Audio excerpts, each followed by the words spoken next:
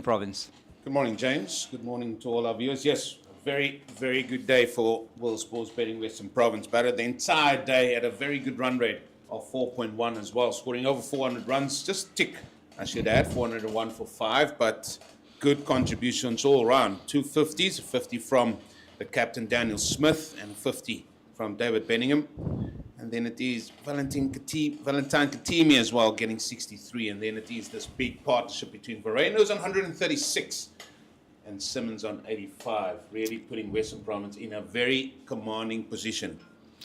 Well, certainly some good partnerships in this innings. The 94 between Benningham and Smith, and then a record equaling 127 for the 5th wicket. That is a record for Western Province against Boland, equaling the record of Verena and Linda in Cape Town in 2024-25, between Verena and Kitime, and now a record 6-wicket partnership for Western Province against Boland at 162 unbroken. And we're going to see the premier bowler for Goldrush Boland, Clinton Stearman, opening the bowling from the northern end of the ground, the Nederburg end, and he'll be going past umpire Mazizi Gampu. The first ball of the morning will be to the right-handed Kyle Verena. 2 slips, a point, cover, mid-off, more like an extra cover, mid-off, mid-on, mid-wicket, and a long leg. Overhead conditions today, Eugene, are a little bit cloudy, as Stearman's away from us now. Yeah, some might say cloudy, some might say it's lovely conditions to bowl in. A lot cooler yesterday. Well, it was sweltering. But today a lot cooler, and I think the players will all enjoy this, except maybe the coach of Western Province who said, he wanted the sun to keep beating down on that pitch, dry it out even more. But with the overhead conditions, it will be maybe just a tad longer for that to happen. Yeah, plenty of cricket happening around the country as well. There's 4 CSA 4-day series matches taking place at the moment. One that was supposed to start on Saturday lost the first 2 days between the Northwest Dragons and the Dolphins. That game is underway in Potchefstroom, and the Dragons winning the toss, bowling first. Dolphins are 17 without loss at the moment. And then in the game in Pietermaritzburg, a very important game between the Tuskers and the Titans. Tuskers have lost 3 wickets already this morning, 272 for 8. Yeah, I'm very surprised just looking at the field with the overhead conditions and a ball that is, 18 overs old? Yeah. Maybe just not get another gully in there. You know Clinton Stearman's probably going to more on the fuller side, so they can do away with a deep backward square, because the bonus point numbers are running out. Yeah. Still just, 9 balls left for That's it, yeah. They need 2 wickets to get their 3rd bowling bonus point. Yeah, that's, again, looking at it, that's what you've got to try and strive for. He's been pretty much on the money with his first 4 deliveries of the morning, Clinton Stearman, but yeah, point taken. I missed that man out at deep backward square. Wasn't expecting him to be there necessarily, with the line that is sort of expecting Stearman to bowl. Yeah, and then after 2 overs, you can change it. Yeah. Because what you want now is you need 2 wickets to get that extra bonus point. That is what you're trying to get to. And just carrying the 2 slips.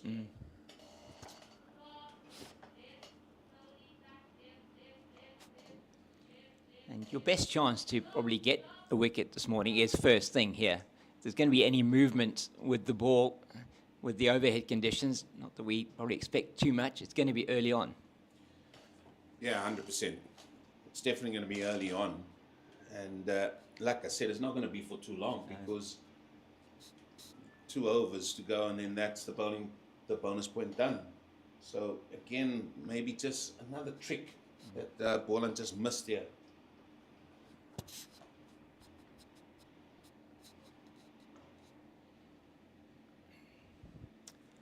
So Verena coming forward, and the end of the over, a maiden to start off the morning, 99 gone, it's 401 for 5, and those of you that are watching, you will notice that we don't have a scoreboard or a runner at the bottom of the screen for you. And what you're seeing there is highlighting that the one-day cup is going to be coming up in the near future after the end of the 4-day series. We will give you as much as we can the score at the end of every single over, and our cameraman Shoaib will try and also give you that scoreboard at the end of the over, just to let you know exactly what's happening with the score. So 401 for 5, Verena 136, Simmons 85. He's going to take strike for the first time today, and it looks like it's going to be Keith Dudgeon to open the bowling from the southern end of the ground. Yeah, that one-day cup. The one-day final was here at this ground between Boland and Dolphins last season.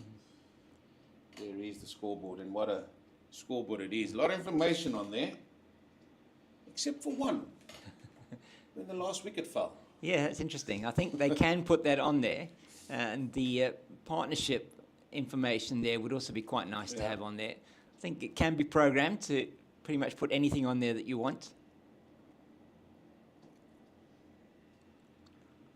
Starts with a short ball.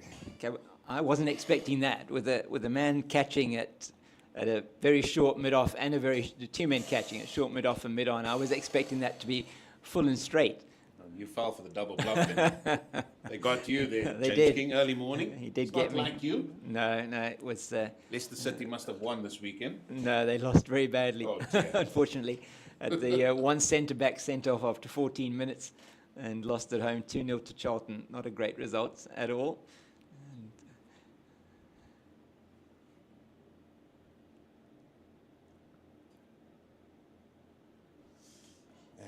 I must say you're proud Leicester City Football Club supporter. Yeah. It's, You like Vincent Barnes. he's All of a sudden, Man City's winning games, and now it's come out to the woodwork. Drew yesterday. Yeah, he won't be happy about that result yesterday, Vinny. But yeah, so Forgot about that. I was yeah, watching no, it as I'm. well.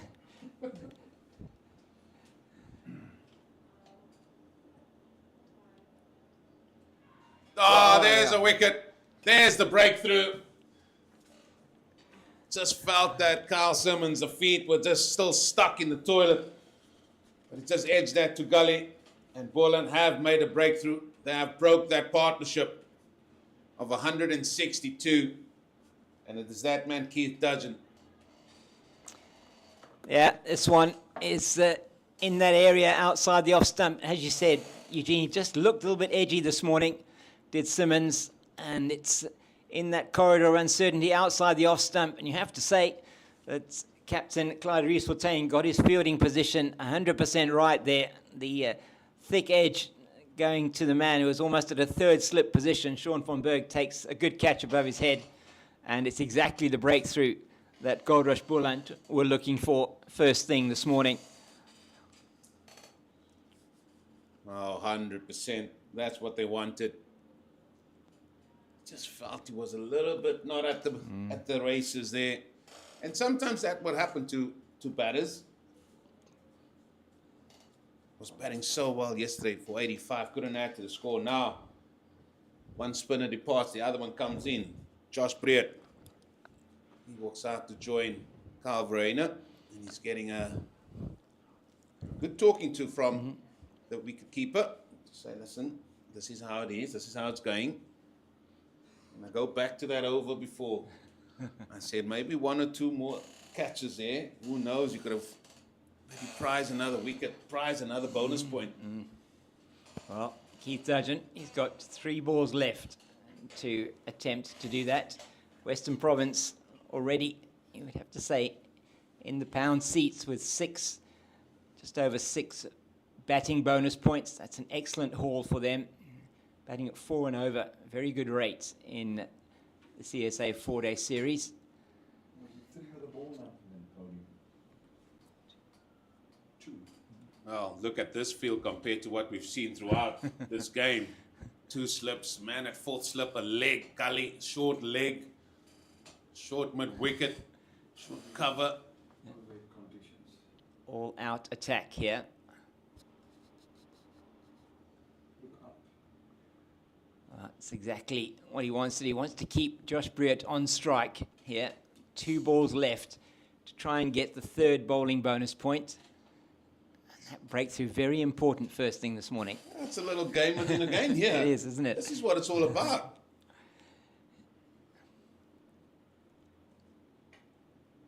It's a pity it took 1 wicket just for Boland to realise that. Yeah, well, nothing happening was there in that session last night. He does well. Briat there, just gets on top of the bounce, plays it down into the offside. And you've seen a lot of Josh Briat, Eugene, that plays for you at Claremont Cricket Club. And he probably, I mean, at this level, wouldn't have been tested from a batting point of view yet. I think this is just his 2nd game for Western Province at this level. He did have one, I think, previously in when it was still at the 2nd division. And the last ball, I think, going to be even more on attack here. And just moving, Clyde himself just moving across to Silly Point. Manak has now come a little bit square leg, stationary. Oh, nearly another one down the leg side. Just not carrying to Gavin Kaplan. Yeah, and that hurt. Kaplan just bounced in front of him, didn't it? It was really close. And that is the end of the bonus point accumulation for both teams. So 2 maidens to start off with, and a wicket maiden for Keith Dudgeon. It's 401 for 6. Verena still on that 136, and Josh Briat yet to get off the mark. So exactly the start Goldrush Boland would have looked for this morning. And maybe just, if they could have got another wicket there, they would have been very happy, I think, to get the extra bonus point. That's not to be. They're going to have to certainly do well with the bat to try and get a better haul of bonus points. But how they bowl now to Verena is going to be very important. No, 100%. He's just got to see this period of play through the first half an hour, maybe in 45 minutes with the way conditions are. Certainly in favour of the bowling side here.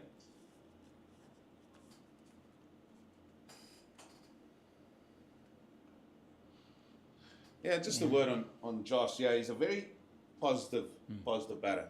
He bats high up for the club. Obviously here, the provincial side, he's a little bit lower down. But he's no mug with the bat. It's just that as he starts, he has to get those feet moving a little bit, like most batters. Yeah. Once he gets his feet moving and looking at how he moves and when he moves, he's had a little bit of issues just with when he has to do his triggers. He's a little bit late or he's a little bit early.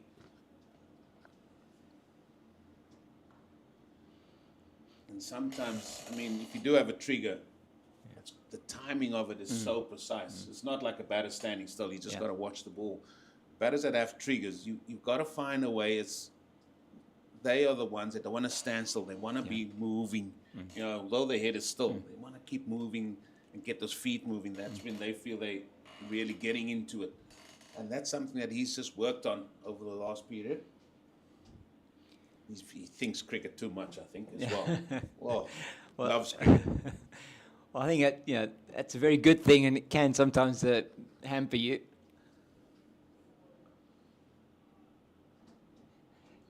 I think sometimes he just does it to, no, I wouldn't say annoy me, just to try and wind me up. He comes up with a lot of theories. Yeah. Like most cricketers, there are all these cricketers that have theories all the time.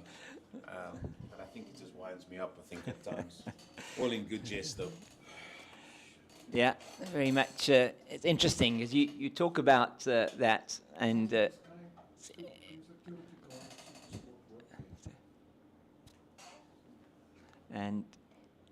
That guy, his previous name is and he's just been knocked over his teeth.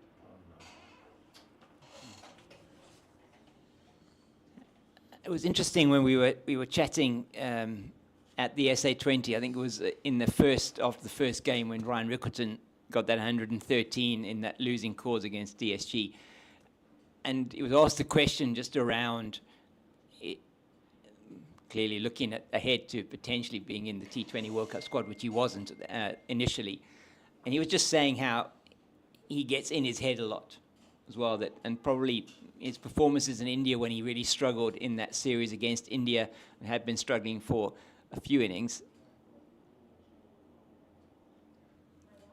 Just that he felt that he was just in his head far too much, just overthinking things. And that's why he said perhaps that the innings that he did play in that game against DSG, I mean, they scored 240, I think, or 232 it was. And he said he just didn't have time there to think about anything. He just had to go out there and play. And he just felt that and it does happen, just to your point about being a thinking cricketer, overthinking things. It can happen.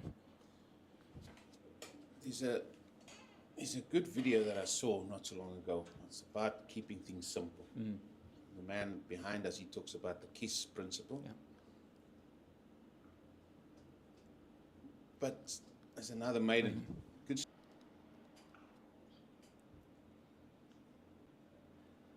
Well fielded by Manak in the covers. And at the end of the over, 414 for 6. Verena on 137, Briot on 12. And the wicket to fall this morning, that of Kyle Simmons, who did not add to his overnight 85, and just facing the 3 deliveries this morning. So 85 off 108 deliveries for him with 9 boundaries. So it was an excellent innings and exactly what they needed when they had lost their 5th wicket at 239 and put them into a dominant position. Turn back now. We're back on. Yeah, our monitor was off for a short while there. They knew 5 minutes time the Rhine was coming on. There we go. It's got to be on. You look very fresh this morning, the Rhino. Yes, very it's fresh. certainly did indicate that he had a very good rest yesterday evening. It's neatly played by Verena. Well, they turn for the second. Yes, they do. Briot slightly slow to come back for the second, but he makes it easily in the end. He sort of, when he turned, he sort of looked at Verena first. That's why he thought, oh, let me see if he's coming first. He's the senior statesman in this team. And when I say statesman, I mean experienced guy. Yeah, it was in fact exactly as you described it. You could actually see it happening out there in front of us. That was such a gorgeous way to describe it, because it was, he sort of turned around, started running, looked up, and then he realized, okay, look, I've got to get the afterburners on here for me to get in at the other end. If that was a Saturday, he would have said no. Telling you now, if that was a Saturday at Claremont Creek, no, boy.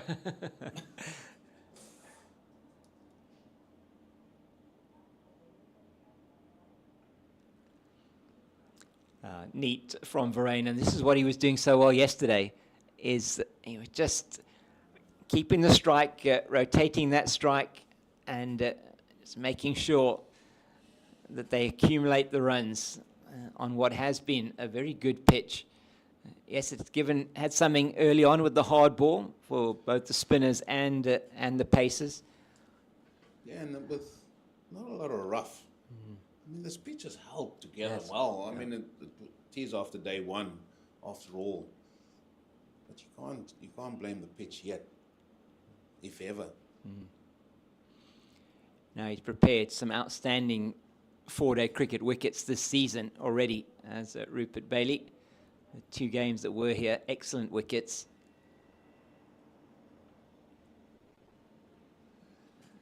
And I thought the wickets he prepared for the SA20 as well were outstanding. And we saw some really good scores here for Boland Park. I mean, scores in excess of 180,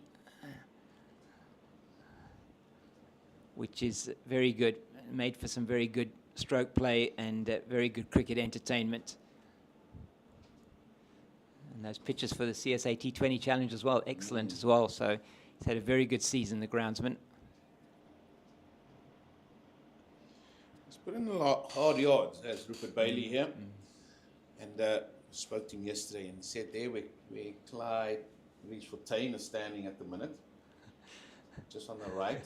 There he is, just on the right at short cover. Those were new pitches that was put in, and I mean, how did they look at the start of the Well, season? yeah, it was. I think it was the Titans that came here, and they had to cover it. Yeah. Because they weren't happy with the ball rolling off or on that. And look how it looks now. Yeah. Well bedded in. Good stuff.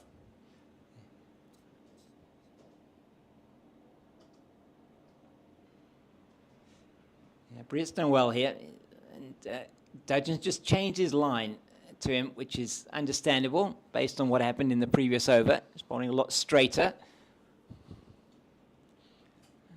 Set the field accordingly. Well, how's that? Wow, His okay. first slip's at about a second slip. Yeah. The man next to him is about a fourth slip.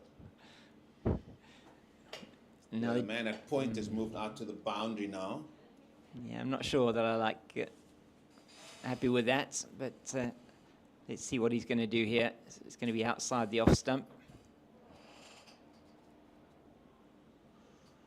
That's the worry. I just had a look as that over comes to an end. 417 for 6. And just had a look there at that, James. He starts way outside leg stump. Yeah. Does Josh Brett. And then he comes in, and I think where he gets into trouble is when, as I said, that left foot goes a little bit past or more to the offside, and that just throws him out of kilter. And he almost chopped it on there. Yeah. And that's a problem that you can get into. Yeah. And I think he'll take from this and he'll look at it and find a way of maybe rectifying that or working with it with the batting coach there, Kasim Adams. And I think this is also why it's so good, these matches, the visuals from Pitch Vision used by the coaching staff, by the analysts, the teams do have, and the batters and bowlers, just to work on their game and understand their game better. And it really is a fantastic tool for coaching staff to be able to do that.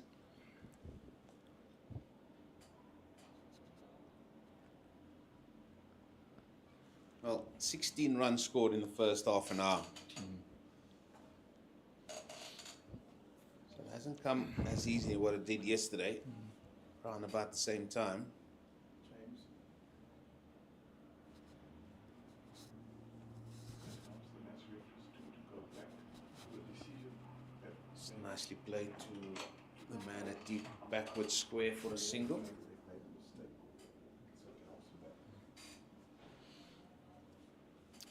418 for 6, and just in terms of the visuals that you're getting, I mean, it's wonderful to be able to bring these matches to you. There's a lot of use for the videos, which are all available on the CSA YouTube channel.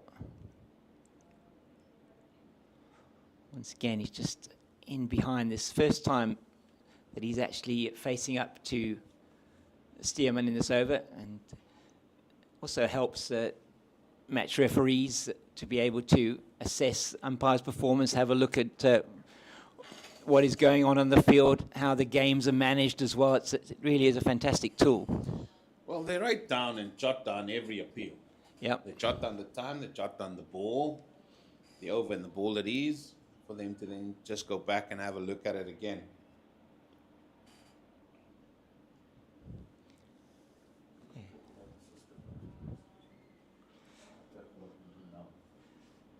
So it has been a quiet morning so far, Eugene, and It's like the weather. it is. It's a bit of unseasonal cloud that we have here, but it's most welcome after a scorching day yesterday. Oh, that was unbelievable.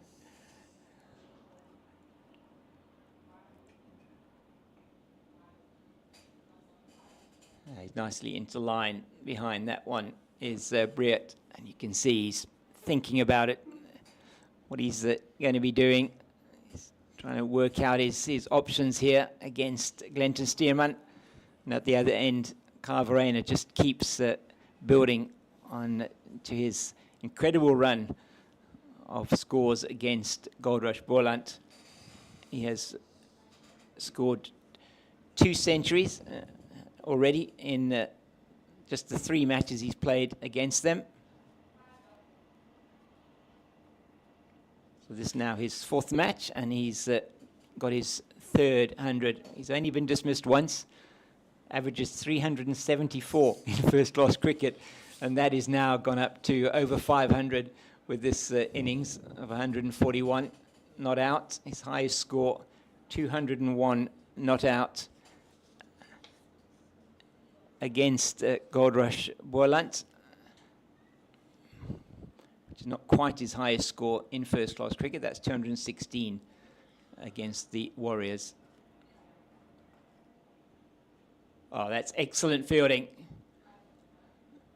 Looks like Imran Manak out there at extra cover, diving off to his right-hand side, and stops all to a certain boundary, 418 for 6.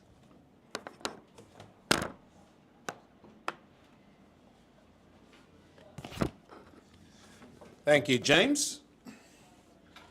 As one wildlife departs, the other larger than life comes back in for his first stint on the very cool Monday morning, February the 2nd. A very good morning to you, Jeremy Fredericks. Good morning to you too, Eugene Molian. Hope you had a good evening. Well, we've seen 1 wicket in this first half an hour, and I hope you had a good night's rest. Yes, much needed, much needed. Well, after the scorcher yesterday, the Rhino was pup at 7. Needed to recuperate, rest. Amazing what a night's rest does. I can't believe these players think that, yeah, it's not hard work sitting up here. Well, we're all got to work. They've got to do their job out there. We'll do ours here. What's your take on the first half an hour? Yeah, if they got a wicket, it was a bit better, but I just get the feeling, you spoke about no third man in the scores, 100, I mean, it's 105 overs, it's 418. For the love of me, you want to attack, yeah, the conditions are good for seam, but a guy like Josh, why would you give a guy like Josh Breed 4 runs? When, if he does get it through that slip and gully region, can only get a single if there's a third man in. Now, I think the planning of this Goldrush Boland team, to me, throughout this game, after being in the position, up to lunch, they were good yesterday, 104. I mean, 112 for 4. But after lunch, my goodness me, the rails came off. And I don't know if the rails have gone back on yet. I mean, there's still men out for the short ball to... that would not be my attacking option. Men around the bat, and I'll try and squeeze them.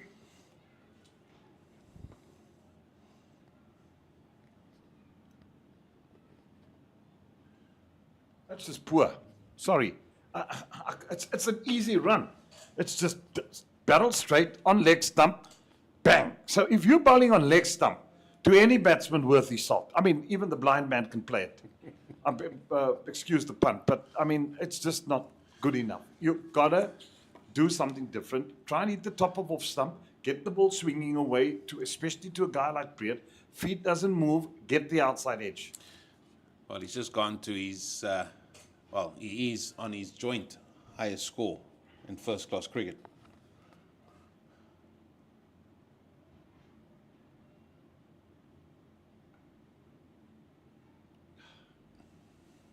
And I'm sure you got plenty of sayings, but when, yeah, day one, it didn't go Boland's way. They conceded 401 runs in the day. But it's a new day. It's a new start. And you've got to try and back more on that rather than thinking what's gone before. So conditions have been totally different from what it was like yesterday. So why not try and say, right, okay, look at it. Maybe we can try and sneak in. Let's bring that scoring rate down again. And this could be our day. That's how you make it your day. You can't still be pondering and thinking about what happened yesterday. Because these clouds are going to lift just now, and the sun's going to come out. And if these two are still in, they're going to cash in. And you're so right. Forget what happened yesterday. It was just one of those days, and sometimes you have those days where things just don't go your way. We know we've planned badly, we've done badly in the field. But now, the next morning, you arrive at the ground, there's overcast conditions, you look up, you look at the pitch, it's still a good wicket, and you go, okay, fast bowlers, this is the plan. We're going to go top of off stump, We're going to have 2 slips of gully, maybe a third man in, and a ring of fielders on the offside, and right. If they must force it to hit it through mid-wicket for 4, we're not going to bowl anything in that area. And then we strangle you. If you drive on the up, quarter the covers. There we go. That is what now, how long does that take? Now, if you bowl there, since yesterday morning or since this morning, that's the area you're gonna get success. For the love of me, I sometimes just don't understand. 421 for 6. 106 overs gone. The bonus point matter has come and gone. So it's all about how many runs Western Province can amass here. And then it's up to the Boland batters. But even the body language, you spoke about this yesterday. Even the body language, if you look across this outfield now, it doesn't fill me with one of getting energized, getting through, cheering up somebody, causing a little bit more of an atmosphere, causing a bubble. I mean, we know several players that have been good at that, even when the chips are down in places like India, Pakistan, where it's hot and docile, wickets, whatever. Sometimes you just need that one guy to G the guys up. 100%. Just say, come on, fellas. This is not good enough. Because the bowler then starts to go through his motions, because he's thinking, all right, no one's there to egg me on. All right, let's just go through the motions and then wait for things to happen. And I tell you why. What normally happens in situations like this, if Western Province gets to 550 or whatever, because they seem to want to battle beyond lunch. This type of attitude, this type of body language, shoulders hanging, whatever, you'll find yourself 20 for 4. Just a bit of sad news I was awoken to this morning. Number one, I just want to say that Armin Jabbar was a very, very fine cricketer. Played for Montroses, captain Western Province, victorious back in the Sackby days, 1985, winning the Benson and Hedges Trophy, has sadly passed away, and his janaza will be later today. He'll be laid to rest. So, yeah, we just want to say to the Jabbar family, our condolences, sir, and may his dear soul rest in peace.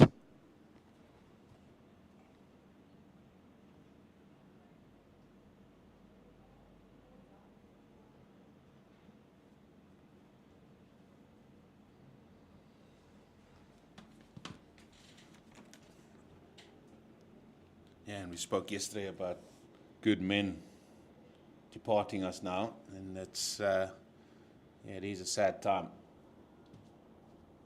Yeah, there's so many people that were known in the last week that I've heard, and then I'm even more sad, and I must admit that I just, that one's driven, just seen this sad news about the gentleman who was a security guard at Supersport. Name of David Sejube. Whenever I got there to studios, the most infectious smile, the most wonderful man, always a smile on his face, always ready to help. Did the job of a security, used to open the boom for us when we get there, press our cards, and just that smile. In arriving at Supersport, you can get there in a bad mood. But I've just learned that this gentleman has been knocked off his bike and been killed this morning. So that is actually absolutely tragic news to hear. So to the Sejobe family up in Joburg, I hope Supersport will, and I'm sure they do, because they're normally very good at these things, that there'll be some help and assistance towards a truly incredible man who, when we got to studios, he was there with the most wonderful smile on his face. Rest in peace, David. And yeah, you'll be sorely missed. And don't think that you've gone unnoticed. It's and to Armin Jabbar and the Jabbar family as well. Yeah.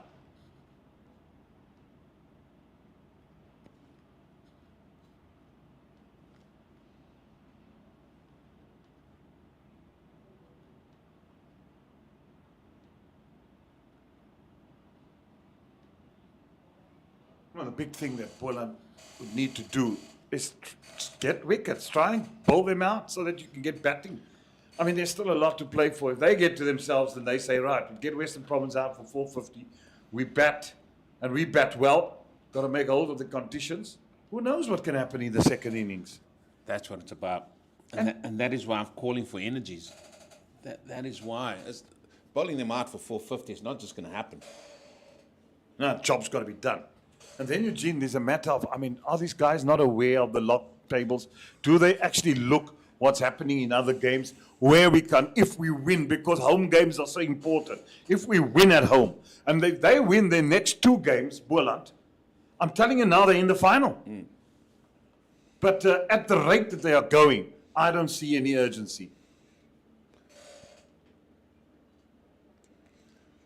Yeah, I think it was 2 seasons ago, I think I also mentioned it. I was at a stage where it was a T20 competition. And I thought, well, you win both games with a bonus point, you're in there, in the playoffs.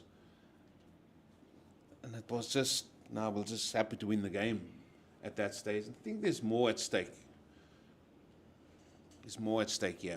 And, yeah, I would have looked at that log as soon as 2026 arrived. I would have said, right, men, this is where we are. This is what we can do. This is how we're going to get there. Plan for that. Left arm seam on.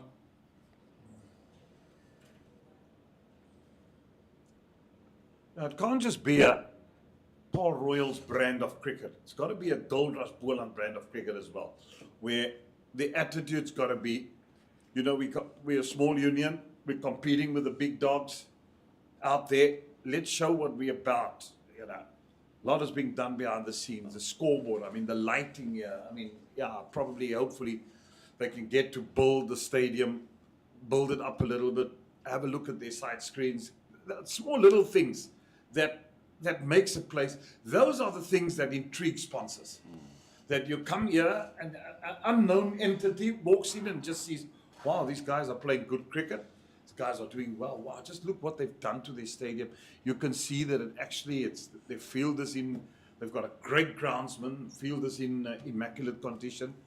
And then guys start, you say, okay, can we talk, you know, about sponsorship? So it's a ripple effect right down to that goes in your union, especially with your junior section looking up. And you say, right, how did they do it the weeks? Wow, and the 15s did well, and the 19s did well. The administration is right on target. And that's where people want to get involved in. So there's got to be a sort of a pride that comes into when you belong to an association, that you're proud to wear the badge of Boland cricket. Look at what this group of men have achieved. Last year they got to the T20 final. Yeah. They also got to the 50 over final as well. So it was T20 final this year, 50 over final last season. So for me, they're doing more than just competing with the big dogs. No, they're third on the lot by about, I mean, the team ahead of them are 3 points ahead. I mean, in second place. So to me, that's important. So it's hard.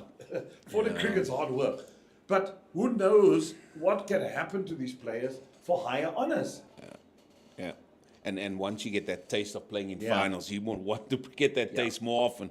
Yeah. That's what you should do. That's what you should drive. That should be the motivation. Absolutely.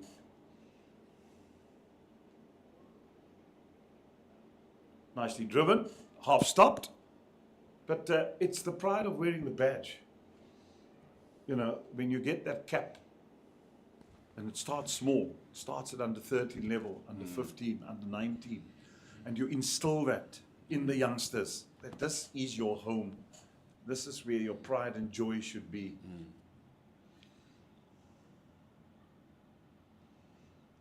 That eventually brings people through the gates. And the junior sections are doing really well. Yeah, they Competing are. at the national weeks. Under 16s had a good week, and the under 19s as well up there. And in Bloemfontein this year. Last year they got to the semi-final as well. Oh, that kept low. Last year they got to the semi-final when it was held at Rondebosch. So they are doing really well in those sections. A lot of hard work going in and around the scenes, as you said.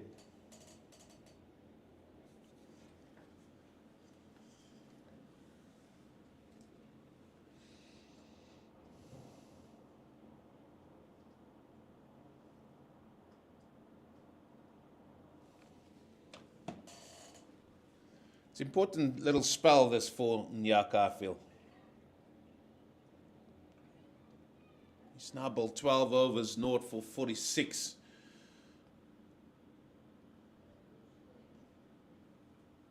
He's always been on the fringes, hasn't he?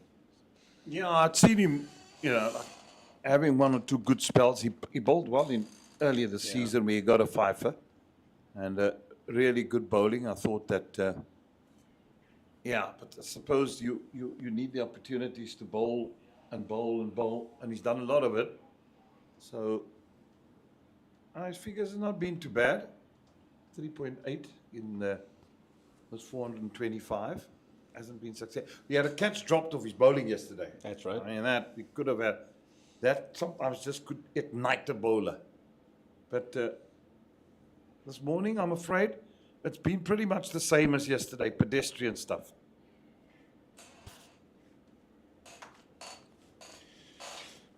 Brings me to another question. The amount of good left-arm seamers this country has had and does have. Now, there's been a few in the past. I immediately think of an Aubrey Martin, Puppy Willoughby, Stephen Jeffries. First one was I was Jeffries first. Then I thought, now let me think close to home. Then I was Boland. Then it was, okay, down the road, Aubrey Strawberry Martin. Marco Jansen doing the buzz. Yeah, and Quenam Parker coming through. Parker, yeah. Brett Schultz. Ross Veenstra. Well, Veenstra and Schultz were totally different. No, they were. One was nice-hearted, the other one was a bulldog. He didn't want to face the other one. No, he didn't. Herman Gromler also played for the then Northern Transvaal. Yeah, naughty grobbies.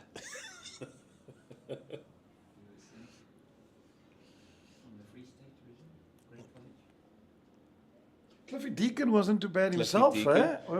Who's now the physio of Pakistan? As a left-arm seamer. Remember the glider, Gary Gilder? Yeah, Gary Gilder, Natal. It's work to do from fine leg. Keep it down to 1.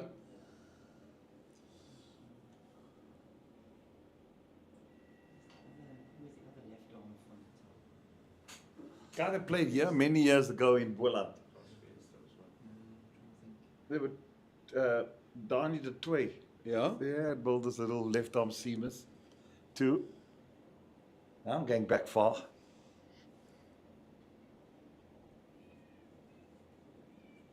And I tell you what, the one that to me that's top of the pops in international cricket as a left-arm seamer is Mitchell Stark. Yeah. World class bowler. And so was the other one, Mitchell Johnson. No, he was. I thought the difference with him, he shortened his run-up halfway through his career, Johnson. And I thought he just didn't get enough rhythm when he got into stride. Then he went, lengthened his run-up, got rhythm, and bowled the speed of light in England. Or Australia, I think. Or no, it was in Ashes. Craig Matthews, was his Matthews' brother was Brett. Yeah, he was used to left run up from the boundary. Yeah. Brett, yeah. He's not with us anymore. But I mean, he was a good seamer too. Tall man, Brett Matthews. I was thinking of Yusuf Abdullah, another name that comes to mind. Is he not coach? Yeah, he coaches. He was quite a strong. Used to bowl a heavy ball. He was, yeah. Yusuf Abdullah used to try and york batsmen out, break toes and bats. We played it was the then Pro 20. And we needed 2 to win. And I was batting with Garnet Kruger. And Yusuf Abdullah was running in at Kingsmead. Bowled the short ball. Obviously, I had to go. It's last ball, you need 2 to win. Scorned me. Went down to third man, I ran 2. Lovely way to win a game. Head or headless. And you wouldn't believe it. The very next year, same thing, needed 2 to win off the final ball. Abdullah bowls, he didn't go here, he went Yorker, clipped it off the legs, ran 2. So you're a final winner. Well, what do you say, a finisher? One of the head and just flicked off the legs. 4, 2, 6 for 6. So that's where the song comes from. It's in your head. In your head.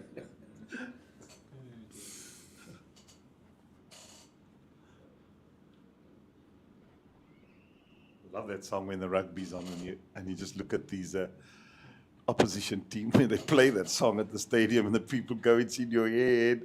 Rahasi. Rahasi. Yeah, no, I think the opposition thinks, yes, not again. Well, Stearman has been bowling very well this morning. He's got 6 maidens now on his figures there. 19 overs, 1 for 58. What did he bowl? Was it up to last night? Was it about 13 overs? Yeah. 3 runs in 6 overs. He's still got another 4-day game to go, and I'm saying then he's got to go to Kent. Good luck. Yeah, they let you bowl for your money.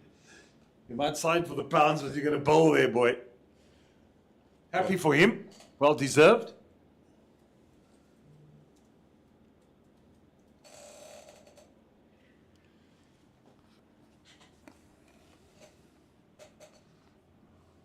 I'm also a big believer, and I think Muthasamy is also going to Kent, senior run, which I have a lot of admiration for as well.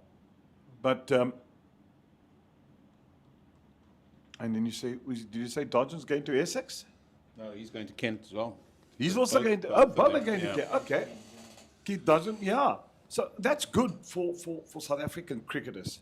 I always felt that the county scene is such a good learning school.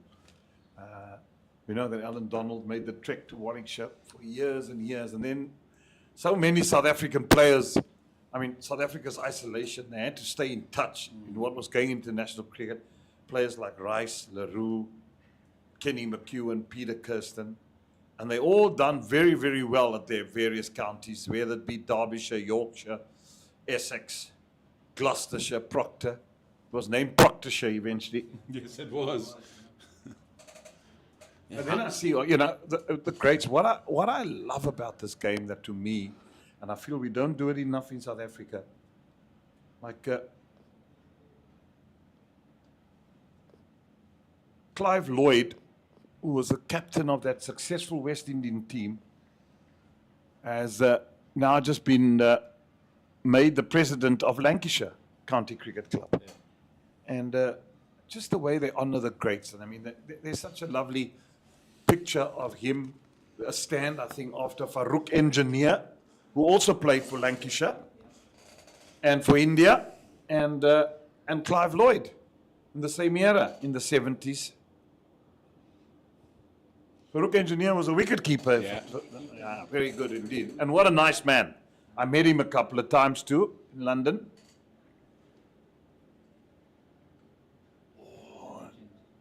Absolute legend, yeah, Farouk Engineer. And so was Sir Clive Lloyd. Great friend, great man. How was that team in the 80s? Oh. Holding, Roberts, You Garner. don't Lloyd. say anything. Nah. Don't speak to them. Don't wind them up. I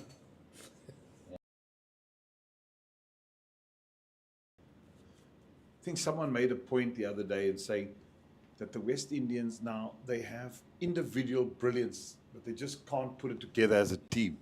And that's what that side did in the 70s, 80s. They got fit, they got a team manager, wow, now so many other. It's sad day when you get players that don't want to play for the country. And that's the attitude of some of these West Indians, which is terribly sad.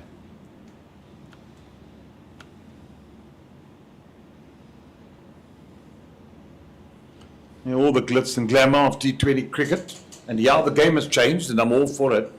But I think sometimes the money takes more control of dignity.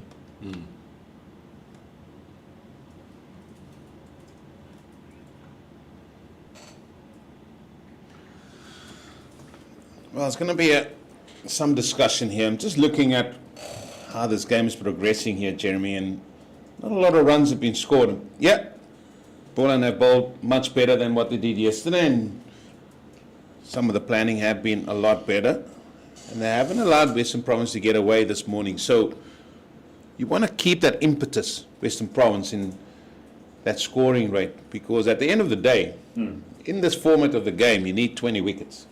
Yeah, you also don't want to eat up so many time, and then you find yourself between lunch and tea, and you still got 490 on the board, and you think.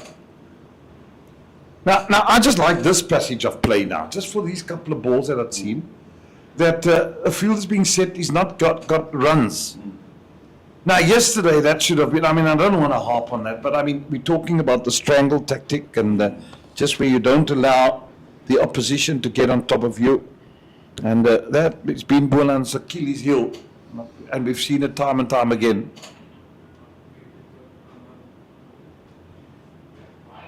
That's what made the Mean Machine also so good. I tell you what, they dominated cricket in South Africa. Say about Rice what you want, he was a hard, sturdy man, what a cricketer. But I mean, he had the good side to do it as well. But, I mean, they gave you absolutely nothing. When you beat Transvaal, you know you've beaten a damn good side. Yeah. Yeah, they had some good players. I bumped into Jimmy Cook last week at the SA20 final as well. What a time didn't he have at Somerset? He scored bags of runs, didn't he? Yeah. Over 2,000. In a county season. That's a heck of a lot of runs. Still. At Taunton, I mean, it's a road there. It's like the one in Kimberley. You actually want to roll it up, put it under your arm, and go everywhere in the world with it. Jimmy still does the old coaching there at Rondebosch. Just loves the game.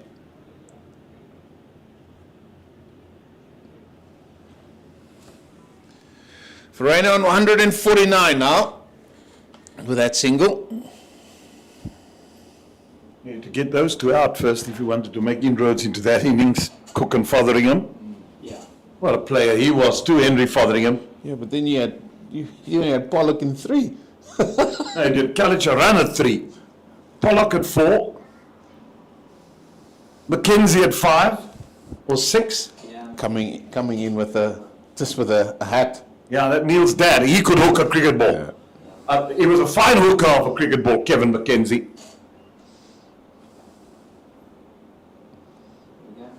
They're moaning about the ball a little bit, seems like. Well, they didn't get it right from Mr. Erasmus's end. They're trying the other side now, and I don't think they're going to have any success with that.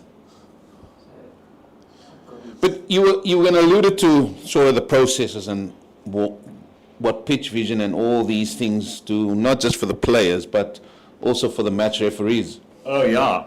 Yeah, we do write down as match referees the deliveries in terms of, but if there's an LBW shot, we've got a lovely new system where you go in, you on your computer, and it's all punched in, you log in the ball, you log in the time, you log in the over, and poof, it heats out the video. Yeah, it just makes it so much easier. So many things to concentrate on, but really wonderful, and there's always measures to improve. It's not only about visualizing players. These umpires, they go through vigorous training and vigorous testing and vigorous assessing as well. And that's the aim, to make sure that you have a crop of umpires that are very, very good and that makes the least mistakes. Try and cover all eventualities, isn't it? You Yeah, just got to. I absolutely. mean, you're not going to cover everything No, because something new is going to happen in the game. The game is, you're human, you're going to make mistakes. Show me the man that doesn't make mistakes in life.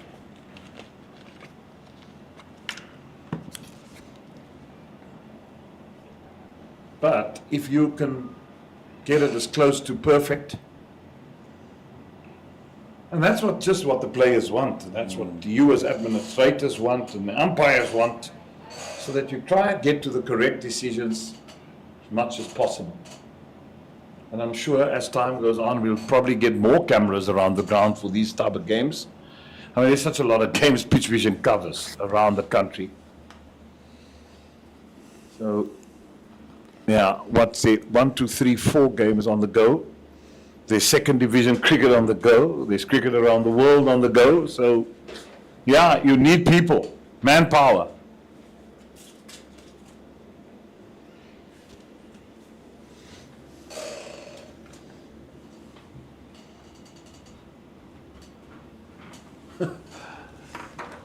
But, James ever so politely always pops up with information now and then.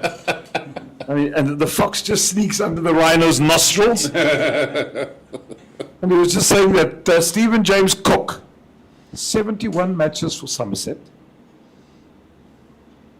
7,604 runs, highest score 313, with an average of 72.1. 28 hundreds, 27 50s as an opening batsman. That is phenomenal figures of a phenomenal player. Can't say more than that. Here it is in black and white. Shame, just back into international cricket, first ball Kingsmead. Who was it? Manoj Prabhakar, was it? Yeah, got him. He was caught at slip or in the gully somewhere for a duck. Yeah, I still can see that in my mind's eye now. We used to wear that helmet. Yeah, the helmet without the grill in front. Yeah. Just used to have the pot on the head. The best picture I remember of Jimmy Cook. Oh no. 1983 at Newlands. The West Indian rebels came here, the bad old days as they would call him. Ezra Mosley. And Cook never had a helmet on. He had a cap on. And I tell you what, the photographer who took that picture, it's one of the best action cricket pictures I'd seen in my life. Jimmy Cook in midair, cap like off his head, and the ball flying right across. It was, I think that made him wear a helmet after that. But it was just one phenomenal picture. Oh, that's going to go for 4. That's just poor bowling. Once again, they've tried the short tactic. It hasn't worked. The ball hasn't even come up near it. And all he did was swivel and dispatch that for 4. Yeah, it's the ball before. It wasn't the short ball and Brett was on the pull. And this time he got the delivery to play that pull shot. So not the best of thoughts going in to that delivery. Kapil Dev, caught Tendulkar bowled Kapil Dev. Yeah, it was both Kapil Dev caught Tendulkar.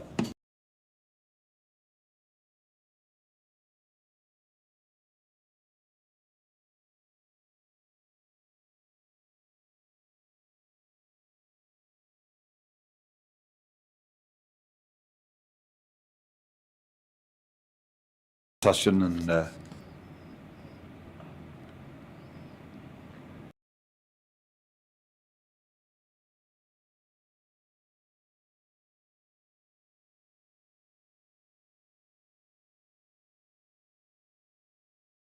popped up from Sachin. He said, Saraf, do you think there's cricket in heaven?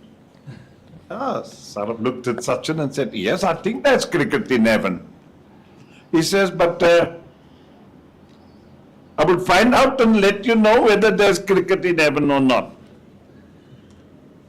So at night, when Sachin was sleeping, he just heard a voice say,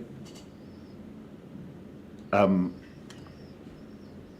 Unfortunately, what had happened, as I said, in the late 80s, Ganguly then departed without saying anything, friend, and Sachin not knowing whether there's cricket in heaven or not. And he just heard in his sleep one night, someone coming to him, Sachin, is it you? And Sachin turned around, yes, Sarab, it's me. He says, I just came to tell you, there is cricket in heaven And you're opening the batting tomorrow morning.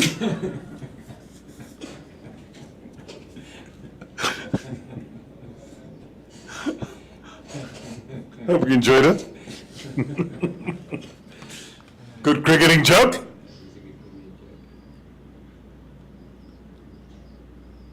All defensive, Carl Verreynne.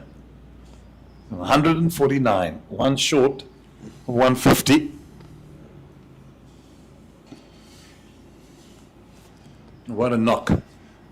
It's been for Western Province. No, it's been good. It's been World very Sports good. Betting Western Province. It's been very good. Pleasing on the eye from Carl Verreynne.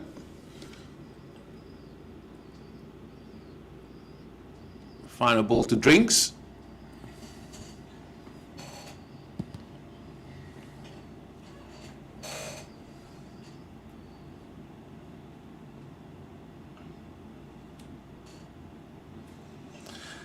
And that it will be.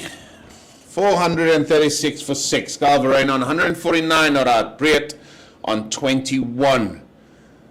Runs have been a little bit more difficult to get for World Sports Betting Western Province this morning. Boland bowling much better than what they did yesterday.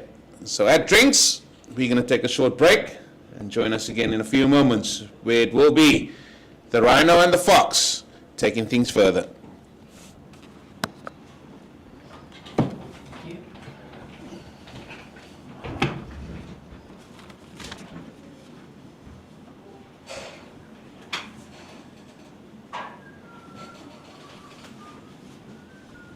The Warriors were 1 for 2.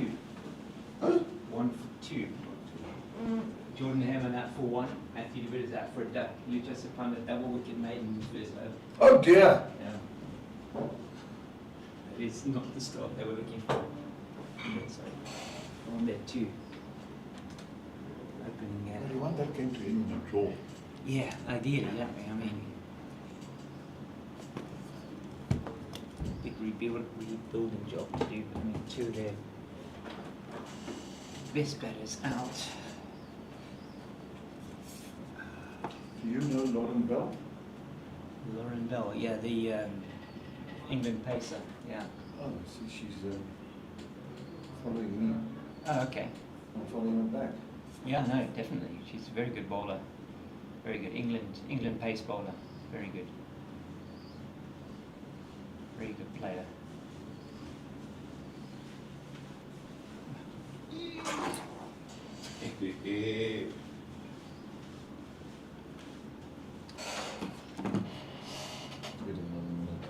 Dolphins 57 for 2. Warriors 8 for 2. They lost Jordan Hammond and Matthew de Villiers in the same over to Lucas Upon.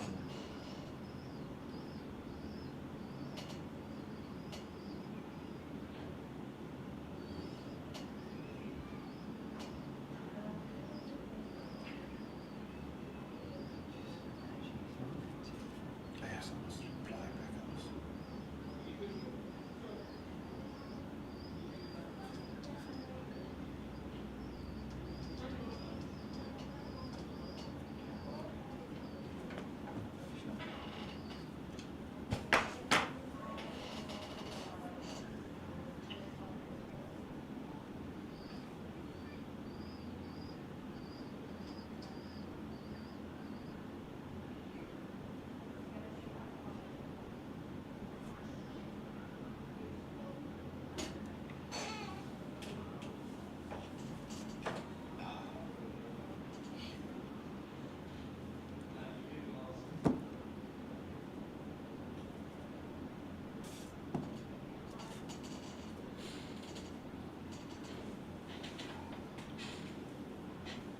Jimmy Cook, I mean, it was fascinating, I mean, because when Stephen went and got a 100 on debut, Jimmy was our first ball. It was quite very interesting.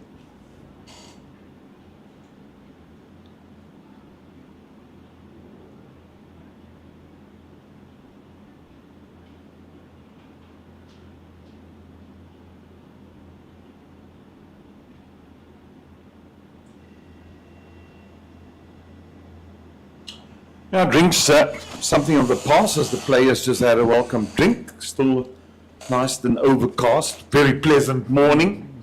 Fresh, lovely. The heat yesterday. Boland only in this first hour managed to take 1 wicket. The Western Province runs have dried up a little bit. It's the first time we've seen it below 4 runs and over. It's now 3.9. But the rain on 149, he's looked very, very good. He's played the knock of his life for Western Province in this innings because he came to the wicket when they were in all sorts of trouble. And him and Valentine Katimi put on a wonderful partnership. Katimi struggled in the beginning, but got better as his innings went. And I thought he complemented Verena quite well, the way he played. And then there were 250s also from Daniel Smith and Bellingham. And then came Carl Simmons down the order with a very polished 85. But all in all, it's been a good performance from this batting unit. We had 2 noughts in between, James and front top of Jefferson Pillay. yeah, Jefferson Pillay, and James. So they had to dig deep, Western Province, and it all started with a partnership of Katimi and Verena.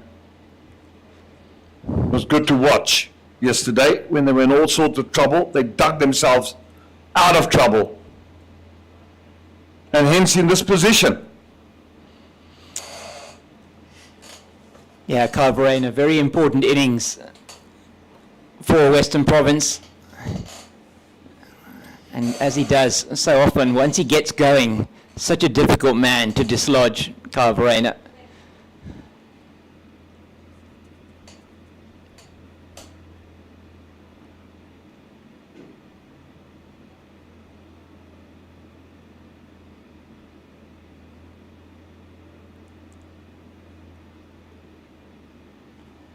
Well, it was edged, but just short of, what do you call it, the gully position? Because first slip was wide and more gully position.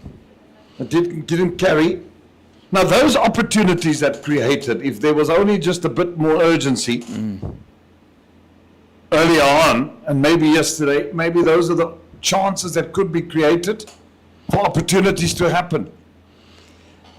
And now suddenly the man is taken out where the ball had just gone to gully. Now Sean van Burton was wider. There's now one massive gap. And it'll be, as fate would have it, if that ball goes in between the keeper and then the short ball is employed. That ball has had no effect all innings, the short ball, but yet they continue with it. 150 up for Kyle Verena. Pumping that fist, bat in the air. And he's really played well. Is that a career best or not? No, he's its highest 216 not out against the Warriors for Western Province. So he's got a couple of double hundreds, 201 against this team as well, also not out. So he likes the Red Inkers, does Kyle Verena. He's been well supported. Yes. By Josh Breert, who's on 22 or 48. Yeah, he done well. Came in at a first over of the morning. Perhaps wouldn't have been expecting that necessarily. Good innings came to an end. Carl Simmons, and early on could have been difficult for him, but he managed to get through that. Got 3 boundaries in 1 over off Dudgeon from the other end.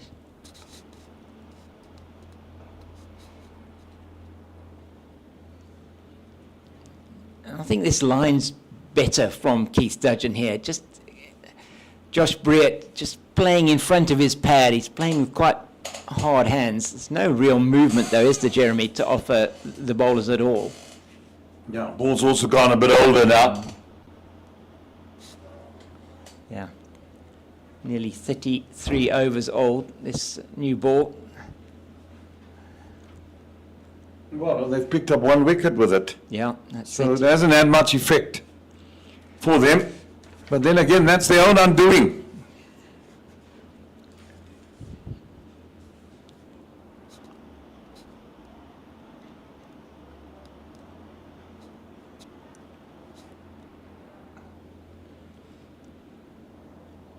Plays it into the gap for one. Yeah, that partnership between Simmons and Verena came together when wicket fell after the fourth ball of the 62nd over, and they batted for just under 38 overs together to get that 162. So it was an excellent partnership, and you just feel that partnership's taken the game. Whatever chance there was for Boland here to win this game, with it now being 439 for 6, that they've taken that away from Goldrush Boland. 439 for 6 now.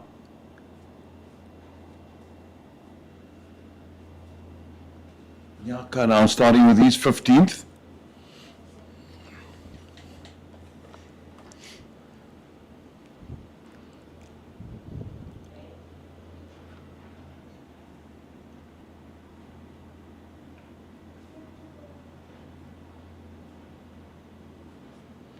It's been all pace this morning. Perhaps spinners should be coming on soon, you feel? Yeah, would be. Well, it was the right idea to go with pace. Yeah. The overhead conditions, I just didn't think they were penetrative enough this morning with that ball and with the conditions. I mean, you see grey clouds in the air, there's something there. There's something in the air tonight. Should be something in the air. Any bowlers worth their salt. Stopped in the gully. Excellent work from Blade Capel on the field. I'm not sure who he's on the field for. I'll have to have a bit of a look to see. It could be... it's not Keith Dudgeon. Dudgeon's out there in the covers. I was trying to see who it might be that he's on the field for.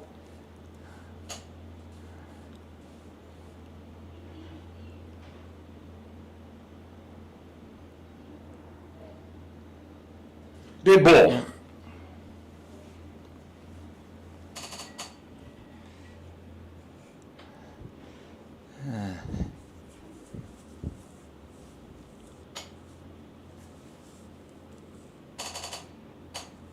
Glenton Stearman, who is off the field, is taking a bit of a look around there, and he's certainly not on the field at the moment. Well, he's just coming down the stairs there now. Followed by Pumi, the physiotherapist for Goldrush Boland, so maybe just a little bit of running repairs. Well, he's a customer that loves to go off the field. We're all aware about that. And I'm sure Mr. Isaacs would be having a gleeful eye. I would go a couple of times in my debut as match referee up the stairs and say, hey, come on now, back on, mister. So don't you worry, we know our customers. Yes, Mr. Stearman, he's one of your customers, definitely. I remember that as well. Just making the point, yeah, just in terms of going off. It was very interesting, Jeremy, in the SA20. I'll get to that after this ball from Akona Mnyaka.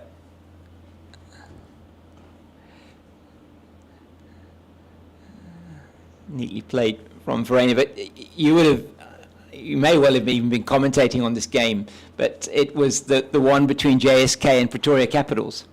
And Nandre Burger had bowled the 18th over, and then he went off the field. He had actually gone off the field. And there was some discussion between Keshav Maharaj then and the umpire.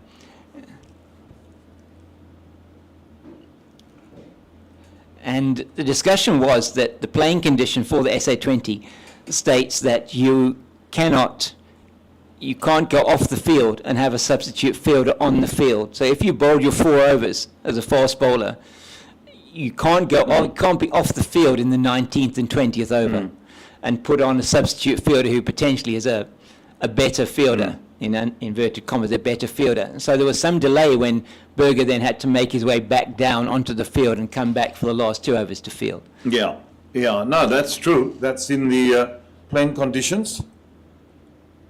And rightfully so. But kudos to that one is driven away for 4. Good shot. It was wide and full, and Verena was on it like a flash. A good way to end the over, Kyle Verena. And if he's starting to get his feet moving and he's got faith in his partner at the other end, maybe we'll start to see a little bit of acceleration coming from the men from Western Province. But at the moment, they're just happy to keep it ticking over. Quadruple Nelson on the board, 4-4-4 for 6. Well, it's kudos to Maharaj for picking that one up, because let me tell you, these players don't read their playing conditions. That I can tell you. It just becomes a museum art piece when you give it at the end of the season, and when you point it out, they go, "Oh, it's okay. I didn't know that." So. Yeah, I thought he did really well. It was very interesting because there was some delay, and I think the commentators were trying to figure out what it was. And there again, kudos to Natalie Germanos, who was the commentator that said, "Well, this is what the playing conditions are. This is why she believes that it is that they're having that discussion." As Glenton Stearman makes his way back onto the field now.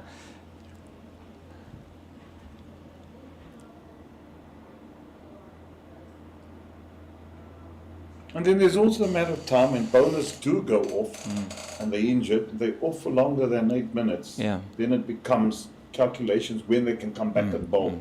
So if they're off for half an hour, you give them that 8 minutes, and they can only bowl After half an hour. Yeah. Again. Yeah. They're longer than 8 minutes. They can only bowl after a certain time. If they're off for 2 hours.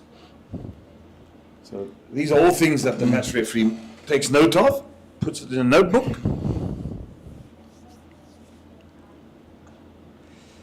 Well, not in a position really to play that shot, Josh Brett. He's looked good there at the crease, 24, his highest first-class score. But just on that, and you talk about it from a match referee point of view. I mean, you were involved as well here. I think maybe we were on commentary. I'm just trying to recall, but in terms of the substitutes, so substitutes allowed for injuries now in this 4-day competition. If it's an internal injury that causes the player to be unable to continue to play in the game, and we had one instance here.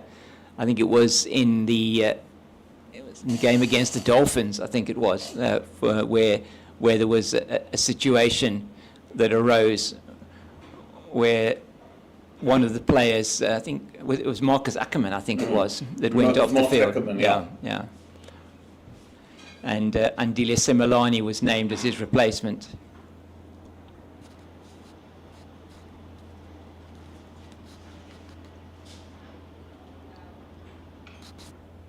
And that's pull away. We'll go away for 4.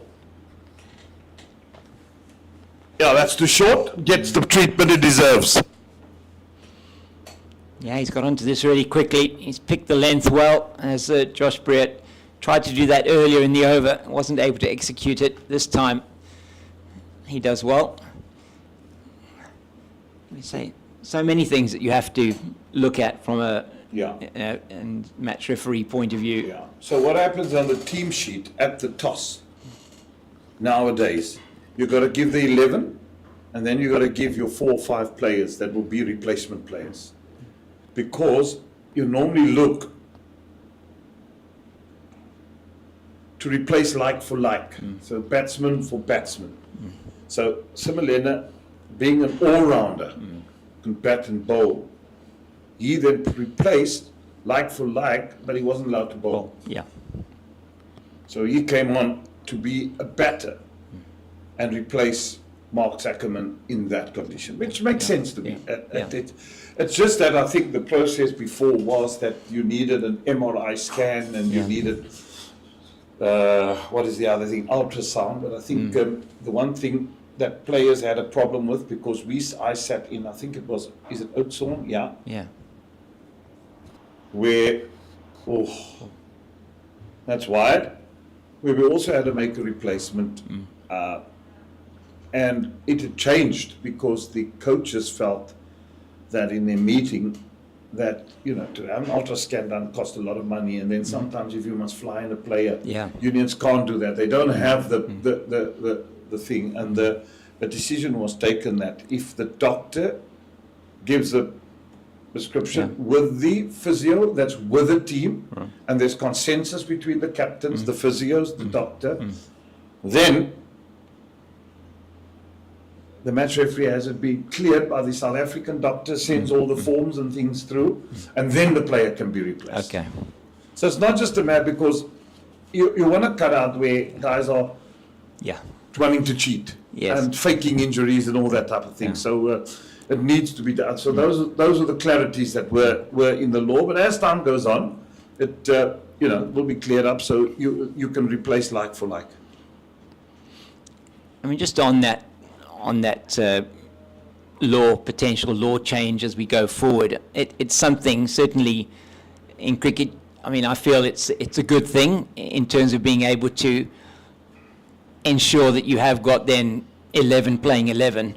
I mean, most sports you're able to put on a replacement if somebody comes off injured, and it'll be interesting to see how this does get adopted. I mean, it is a trial at the moment, is my understanding. Yeah, it is a trial, and obviously things, normally at the end of the season, they do get assessed, and to see how best to manage it, how best, and cost effective as well.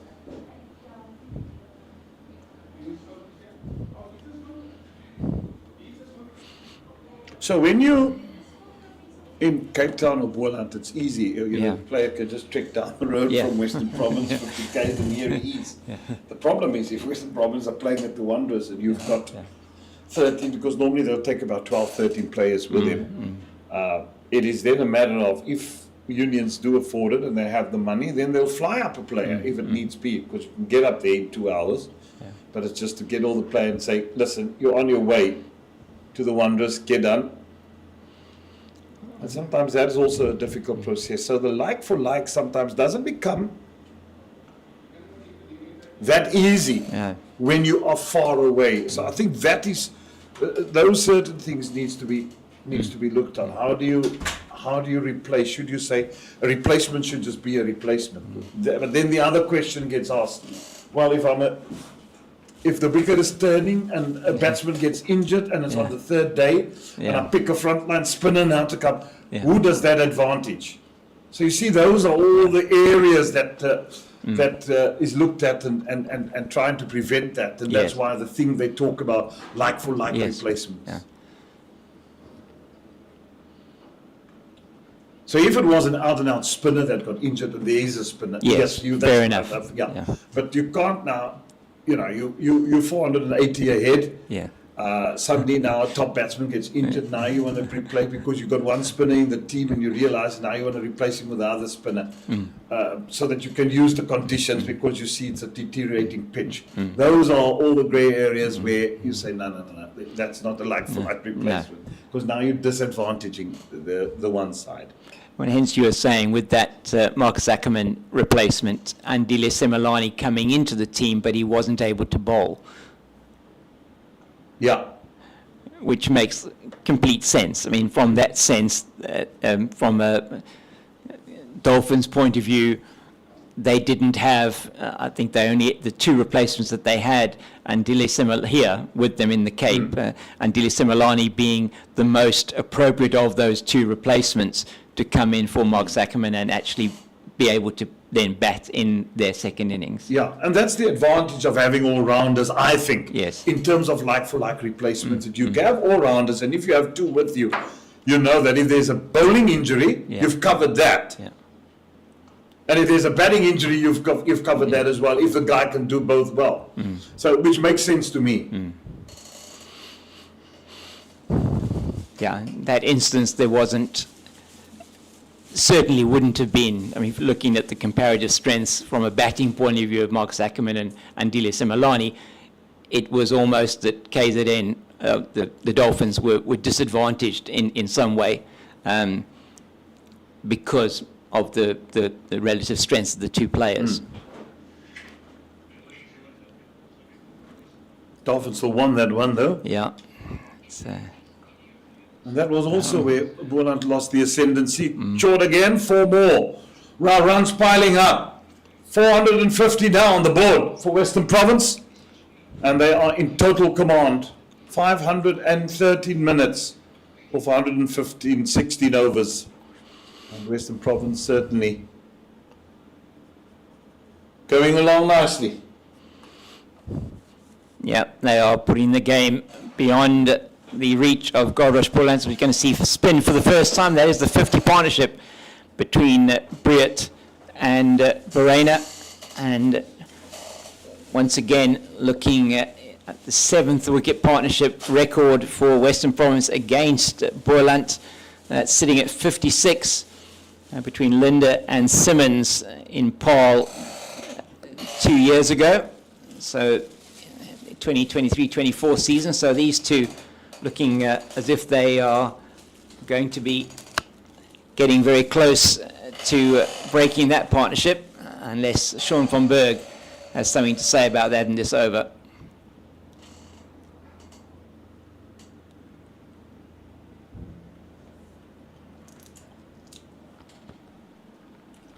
The giraffe always coming with something interesting, edible here. He's not sleeping for his 7-minute nap.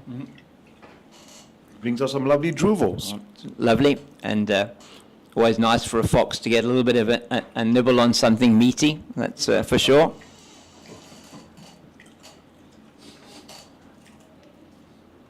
Now, rhinos have got to be careful of meaty stuff. They might just start clanging.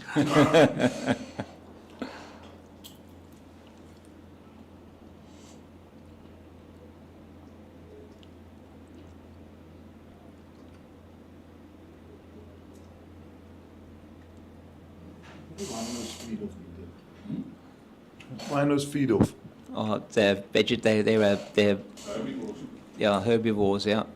So I think they're grazers more than browsers. So a grazer being they would eat like off the grass and that rather than off trees. So giraffes are browsers, and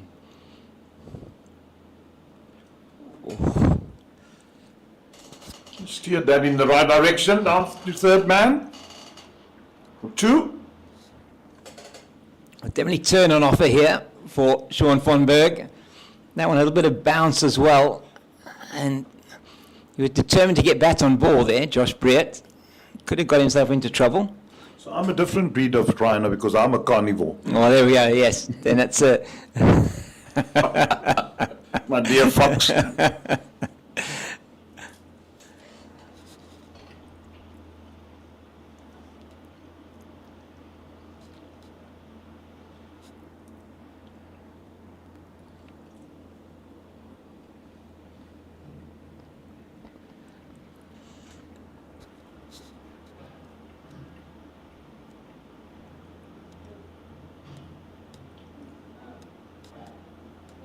Cut away his insurance, only the single. Loosening up, Van Berg. yeah, just his trademark, just simplicity personified, isn't he? When in the way in which he bowls, just he's been doing this for so long, so many years. Just under 540 first-class wickets to his name. Yeah, definitely mastered the art. And a very wily character. Went over. 117 gone. 456 for 6. Yeah. So let's see if we're going to continue with pace at the other end. Looks like it's going to be Leon Botha to take over from Akona Mjaka. Jeremy, so youngster coming on. He's had a good first season for Goldrush Boland in all competitions so far. I think he'll play a good role as well in the One Day Cup coming up. But there's a lot of talent in this region as well. It's being nurtured and brought to the fore. And Yeah, and it's good to see, because that's your future. You've got to invest in young players. No, he's been good, Jan Botha.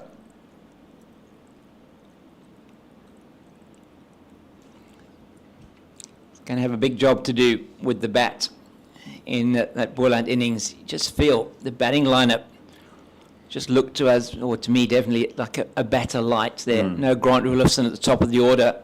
Gavin Kaplan, who's been their key batter this season, has opened the batting with Milan. Is Rulofsson injured? I'm not sure. I don't think so. But not one of the substitute fielders either. Yeah, because he's been also a prolific run scorer. Yeah, he got 150 in that match against the Titans here when they scored that massive 616 for 9.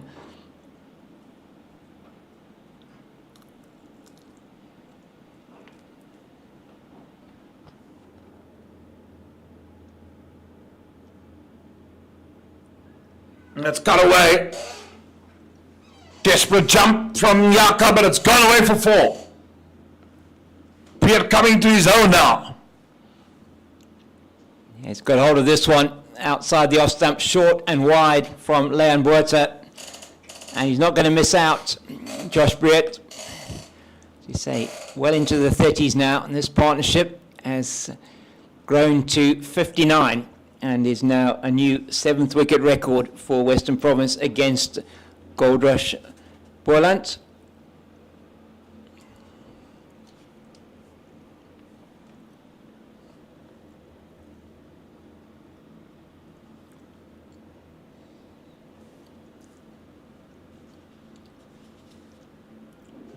Still a good wicket.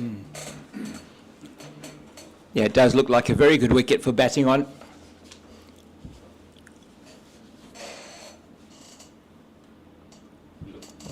Whooped again.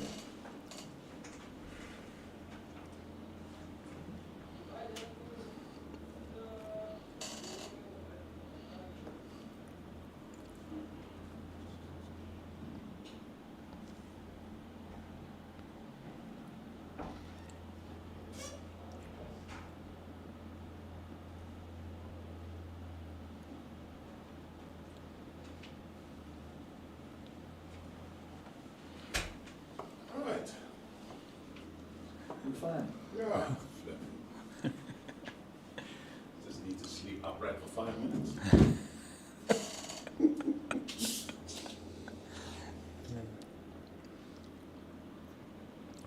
Oh, Jeremy, the giraffe has been doing some browsing here behind us, and he's going to be, he's all refreshed and ready to come back and join me on comms shortly. Hopefully it comes from his long run up. Yeah, let's hope so. I'll be back. I'll be back.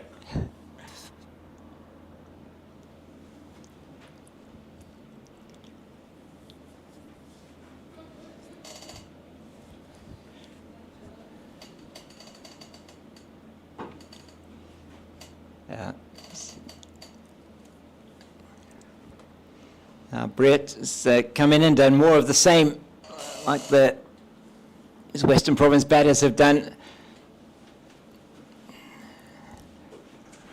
It's been a really tough morning after the first over. Brought some promise for Boland.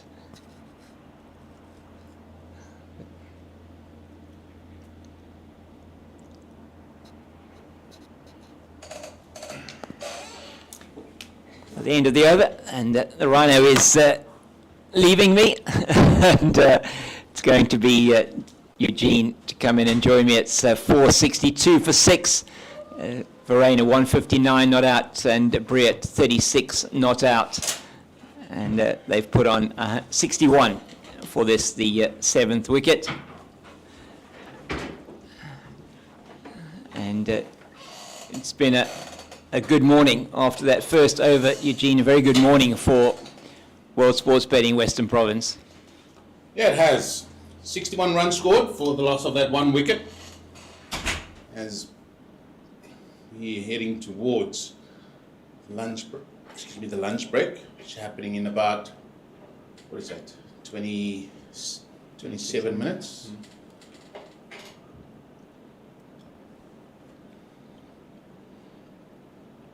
I've always felt, because we've seen a lot of Boland cricket over the last year or two, the one aspect where they may be just a little bit short of is that, bowler with a little bit of gas.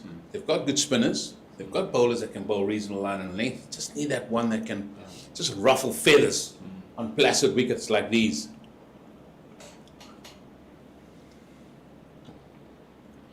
Yeah, you want to have at least one bowler, don't you, that can give you 140 plus, that can come in and do the job for you. Yeah, and they don't have that at all. And we've seen on this wicket how that can be effective.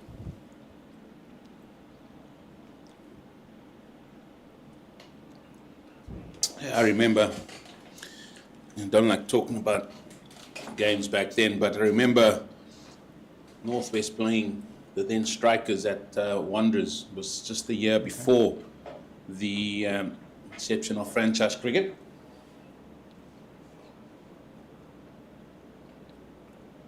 And the game was at tea time. It was about 50 for 2 strikers were. I don't think they were going to get the runs that the target that was set by us that day, but after a bit of news and everything else, we had a little bit of added motivation going out there. It's nicely played by Verena. And one guy I sort of told, Canberra really revved it up, Francois van der Merwe, or Swiss as he was known then. Okay. I just told him, listen, just rev it up. You've got nothing to lose now, one session. And he pulled the speed of light of the Wanderers. And we end up winning that game. Wow. Got 8 wickets, well inside a session. But the point I'm making is somebody that just can, go smoothly along, and then all of a sudden, with a bit of gas, can really step it up. It's well fielded in the covers by Aviva Mgajima. But you talk about that, the old high-felt strikers, wasn't it? They were called that. Quite something, the precursor of the Central Gauteng Lions, as we know them now. It's fascinating to go back into those history books, and that's good running by Briet. He sees that it's been half stopped by Von Berg and gets through for his 37th run. Is it 30? Yes, 37th run, 464 for 6 at the end of 119 overs. And this is not going to the playbook that Goldrush Boland would have wanted this morning. And Western Province, they are just grinding it out now. Longer this goes on, the more difficult it's going to be. I was listening to Jeremy and yourself talking earlier on, Jeremy saying, you're out there for this amount of time and you come into bat, and mindset, just how positive you might be or how difficult it might be, and suddenly you find yourself, 20 for 4.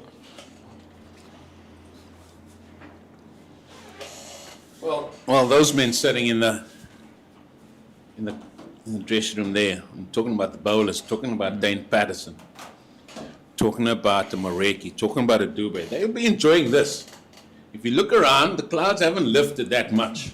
So they look like they could be here for a while. And all they want is these two men with bat in hand just to keep going along for longer periods of time. They're definitely going to bat to lunch. And then we'll see if they're going to continue after that.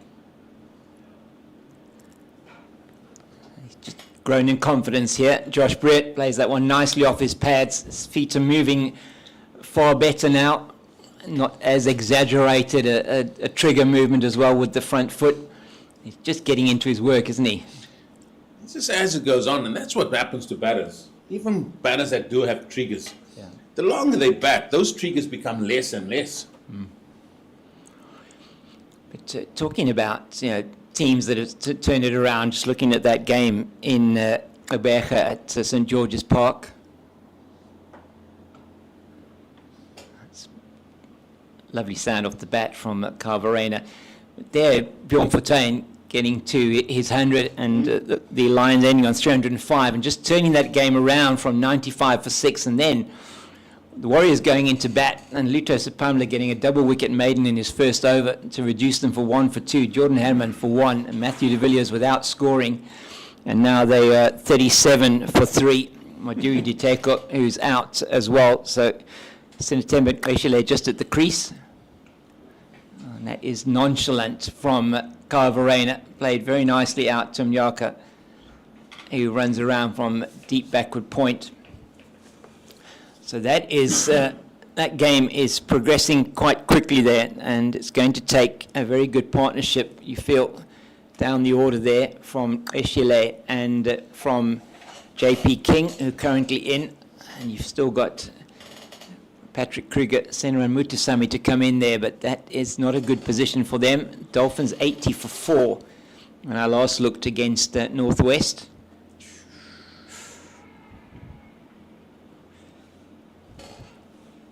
And I think, did he get a scratch on that? No. Oh dear, overthrows, and that may, it's not going to reach the boundary. Glenn Stearman is about they're going to run an extra 3, so that'll end up being 4 leg buys for Kyle Verena. I mean, not for him, but for World Sports Betting Western Province. So confident appeal, and the teapots are out. Well, I'm just listening to you giving all those scores on the doors, so to speak. Warriors are sitting top of the log on 92. And you say they're on a bit of bother against Lions, who always find a way. They're such a good team that they always find a way. Good coaching staff. Yeah. Well, you could call them international coaching staff there. And they just keep finding a way to score runs and then getting themselves out of a little bit of a mire. But if they do well there against the Warriors, and it looks like the Dragons will get some good bonus points, it looks like it could be, with all due respect to Goldrush Boland here, 3 going into 2 for that final, I think. It's going to be very interesting to see how that game does pan out. Not to say that the Warriors can't get themselves back into the game, but here it's 471 for 6 after 120 overs. And with the Dolphins 84 for 4, as you say, looks like a potential for the Dragons to get a full haul of bowling bonus points. Unlikely that game will get a result, but you never know. I mean, if it's a very low scoring affair. The Titans against the Tuskers. Titans are 42 without loss, chasing the Tuskers 286 in the first innings, and that is at lunch on day 2. So that game is starting to move forward reasonably quickly. And this game here, Western Province completely dominant at the moment, looking to, just as you say, they'll bat until lunch, and then certainly after that as well, you would feel, just to build an even bigger lead. Most definitely. They'll definitely bat after lunch. So if I'm those bowlers there, I'll have an early lunch, eat now, have a little bit of a snooze, siesta, Yeah. wake them up half an hour after the lunch break and tell them to warm up.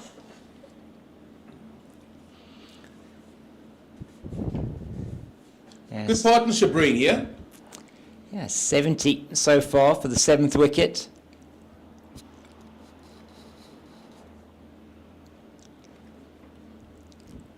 He's finding a way here, Josh Breert, to play Sean von Berg, whether it's pitched up or whether it's just slightly short. Well, if there's one person can read him, it should be Breert. 2 leg spinners at it here. One with bags of experience, the other just making his way in first-class cricket. Yeah, neatly played to Dudgeon at deep mid-wicket for the single. 39 now, Josh Breert. Verena on strike, 162. He just loves batting against Goldrush Boland as Kyle Verena.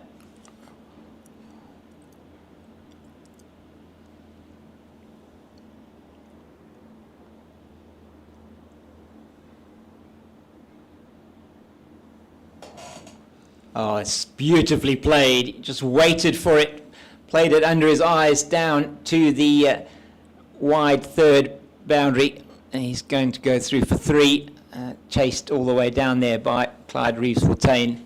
But that was delicate, wasn't it? It was indeed, and again, I mean, Jerry and myself were talking about this body language up there. There's a few heads that are down.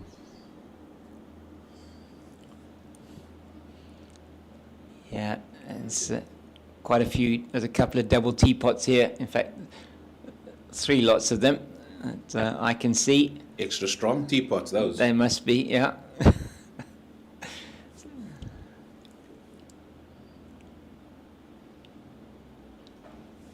Fairly missed out there, Josh Breert. Still getting turn off the surface, but it's very slow turn. It is. I keep saying about bowling quicker, but we've seen once he bowls it quicker, he's sort of got a tendency to drop it short, isn't it? Mm. Yeah, exactly what he does there. One is the quicker delivery.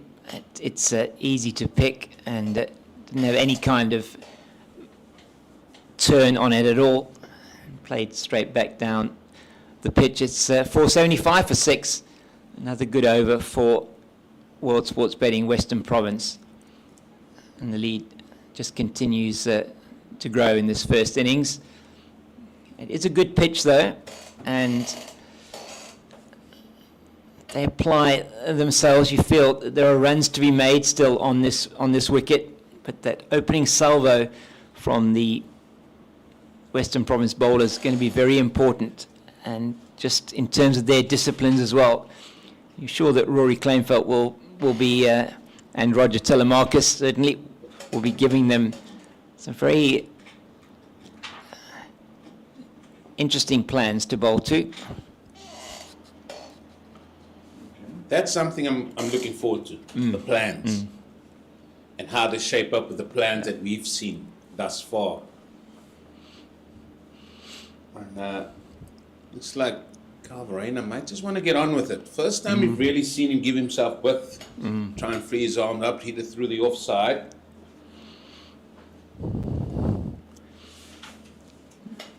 Yeah, 15 minutes until the lunch break. He'll still want to be there, so will the team want him to be there.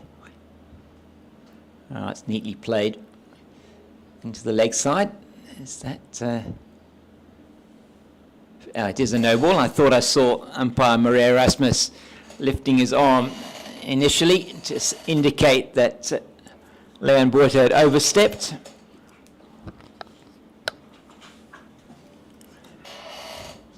So another extra onto the board and the run for Carl Verena.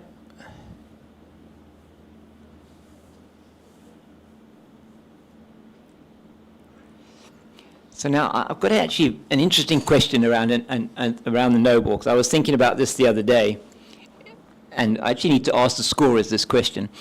Is that in the normal, when you're scoring the number of balls that a batter's faced, a no ball is counted as a ball that you faced. So that ball there is counted against Carl Verena's analysis in terms of balls faced. Yeah. If the bowler now bowls a no ball that is off the cut square, off the cut pitch, should not count against the batter's analysis? That's gloriously played. Short and wide again from Leon Buerta, and Josh Breert moves into the 40s with that very nicely played cut shot out to the deep point boundary. There's a good saying. There's no remarks column on the score sheet. So you can't decipher now and say, all right, now it's because it's a no ball off the pitch. It shouldn't count against the batter. Yeah. Unfortunately, we haven't reached that stage yet. No. So as far as I'm aware, it still counts against the bowler. It's just against the batter. Ball face. Yeah. Yes, correct. It is only when it's a wide that it doesn't go as a ball faced. So I do apologize here. I know you're clutching at straws again, worried about your strike rate again there, Cape Fox, when you're batting. Yeah. Oh yes. Now, certainly as a as a batter, I would always want to make sure that I get the benefit of the fact that if I have got absolutely no opportunity to play the ball, that it shouldn't go against my number of balls faced. So. I used to do that when I was bowling. And there we go. That's you called it earlier on. He gave himself some space there, opened up that front leg, and carved that through the covers for 4. That's a glorious shot from Carl Verreynne. And when he's on song like this, he can be glorious to watch. This is such a good shot. yeah, and looks like he wants to give it more impetus here. But just to your point, when I was bowling and you get it wrong, goes down the leg side and just flicks something. Yeah. I always walk past the umpire and flick his pads. I don't want it to go against my figures. No. Short ball tried by Leon Buerta, and he probably give the batter the benefit of the doubt there. It was almost a half pull that was above his head and got the, I don't know whether it was an edge to it, but down to the boundary for 4. An expensive over from Leon Buerta. Carl Verreynne is now on to 174, 490 for 6. And I think that over went for probably 16. 3 boundaries and the single and the no ball. In fact, it was even more than that, 17 probably. So expensive over, and the partnership now grown to 89, Eugene, with 10 minutes to go before lunch. Boland looking dejected. Leon Buerta walking back towards us. Not a great over from him. No, it wasn't, and I think it's more the case that Verreynne wants to take the attack a little bit more to the bowlers here of Boland, knowing that there's 10 minutes to go. Maybe there was a couple of messages that came on as well, just saying, listen, just up the rate a little bit. We'll reassess at lunch. But it's been a session so far where World Sports Betting Western Province only lost that wicket, and that was in the second over this morning to Keith Dudgeon, that of Carl Simmons. Couldn't add to his score, his overnight score that was.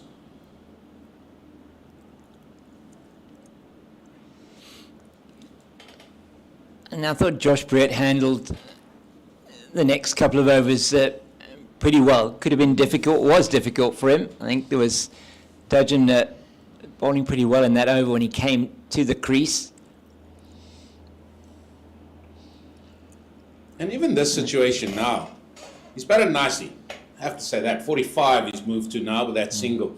And the reason why I'm saying this is his second match. And his side is in a position where they want to sort of give it a little bit more impetus. They want to score quickly. And he's a youngster trying to make his way in this Western Province side. He wants to be playing all the games. There's that, and there's also the fact that you yourself want to do well, to say, listen, I scored some runs, pick me. So he's got all those things to consider. And then also how the team wants him to play.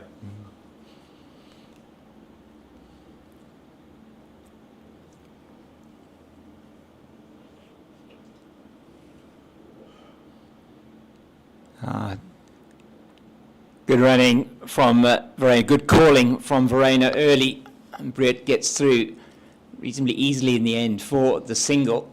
As you say, he does want to put his hand up, and he's putting his hand up both with the bat, and he'll obviously want to put his hand up with the ball later on. And the spinning department at World Sports Betting Western Province, you've got some very good left-arm spinners. It does give you that bit of X factor with the leg spin, which I think, just looking at the potential there from a future point of view, do you have a player like George Linder, going to be potentially on international duty a little bit more, as he sort of is been picked now for the Proteas? Well, let's look to next week. They play the Titans next week, and that will be on the home patch at Newlands. And let's not forget, John James can bowl some off-spin as well. So how does Western Province shape their team? You've got Carl Simmons, who's left-arm spin. You've got a leg spinning Josh Brett, and you got an offie. So they're Yeah. covering the bases here at Boland. How are they going to do it there? So that is why I'm saying all these factors, as you see the scoreline, 494 for 6. 93 runs scored in the session so far.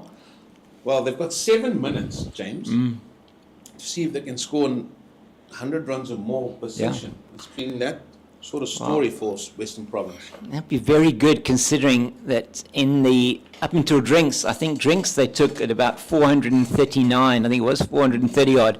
They only scored 37, 38 runs in that first hour and 5 minutes. So, second hour has been all definitely all World Sports Betting Western Province.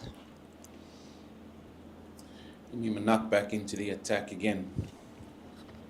And quite a number of boundary riders I see there. It looks like it's a one-day game out here now.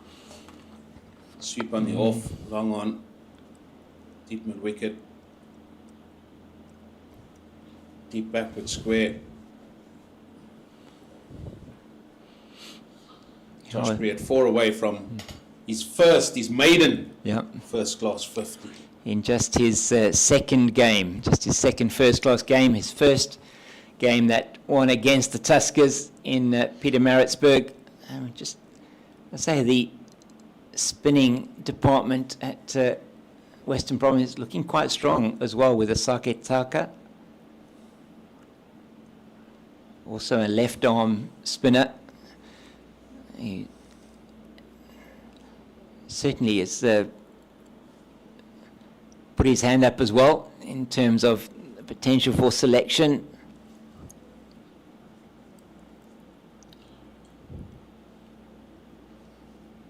What's happened to seamers? What's happened to our quick bowlers, James? When I say quick bowlers, I'm talking about 140. Yeah. Guys that can crank it up. Well, Andre Berger, not even in the squad here. I presume South Africa, they're looking at him and trying to...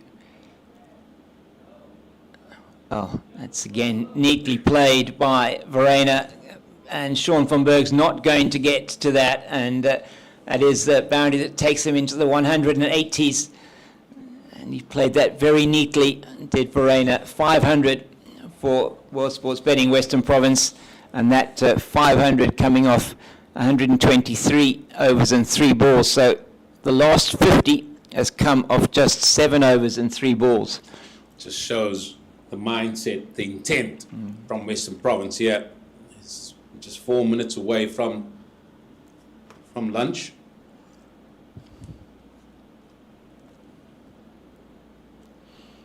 Just too easy for Verena and Briet at the moment. And that is the 100 partnership between these two. Verena's 46 of those, Briet 47.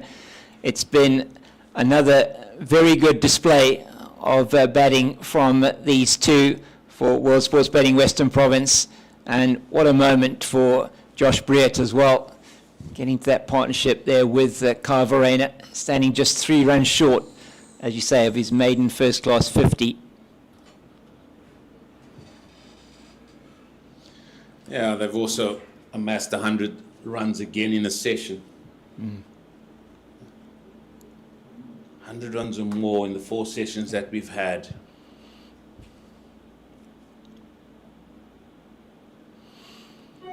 Yeah, 26 overs in this session so far this morning, and exactly 100 runs have been scored. There'll be one more over, you feel, before we're going to be taking lunch. There will be no massive rush at this stage from Goldrush Boland to get this over in. I keep forgetting every time I'm on air to ask Jeremy, what is the over rate that umpires are looking at? Because what did you say there, 26 bowled, so it's under 13 to the hour. Yeah, it is, yes. Yeah, it's... I know they look at it at the end of it, and that old chestnut spin will be on there. We'll get it up there. Yeah. Don't worry. Well, but as you say, 98 overs in the day, 6.5 hours of play. That is normal play, but they can extend that to 7 hours. which is normally what happens Yeah. in 4-day cricket. Very rare to see 98 overs bowled in 6.5 hours. I think we've had one day. One day, yes.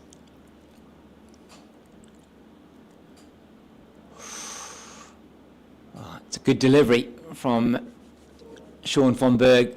It's one of the very few balls that I've seen Carverena be beaten by. Oh, he's playing for lunch. He's Yeah. playing for lunch now. Well, it should be. He wants to have a...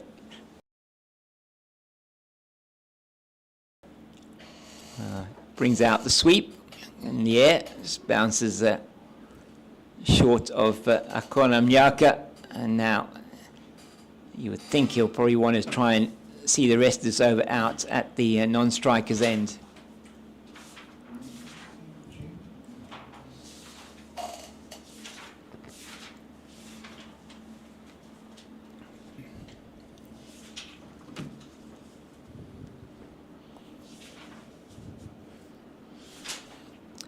He's not going to be able to do that as Briat takes his 48th run out to Manake in the covers. It's a battle to see who's going to play the over out between these two batters, none of which wants to get out for lunch. No.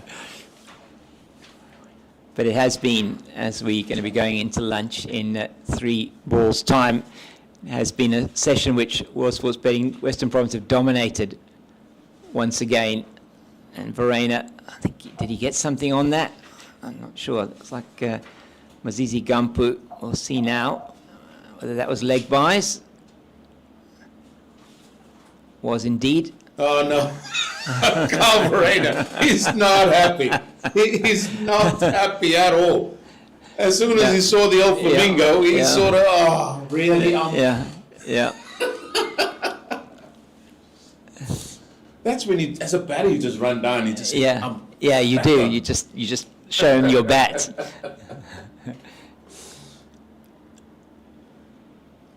We'll check when he's on 198. Yeah. Can you imagine? Imagine if he's out for 198. He will not be happy. Yeah. He has a character, Carverena. And Scalzi, as they call him, is his nickname.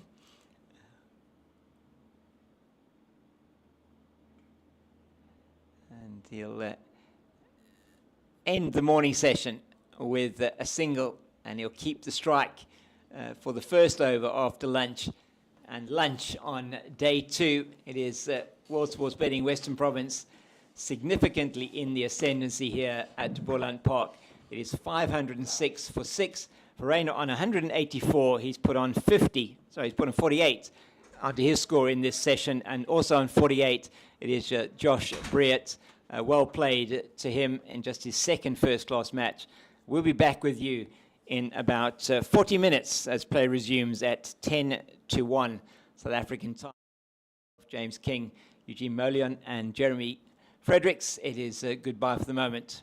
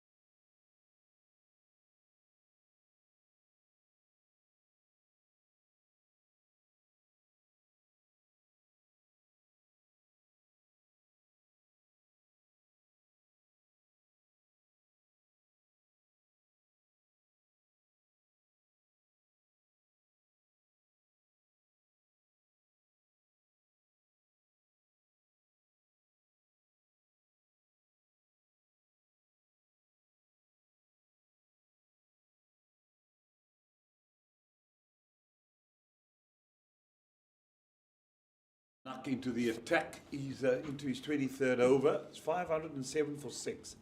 There has been some changes. We wait, as we heard earlier, in terms of leg byes that were changed at lunchtime into runs for Carl Verena. So once the scoreboard's updated, so I think he's got to be on what, 187? Is that correct? Because he was on 184. 189, I think. 189, yeah. So we'll have to wait and see what the correct procedure will be eventually. That is what we got told by one or two officials. I think it was the 2 leg byes, not 4 leg byes. by the looks of them. And one knock again into Breer. Oh, if I'm seeing that leg side bowling, spin bowling, then immediately I'm hot under the collar, because it's just such a negative line. It's not, anyway. I've now been. You've been there for 4 sessions. Just let's get on with post-lunch as Brett moves to 49.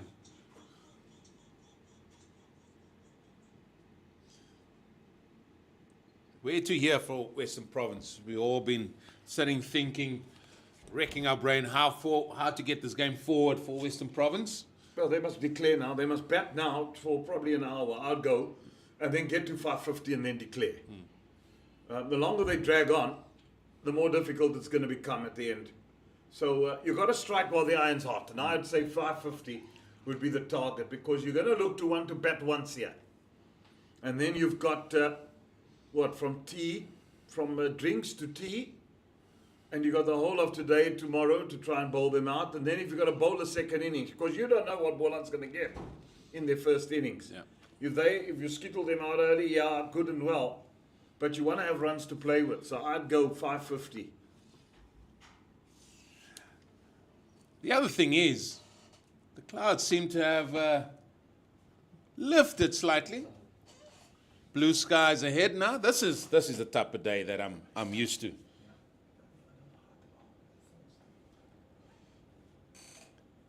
This is a cricketing day now.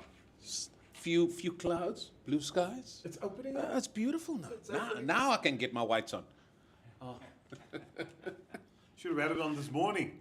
Nah, it's I too- love those days when it's cloudy and there's a bit of swing and seam in the air. And then you must be bowling. Well, there is his 50. His maiden first class 50 for Josh Brett. And it's well deserved. And it's taken him 7 fours, 92 balls, 127 minutes. You'll be happy, Bell, because you're coaching down there at Constantia, don't you? Claremont, good old Claremont. He'll be there on Thursday. We'll have a celebratory Coca-Cola, as I say, with the boys. No, he's batted nicely.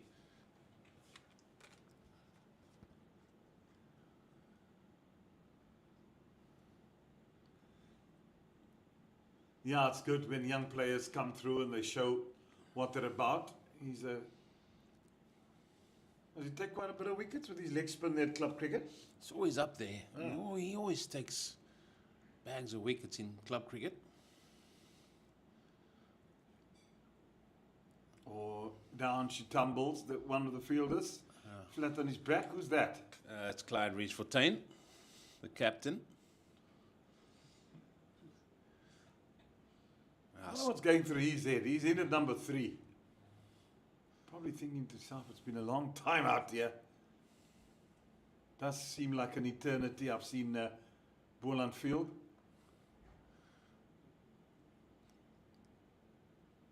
Just a little bit on that club cricket. I want to get your view on it, because I spoke to James King about it yesterday. It's just the use of the balls that they use there.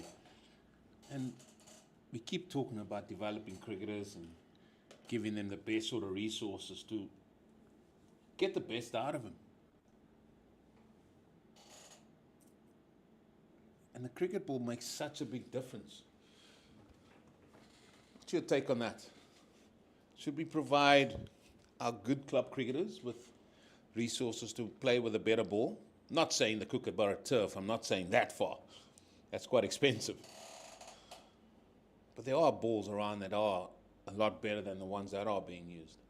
What do you play with currently? Because I now and then pop in it. I don't have much to do. No, so we play with the inways at the minute, which Well, I don't know the ball at all. it just goes very soft after 10 overs. It goes very soft, and then it's just a lottery. You really got to bowl really badly before you get smashed all around the park. Just get the HDB ball back with a cork in. Remember those? Got banned by Western Province cricket. I've never taken so many wickets in my life when I bowled with that ball. Used to bounce a bit extra. I think it was Bob Woolmer brought the ball to South Africa, HDB. Good ball, I loved it. No. Used to play with lasers as well, remember? Yeah, they were laser. That used to be laser bats also. They used to come from Joburg. That was Jacques Callis's first batsman, Yeah. I think. But then, I know club cricket was played with the Kookaburra regulation. I'm Yeah. talking about Premier League club. Yeah. That was what the ball that was used. Well, I don't think they had a choice. It was two-day cricket. Yeah. So that's what I'd like to see them go back to, two-day cricket. What do you think? You were happy about that, and then maybe change the ball then, so that it lasts.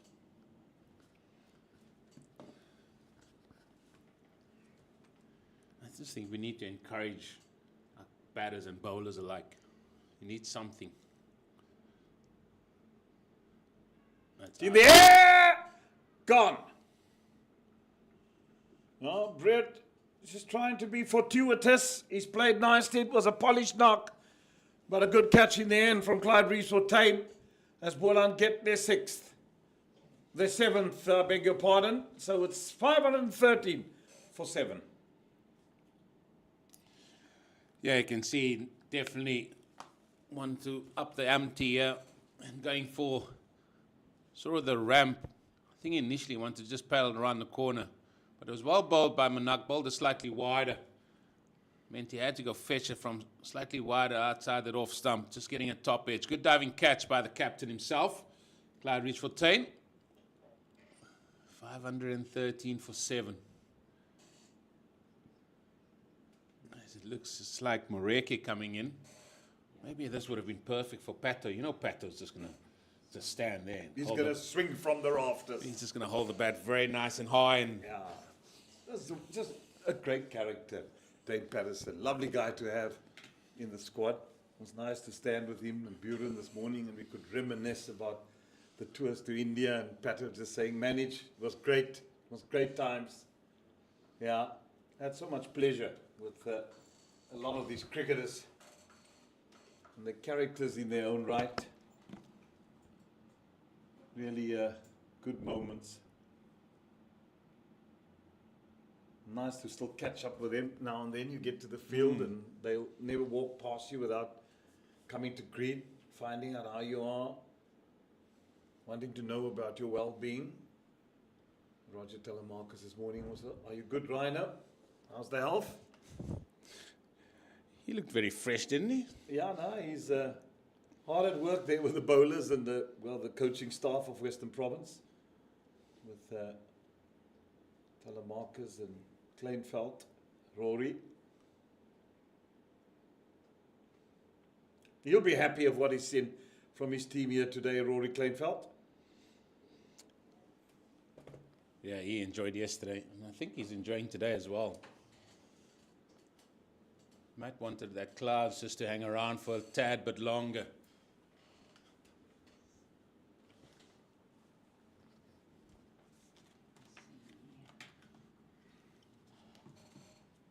Be interesting to see what will be tomorrow.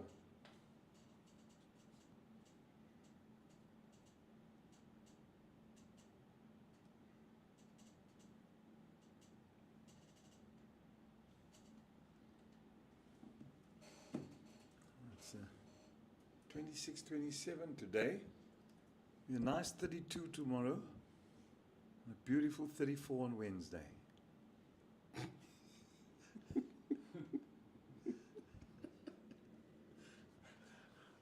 How the Joburgers would love to come down here for those temps. Oh, they would, they? All the rain they've had up there.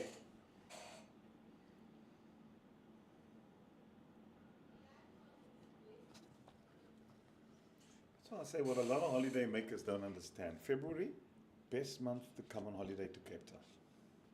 It's too hot. You're really an old grown. When it's cold, you're moaning. I love the hot weather. I don't mind the sun shining and hot. It can be 30 odd degrees. Favorite. Lovely to be in a short sleeve shirt. I love it. I can be in a shorts in winter. Body warm on. Nah. Easy. Not my kind of weather, winter. Don't mind the rain, but when it's cold, it's miserable. You're right. You got thick skin, fella. Nah, I don't like cold. In fact, I spent 5 years of my life living in Bloemfontein and 3 years in Kimberley. Oh, the I mean, winters. 3 years in Bloemfontein, 5 years in Kimberley. It used to get cold in winter. So is Johannesburg too. I spent 4 years up there as well. Cold, different type of cold. It bites through your skin than the cold you get in Cape Town. Here it's just cold and wet. Well, we spoke about National Academy. I ventured up there. It usually happens in the winter months. And I think it was June or July. And after this was another one of Hilton Ackerman and Sack. Whenever he did something not to their liking, it would be a length in the pool. But it was an outdoor pool. And you get there at 7 o'clock in the morning and you can see the icicles on top of the water. You got to swim.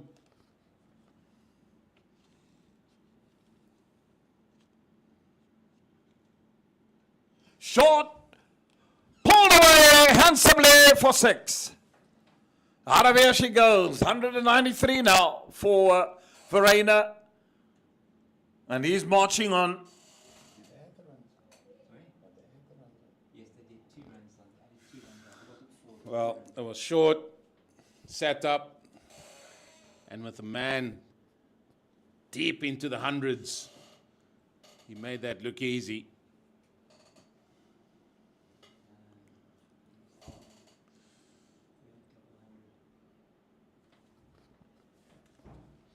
It's a 7 away, of which would be his 3rd double century.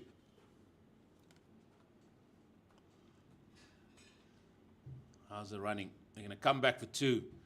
And you can see the intensity has just lifted up.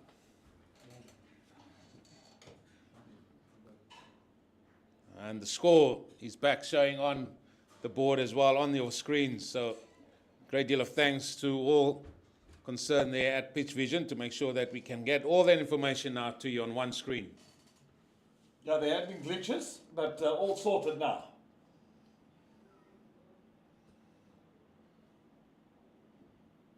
Moreno on 195.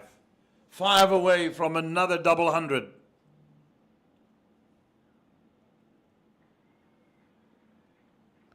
I think that is the double one.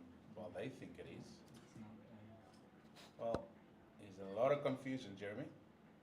Okay. Okay. Well, I think that is his double 100, Jeremy. I knew there was something that went awry. Yeah, Cliffy Isaacs, match referee, just sending me a message too. Thanks, Cliffy, to say that when he goes to 196, so that's his 200 up for Verena. They can't change it on the scoreboards, but it's been confirmed by the official scorers, who does all the. There's manual, and they got that 4 leg buys earlier was changed to runs, so you can't change the scoreboard. So Verena's on 200. Oh, there's one that went past the bat of Mureke. So a milestone for Verena.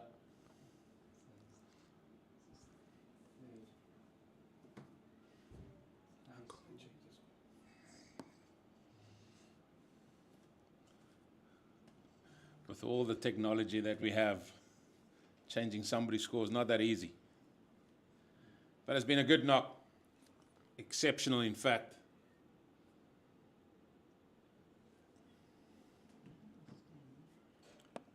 See, we remain colleagues. My colleagues look after me in the commentary box too. They'll send me up the score. Thanks, Cliffy.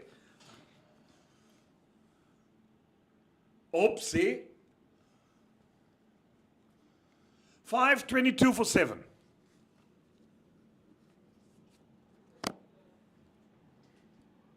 Rain on 200.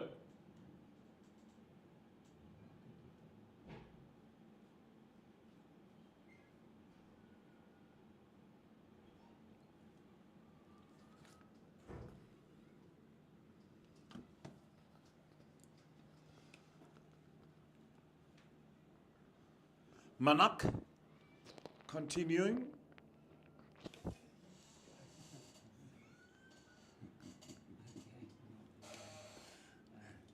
More glitches, more glitches.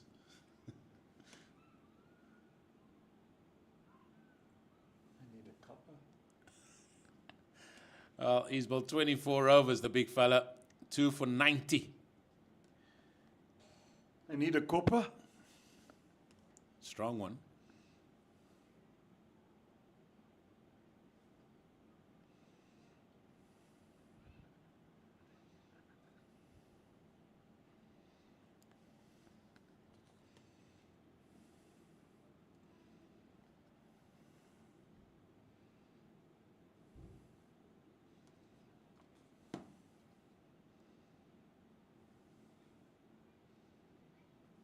Turn around the corner again. Enjoy your lunch, Eugene? It was nice. Very nice. Tasty. Yeah, it was indeed. The salad was beautiful. Love myself some feta. I had vegetables. You're Today right. I thought I'd have some warm veggies You today. loved Nice up. broccoli and cauliflower and millies. Herbivore. There we have it. Bit of lasagna. Oh, I tried to eat that. To Parkwood. Parkwood's a long way from here. That would have been a good hit. Oh.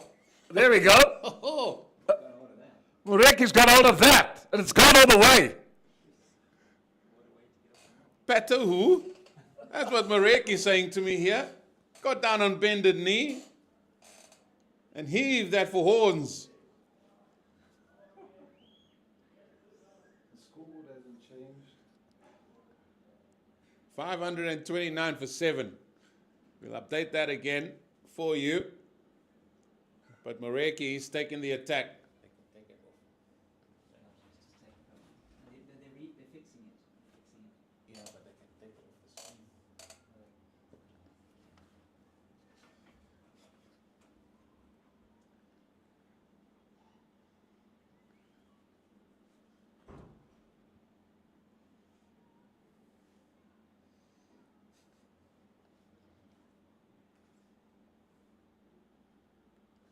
Kept low a little bit. 529 for 7. That kept a tad bit low. And I think Western Province wouldn't mind seeing that. And if more of these elements, the wind, the sun, the heat gets on this pitch, could be interesting. Oh, that was a good blow, wasn't it? From Mureki.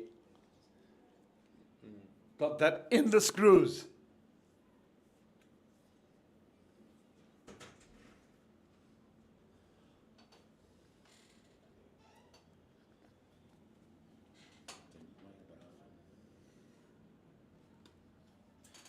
Van Berg to bowl his 38th over. 2 for 136.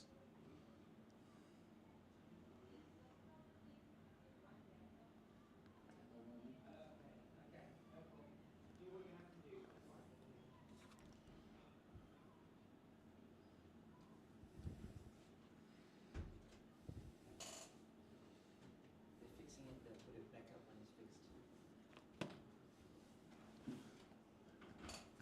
Another heave from Moreki. Against the leg spin. Let's see.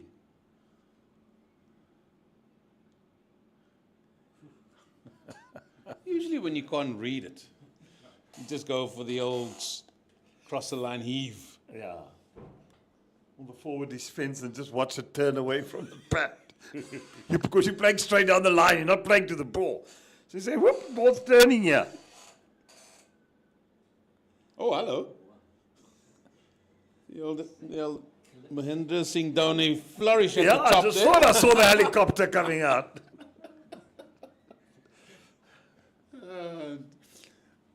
I'm not calling them tail enders anymore. I'm calling them low order batsmen.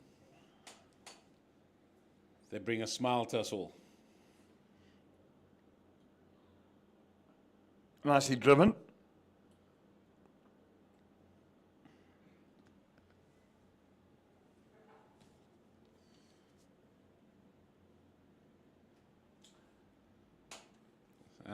Cape Fox did his magic again. The furry one?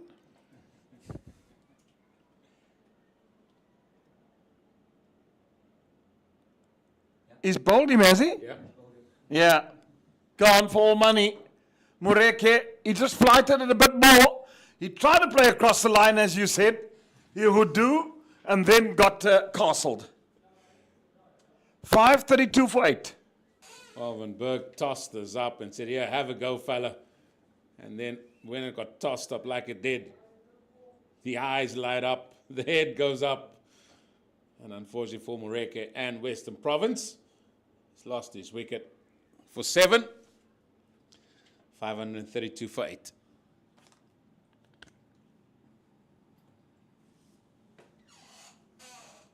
In walks Pato. There he comes. Dane Patterson, he'll have a swing, no doubt about that. He could keep us entertained for about a few balls. Just looking at the way he's walking in with some urgency.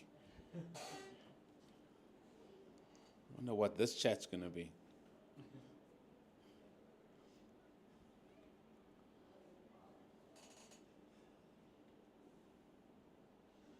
think Carl Rainer wants to get to his highest first class score.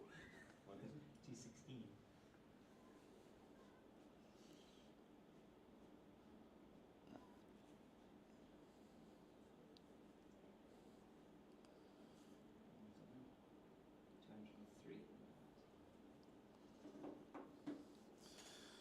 Well, Carl Verena is 13 or 14 runs away from getting his personal high score in first class cricket. 216. That was against the Warriors. That's what he's potentially chasing. But here he's Pato. First ball that he's going to face from Van Berg.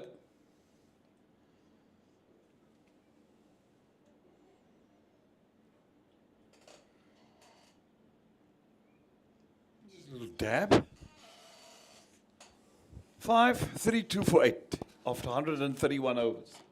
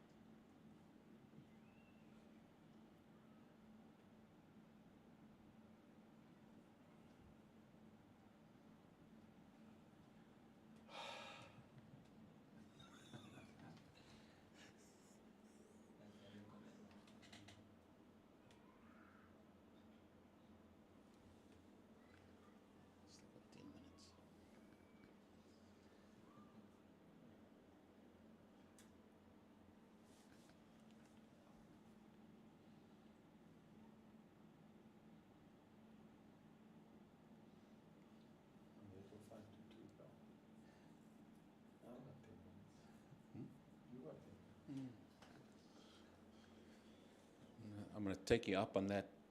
What giraffes do well for 5 minutes at a time. Yeah, lunch is done.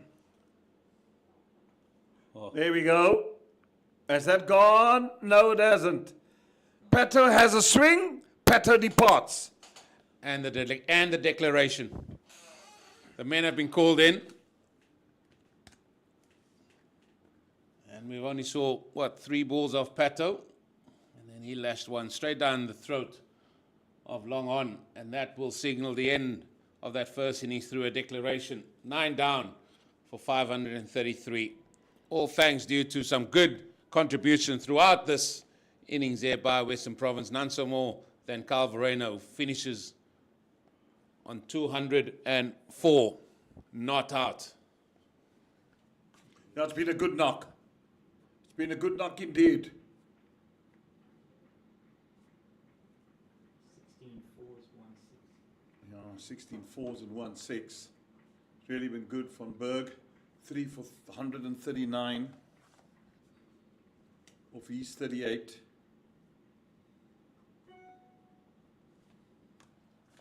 And Manak also got in his 25.3 overs,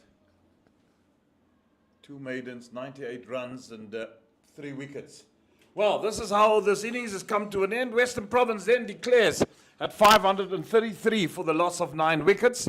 We're going to have a short break, and when you come back, it will be the Fox and myself to take you through the first burst of the Boland innings. Is that for timing? Yeah, I need to just go quickly. Yeah. Boys room scoring. No boys' room. I need to go quickly. Get me a nice hot copper. Falling asleep. No, not falling asleep. I just need a cup of tea. I need. Yeah.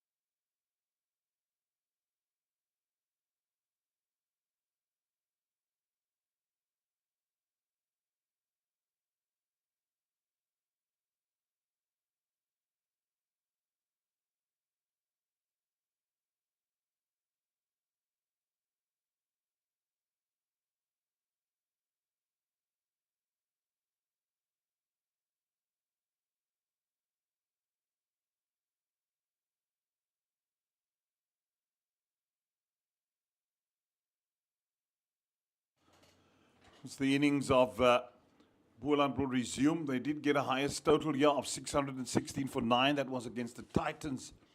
That was early on in the season. And that is of their highest total in the game which they won, the first game of the season. And then the lowest game was against the Lions here in 22-23 when they got skittled out for 93. So 616 for 9 was what they got. But Western Province, it's a different game. Remember, they batted first there in that game and they got the 1600. But 1600. Yeah. And I'm looking at Eugene giving LBWs here. It's a long shot there. It's a long way down. But yeah, Western Province getting 533 for 9. How many extras were there in that innings of Yeah, we'll get to that. Get that for you now. Western Province? Okay, extras. So 4 byes, 7 leg byes, so 1 wide and 2 no balls. So my calculation makes that. What are we talking about? 15. 15 extras. There were, yeah, Dane Patterson. He's a man that will definitely Sorry, be. 14 extras. Apologies. He'd be 14 extras in that total of 533. First ball, Patterson. He's going to be right on the money, that's for sure. He's not going to relent anything. Now that's his staple, isn't it? Line and length in and around that 4th stump line. Outside the off stump, can get the ball to move both away and into the batter. So it's not Gavin Kaplan that we thought would open the innings, but it's Clyde Rees-Fontaine, James, with Milan.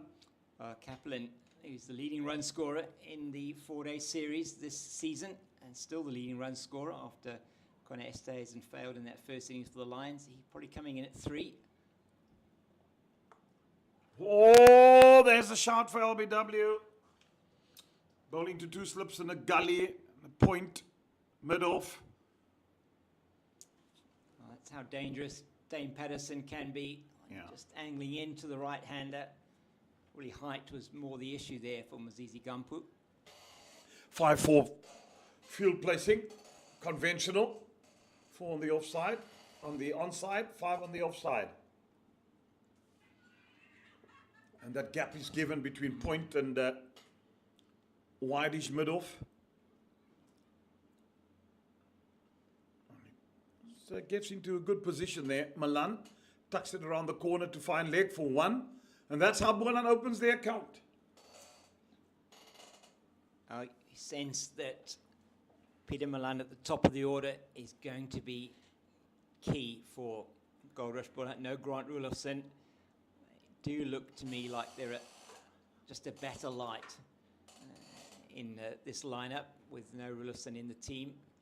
Leon Buerta is really a batting all-rounder at 5, and Jedley from Brees is at 6.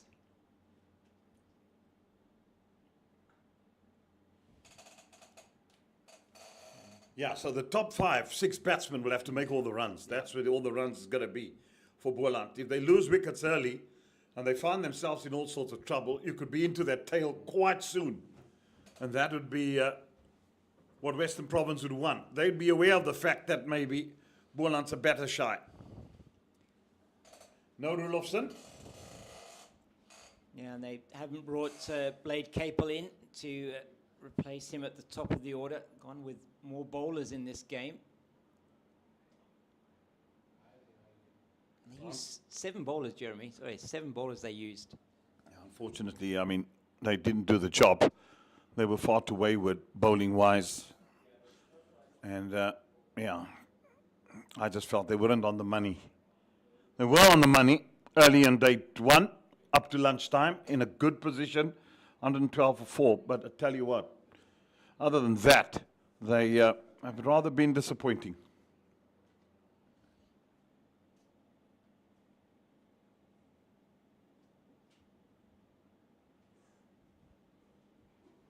Patterson is just there. They got the 2 slips, the gully in, and he's been only one ball that maybe went a bit straight. He's been on the money. Yeah, and that's what you expect from Dane Patterson. Hasn't he developed into an outstanding bowler over the years? I mean, used to be quite erratic in many ways from a bowling point of view, and he had a lot more pace, but he's just developed his craft so beautifully, and playing quite a bit of county cricket, first with Nottinghamshire, and last season he played with Middlesex, and just that experience overseas has just stood him in such good stead. Well, that's exactly, because when you go and play county cricket, you're going to bowl a hell of a lot of overs. They let you bowl there. So you hone your skills. And that's why he's come back from there. And even when he came back from county cricket, he found himself in a test team, playing a test or two for South Africa. Yeah. And that just shows that he changed from, because he used to be out and out pace, he was quick and a bit erratic, but he really went and worked on his trade like a good journeyman. Yeah.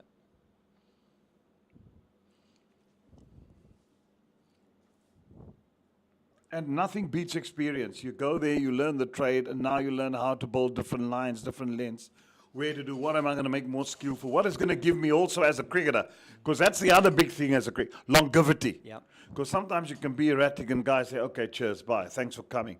So longevity gives you then, when you can bowl, go overseas, come back and learn, bowl then, come here, take tons of wickets in county scene, and look, he's still playing. Yeah.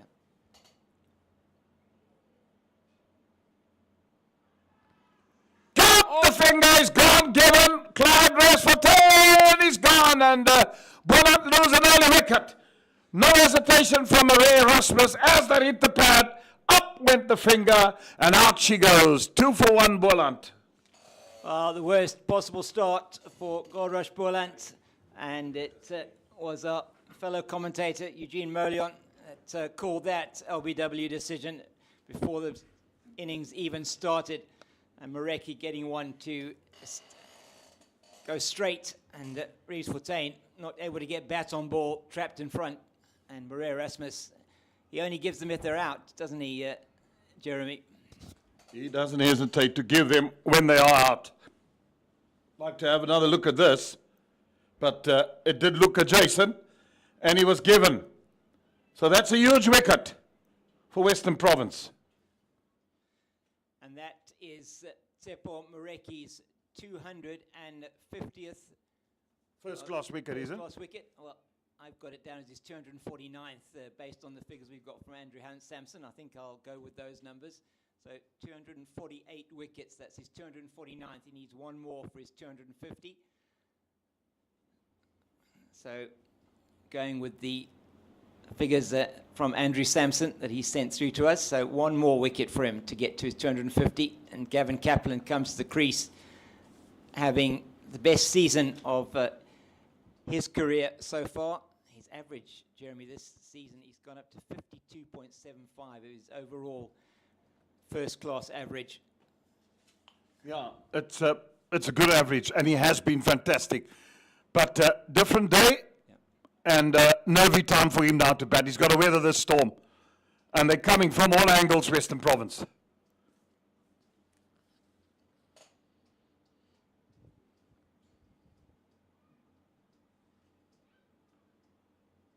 On the money. On the money. Right on it. Good delivery. Well played. Yeah, it's exactly what you would expect from Tsepo Mareki.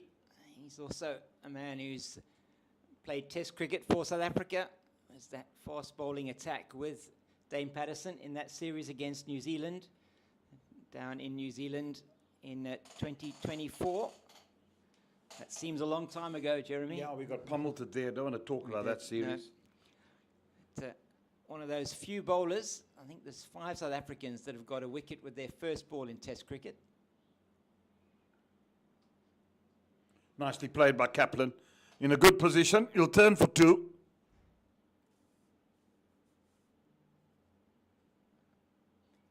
I was just looking at those names the other day of the bowlers who've got a wicket with their first ball in Test cricket for South Africa. I'm trying to think of them off the top of my head now. Tsepo Mareki was one of them. Corbin Bosch, another. When he got the captain of Pakistan in that Test match at Centurion. And it was Haris Viljoen, another one that got a wicket with his first ball in Test cricket, and then A.E.E. Vogler way back over 100 years ago. There's one more that doesn't quite spring to mind at the moment, but we'll get back to that a bit later. 4 for 1 now, Goldrush Boland.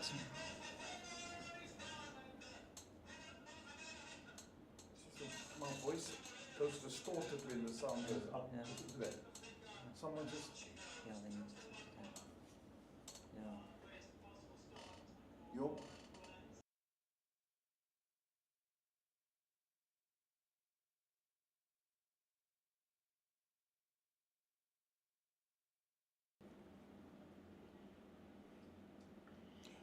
Another good delivery. End of the over now, 4 for 1. So Reeves Fortuyn coming in place of Roelofsen at the top of the order. Perhaps not the place where you would think he should be batting.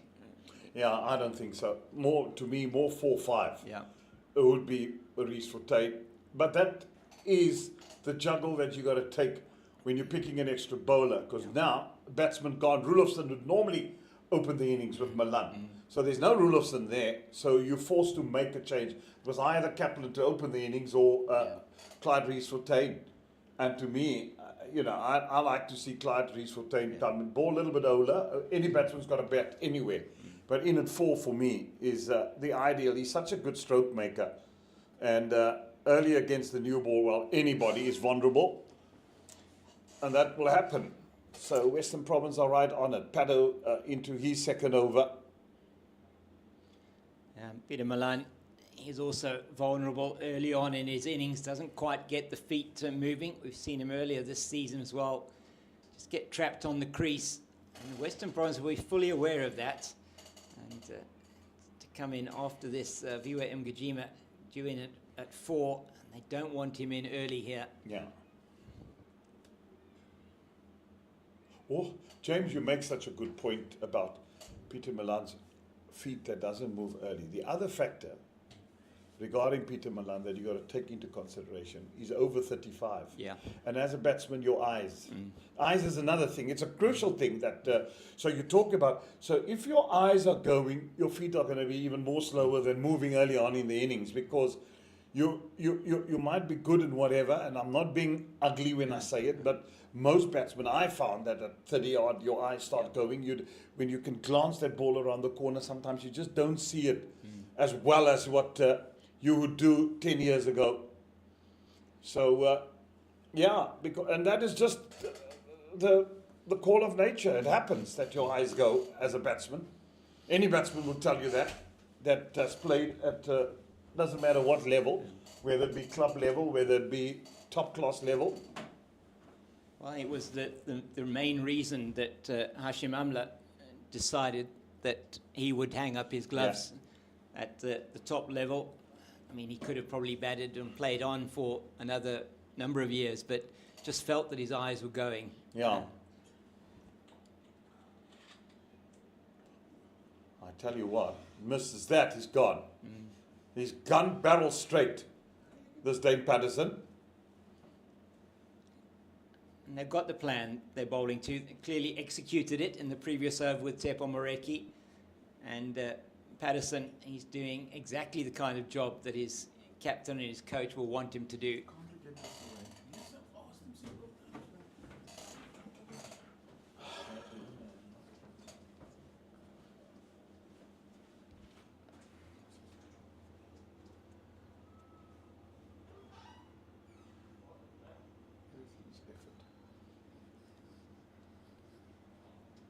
Patterson just, I can't remember who it was we were having a discussion with the other day, and it was really around how Shukri Conrad constructed his squad and put them together for games in the World Test Championship, Jeremy, and people I was chatting to, I can't remember who exactly it was, might have been Graham October actually, and Nasri Alexander. We were just chatting and saying that Dane Patterson is such a good squad man. He will run in all day, and if he carries the drinks, he'll carry them with pride. That's just the nature of his personality. He's just a great guy to have around. Yeah. I mean, as I said, I had him on tour to India. I was manager of the Paarl Royals. where he was in the squad and in the team. And on the field, off the field, he's just the consummate professional, and I just love him for that. That's just his attitude, and that's the attitude he exudes all the time. Yeah. So yeah, well respected, and just a lekker ook, as they say, to have around. No, man. Yeah, and I think looking at those numbers, the last Test match he played, he actually got a fifer, I think, in the second innings. It might have been the one in Quebec, and he hasn't played a Test match since then. Yeah, and then he got left out. He didn't make. Yeah, everybody said, "Nah, he should play at Lords."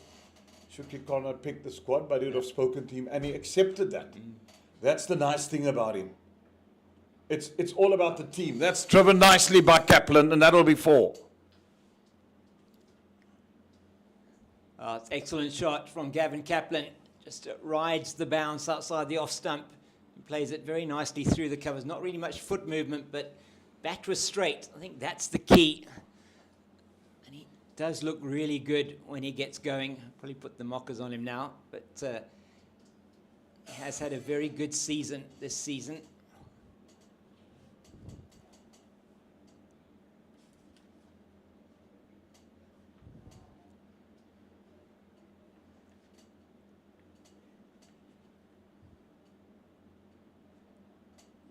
No ball call.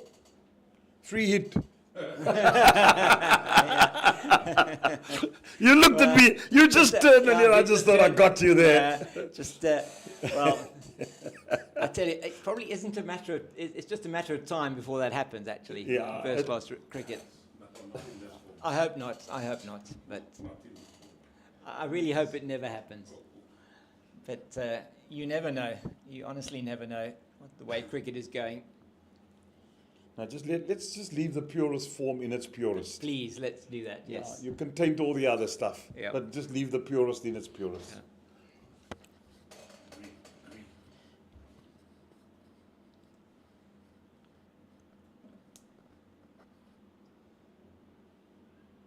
Nicely whipped away again. Work for Patterson.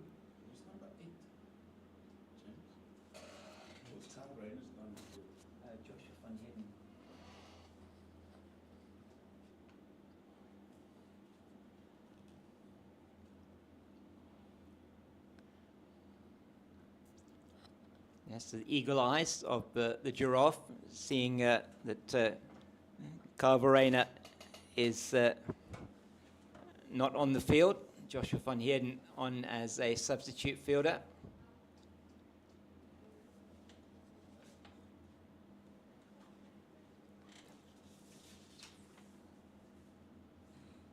Oh, that's a bit of a loose stroke in anguish from Milan. Yeah, not what he would want to look at again, that Peter Milan, especially in the situation his team finds himself in. Should have left that alone outside the off stump.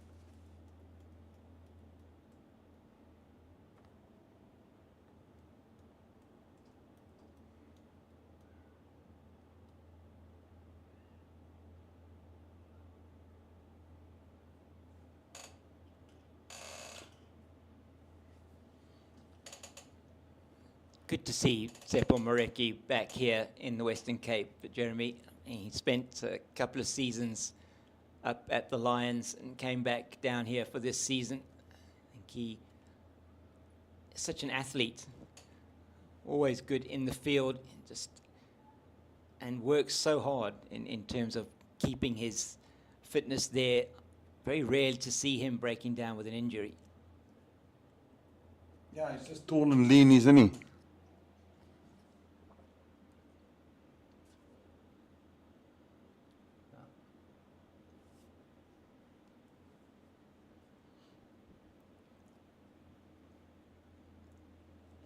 And it's so important. I mean, conditioning, they talk a lot about conditioning, fast bowlers, so important that you just keep working at it.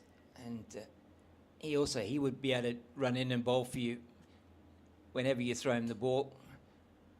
Different type of bowler to Pato, but he'll give you everything when you toss him that red cherry to come in and bowl for you. That's why he's such a feature in the SAA team.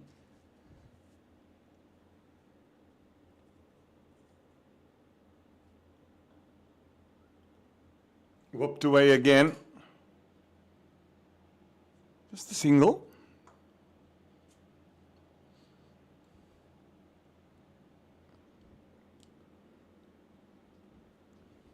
Well, this is the partnership for Goldrush Boland. It's got to be big, though. Yeah. It's got to be 150 plus. You've got to get them to a situation where, what do they need? 334? Is it to avoid the follow-on. avoid the follow-on? No, sorry, it's more than that, isn't it? Because it's a 4-day game. Apologies. It's 150, the follow-on in a 4-day game. 200 at test level. I got that wrong. So it's 384. Sure, it's a tall order. Tall order. They got a bat. Got a bat. You're going to get to 384. They'll probably have to battle tomorrow this time, if not longer. Yeah. Just set your stall out to bat as long as possible.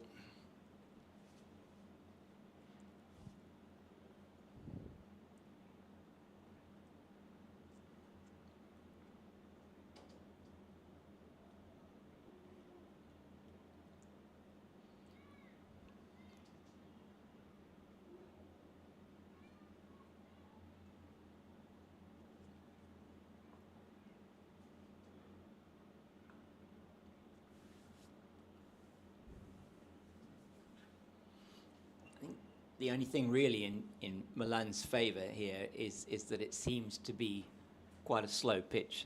There's nothing really happening off the surface. So two sources. One says 249, other one says 250. Or 248, 249. Two sources. Same games.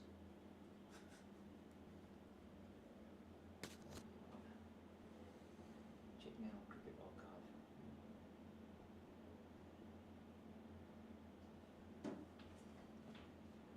Are we back to half a page again?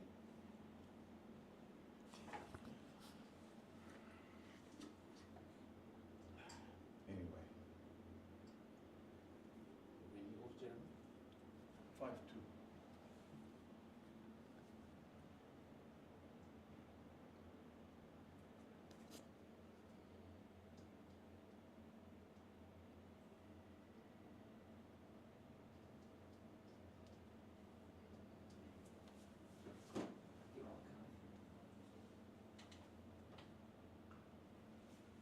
Just love the way my colleague next to me, it's like an encyclopedia, follows the statistics.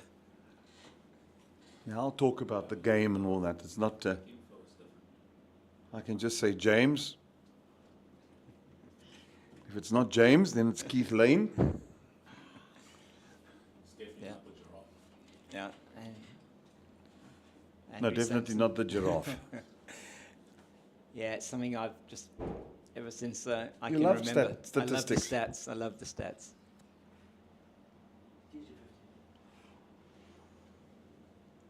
T250, so cricket for currently 249.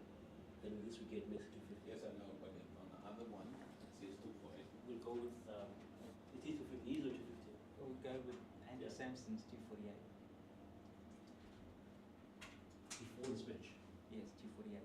Yeah, 249 before this No, 248 before. Because our Two state, four. He's got one now. It's 249. our states, they say it's 249 shade, it says 249 for the match. Yeah, but what we need to establish was there's two sources. There's click info and then there's this. So there's two. And we go 250. So until proven wrong. Put down the leg side.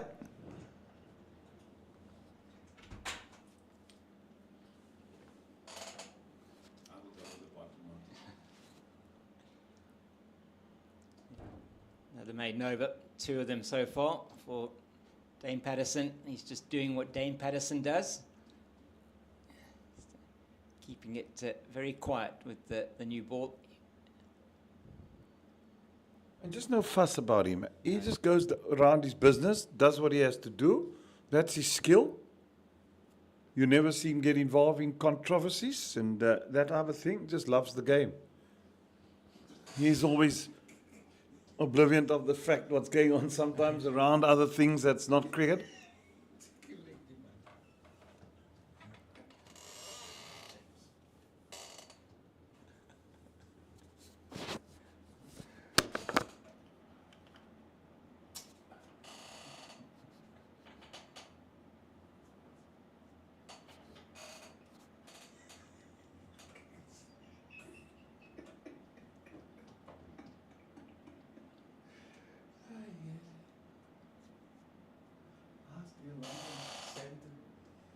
Looks like an cent.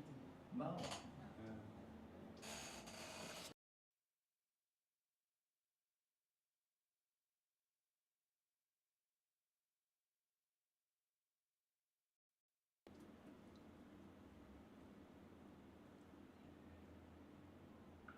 Is that the real?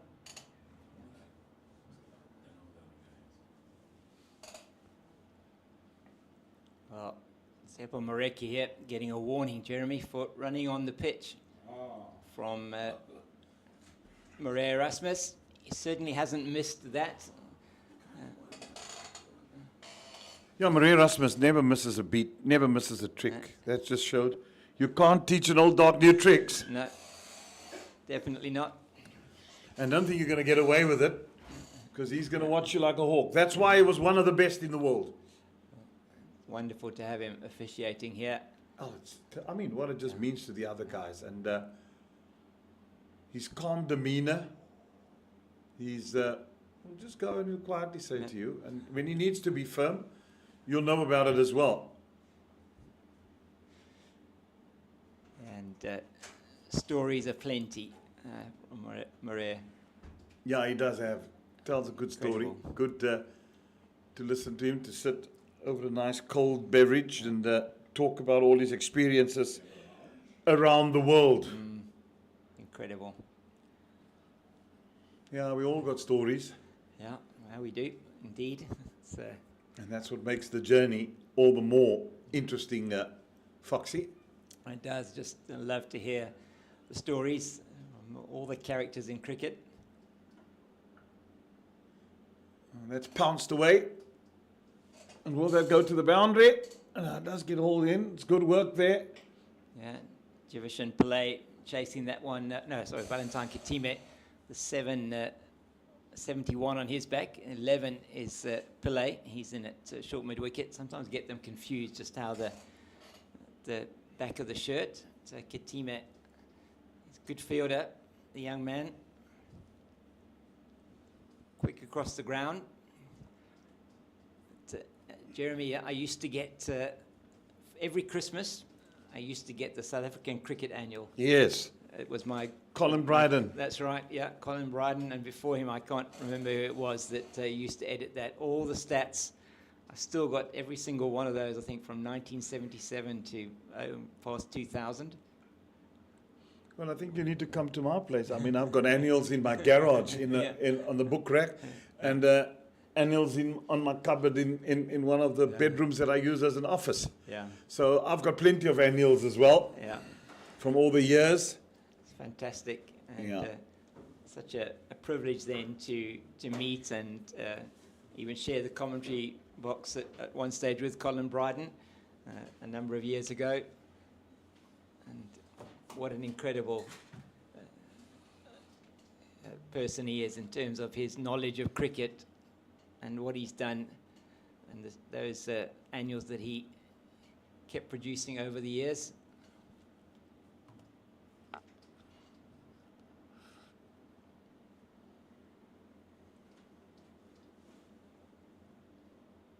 All the questions being asked, Marais Rasmus unmoved. I just thought maybe that one seemed to be going leg side-ish, and it hit him there as well. Yeah, Marais Rasmus pointing out to him, and so Mareki animated in his appeal, and Marais Rasmus calmly says, missing leg.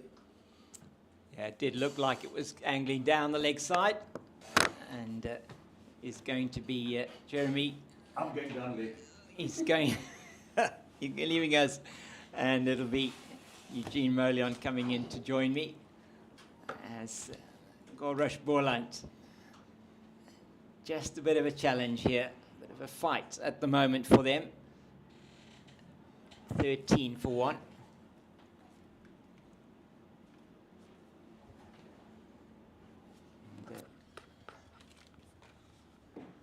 Well, they're just still keeping themselves in the ascendancy here. The men from down the road, Western Province, as Carl Verena is back on the field. Down in the gloves. Yeah, Daniel Smith taking them for the first few overs, and understandably Verena picking up the gloves now. Smith going to second slip. He's also, he can certainly do a job there, can Daniel Smith.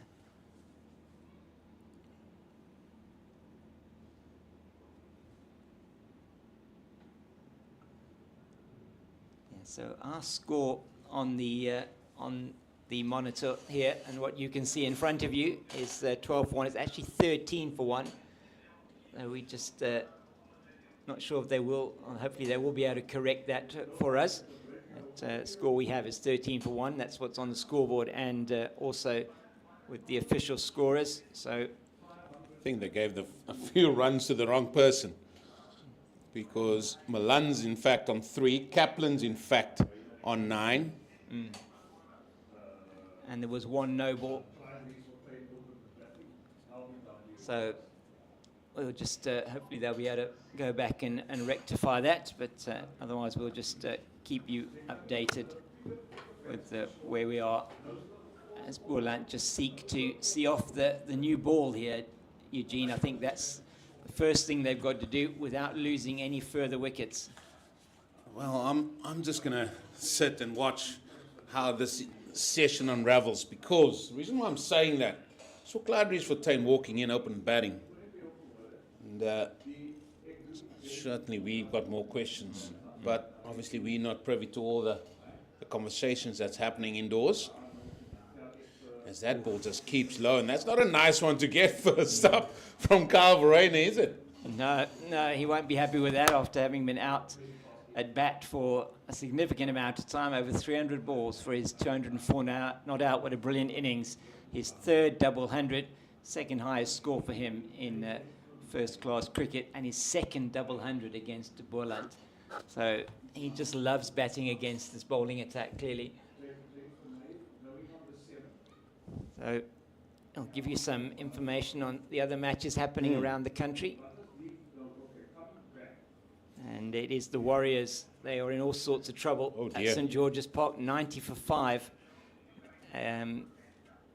Chasing that 305, say chasing, but with the 305 that the Lions posted in their first innings, that brilliant not out, I think it was 112 not out by Bjorn Fortuin there, and the Dolphins against the Dragons in that rain-shortened match there. It's going to be a 2-day game, essentially, 138 for 7. So really struggling, and the Titans are making hay in Peter Maritzburg, 132 for 1.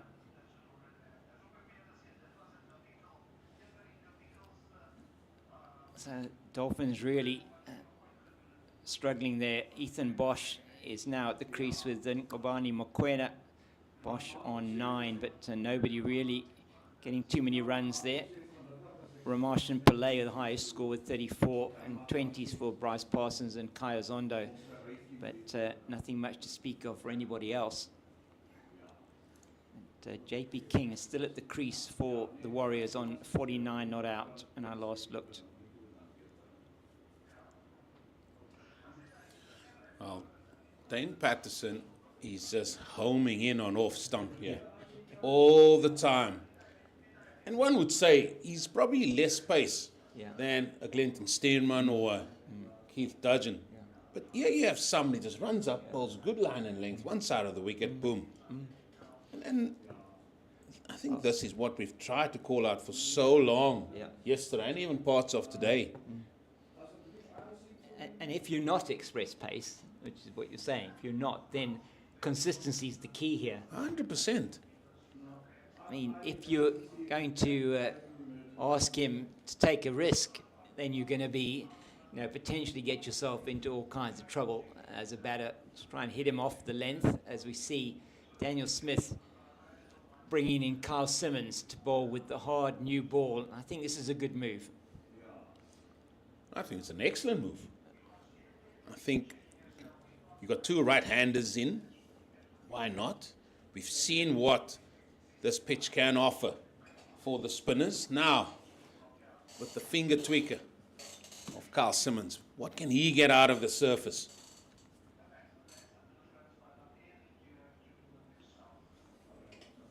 Well, immediately he gets the edge or the outer half of the bat from Gavin Kaplan. This is going to be a test for the Boland number 3. You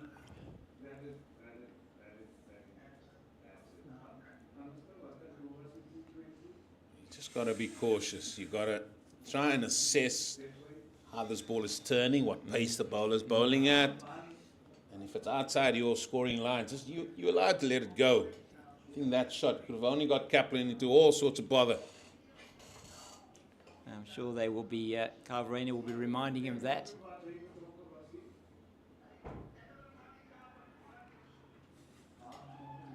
Just as I said, you're allowed to have a look. And just pushing at it outside that off stump, and he's hit this ball to cover. It's a good catch, mind you. Yeah, very good catch. Looks like it's Joan James in there at short extra cover.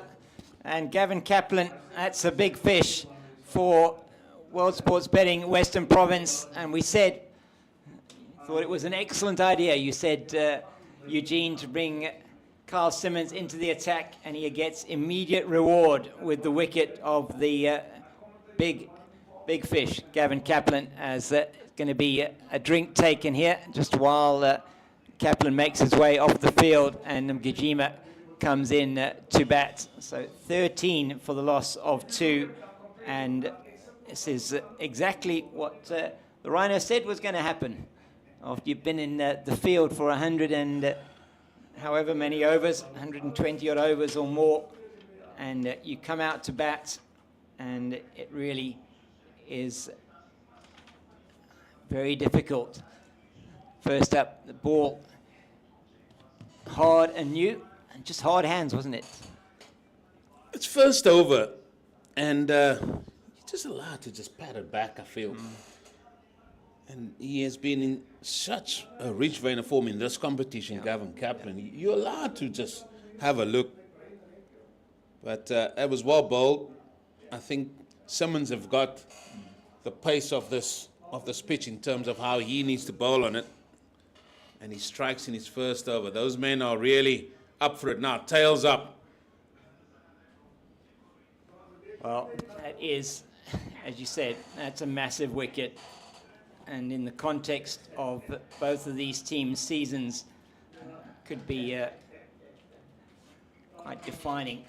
As Kaplan, we know, on this wicket, if he gets going, very difficult to dislodge him. But you need to get him early, and they've done that here. He's had a brilliant season. But now he's made his way back to the home team's change room. And they're in all sorts of strife at 13 for 2.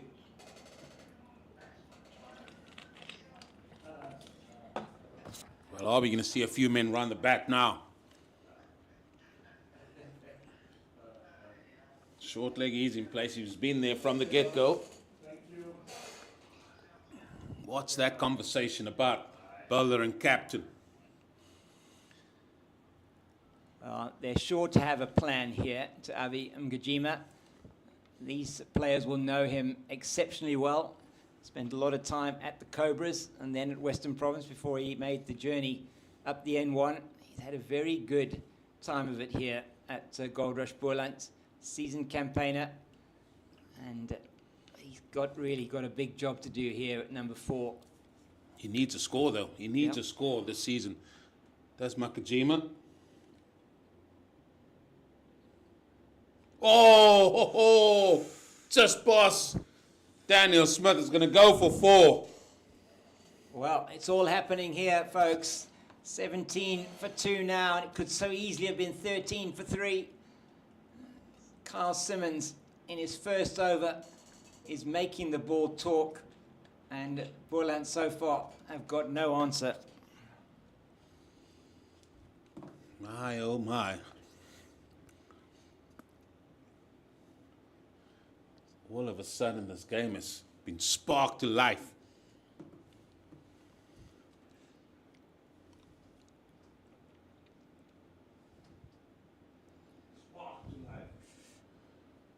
And Peter Milan looking at the carnage from the other end. He's on 3 of 26 deliveries. And that is as a result of the 3 maidens that have been bowled to him by Dane Patterson. It's been a very, very good start by World Sports Betting Western Province.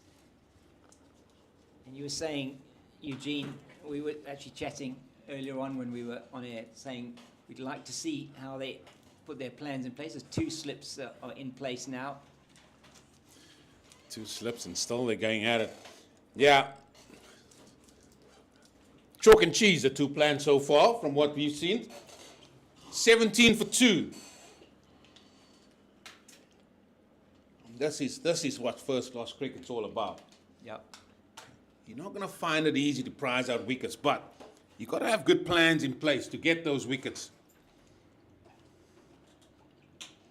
You've got a man like Dane Patterson. He's doing a job tying up. Look at his figures. 4 overs, 3 maidens. Hasn't picked up a wicket, but only conceded 1 run.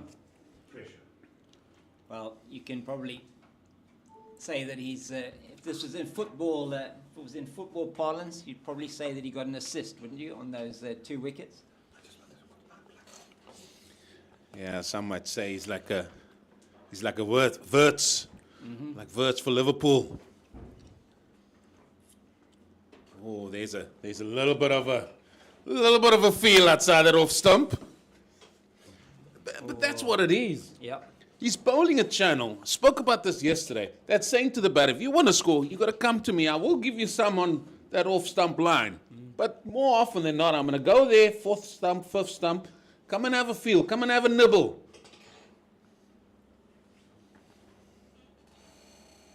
Yeah, well, he's been pretty much scoreless as Peter Milan. No, probably won't bother him. Just the first time, really, that he gives him any kind of length to be able to play with. And that's, oh, what a chase from Carl Simmons. And just, it's one of those, Eugene. I'm sure you used to hate those, didn't you? They're called Bobby Simpsons, those ones. Just hit that ball nicely, just rolls quick enough and keeps you interested right up until that boundary rope for you to put in a dive, but still can't get there. Well played by Peter Milan. Just over pitch from Pato. Yeah, almost the first time that he's erred in length more than anything else.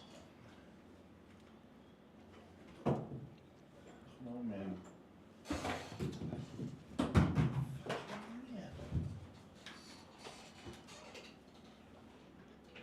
you. Must be hunting season back here. Rhinos all over the place.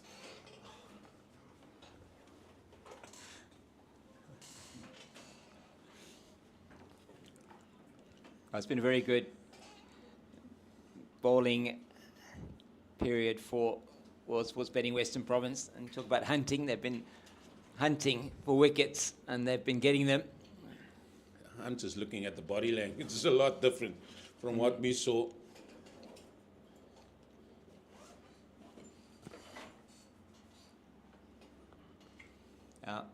short on this occasion. He just deviated from his plan a little bit in this over. Milan is going to take a single down to deep backward square. 22 for the loss of 2 now. Oh, the bishop's out. Yep. 22 for 2.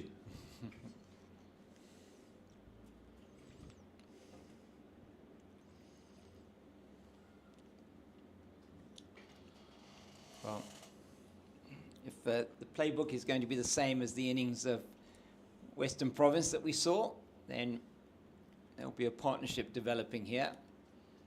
Western Province, I don't think, are going to give anything away, though. Oh, now he wants to keep her up to the stumps. And this is how you know your customers. Because Avia Makajima's feet might not be moving so nicely early doors. Maybe Pato knows that. After sharing a dressing room with him for a number of years, even a mid-wicket comes into place catching. That's Pillay there.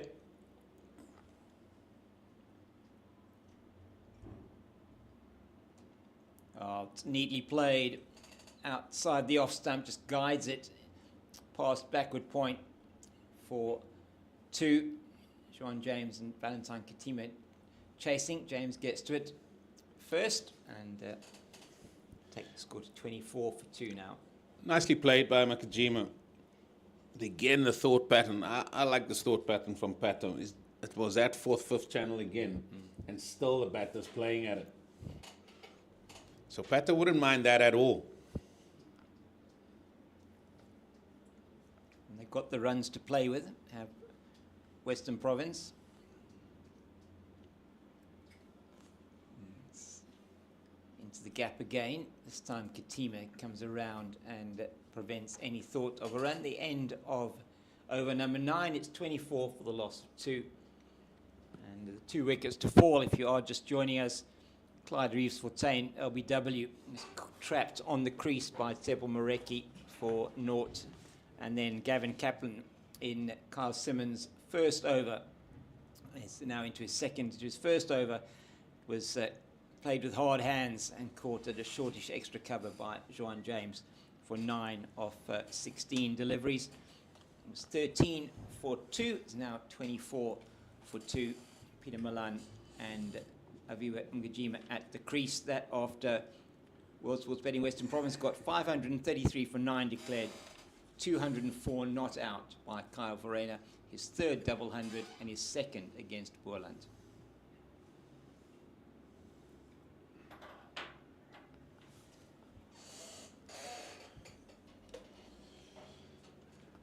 It's going to be an interesting tussle this between Simmons and Milan. What are we looking at? 45 minutes? Well, you don't want to miss that. You do not want to miss that. But yeah, I'm with you. I mean, I'm sitting on the edge of my seat here thinking, well, we could be in for some riveting cricket here for 45 minutes, taking us up to tea. And the Rhino can have his schoon. Well, Carl Simmons rewarded for his work at domestic level by a call-up to that South African A team that went to India. I don't think, I'm just trying to remember if he actually, I don't know if he played in any of those games. I think he got injured as well, didn't Yeah, he might well have done, yeah. It's a just reward for him.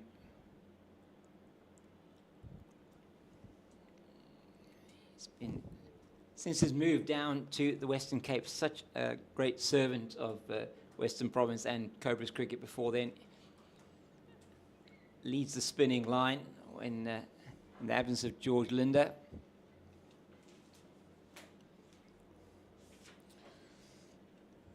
Yeah, it's just that this over the pace has been a tad quicker for me. At first over the pace was spot on.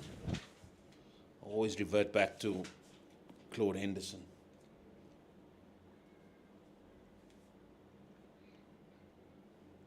That's the pace. That is the pace there. And Claude Henderson, as that over comes to an end, 10 gone, 25 for 2. And Hendo was always more concerned about the pace he was going to bowl on a given surface. I say given surface because it could be like likes of here Boland, and it could be different to what it would be at Newlands. And that is what he sort of thought more of. What pace can I get the best out of a delivery? And that is what I liked about it. And we've seen here at the surface, just that first over he bowled was a little bit slower, and he got something out of this pitch a little bit. So it's just something for Kyle Simmons to think about. As is a change of ends for Mareki. Whole lot of running around here in this from media to commentators' booth about Mareki. All we do know is he's either on 249 or he's on 250.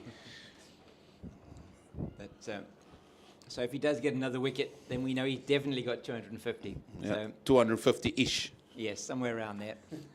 But what another really good South African fast bowler. Well, he gives it the old tippy-tappy before he goes, and it sort of takes me back to what bowlers do at the top of their mark. Morne Morkel gave it the big old U-turn. He had to make a U-turn to the left. Bumrah gives it the old shuffle coming in. Must be some other really strange ones that you see. Yeah, there are some very interesting ones.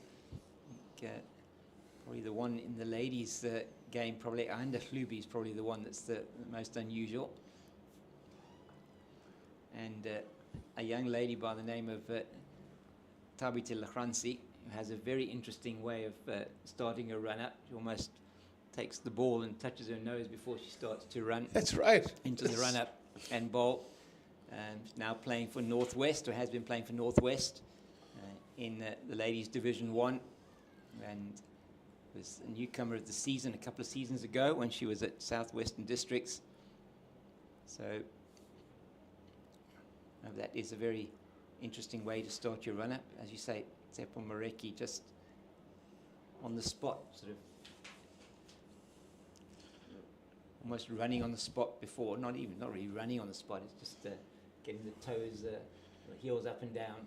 But strangely enough, he keeps shifting to the left. He gives it the old shuffle to the left before he goes in. Nathan Ellis for Australia. Okay. All arms up here before he goes.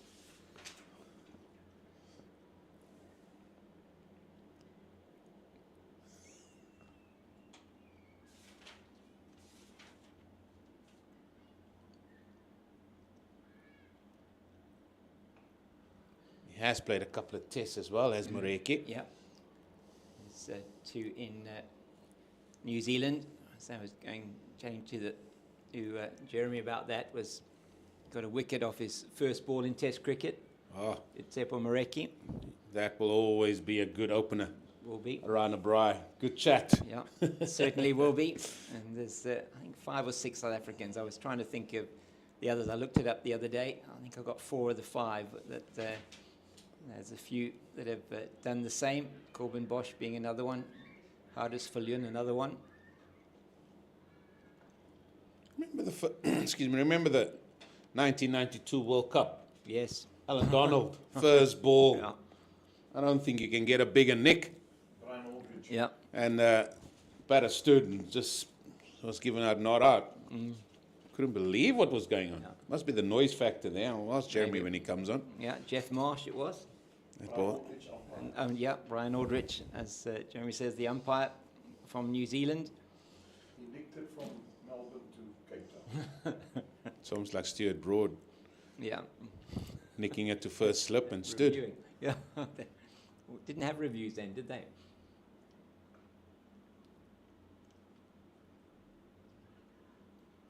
You're bringing a whole lot of topics here. I mean, Yeah. you're flooding me with so many things here. Sorry, well, The next thing I was going to ask you, you talk about reviews.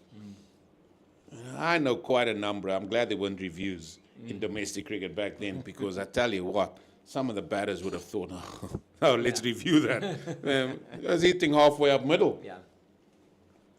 Bowlers as well, mind you. Yeah. Alfonso Thomas comes to mind. He always thought he had somebody LBW.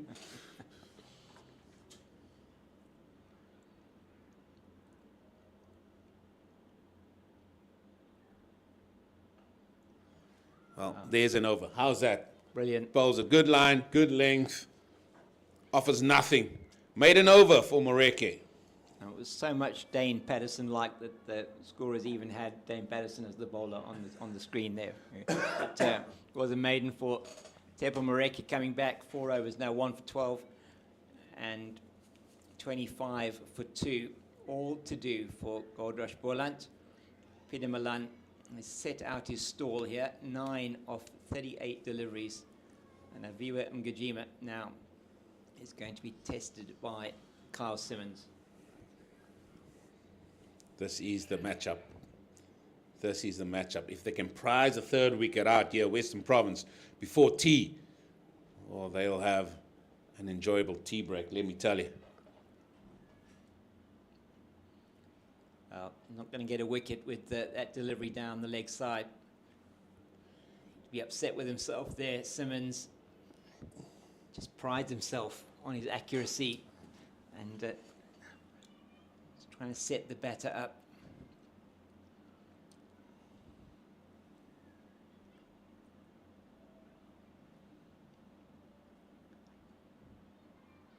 Ooh, now that so turned almost from leg stump, and Milan trying to play that one into the leg side, just got a bit squared up with that.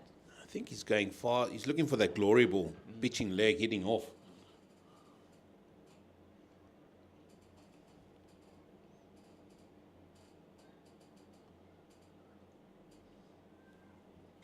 It's a patience game.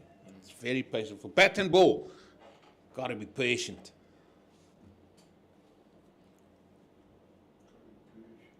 This is why we love 4-day cricket. Oh, that's why I love Test cricket. Yeah, Test cricket, incredible. I heard he talking about bringing in free hits. Cape Fox, he must.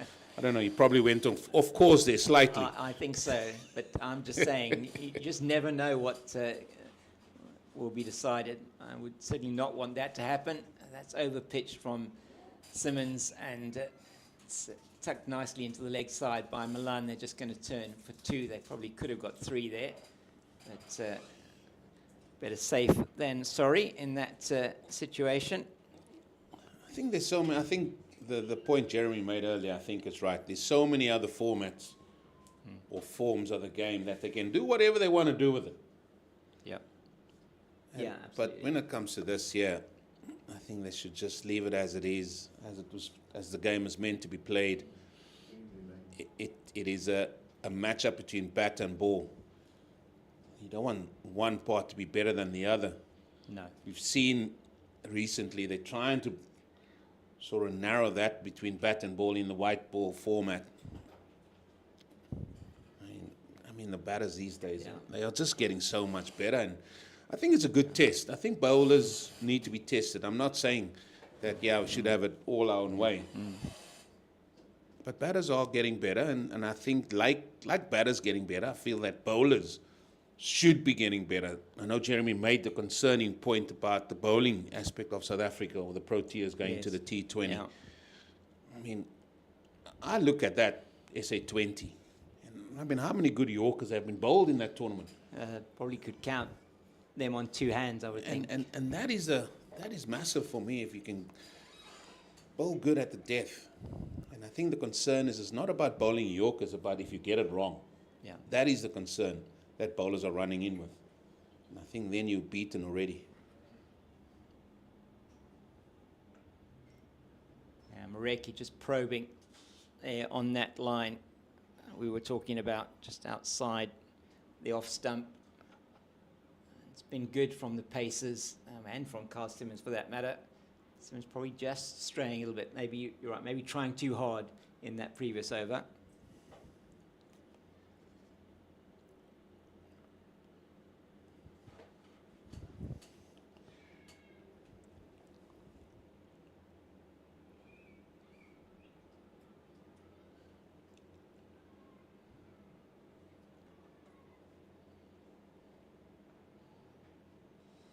Now just off the bottom of the bat, down into the ground, and through to Verena. I think it was at this stage yesterday. And when I say this stage, I'm talking about 12, 13 overs in, where we saw short ball tactics, we saw leg side fields, we've seen all sorts. And I said at the start of this innings, for me, it's going to be what the plans of Western Province is going to be compared to what Boland sort of put in place. And this is, what I can see, is just going to be one of patience. Yep.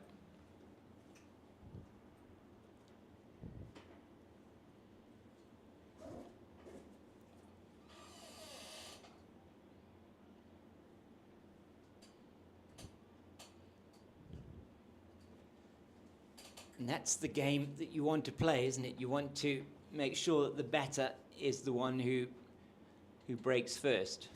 Well, if you look at that scoreboard, bottom right, and just a tad up, the R&R, Yep. run rate, 2.2. And I'm going to go back to Eddie Barlow, and he used to be a firm believer in looking at that run rate of the scoring rate, and that will tell you all you need to know. And it is a patience game, and patience brings the other word in, pressure. Pressure brings wickets.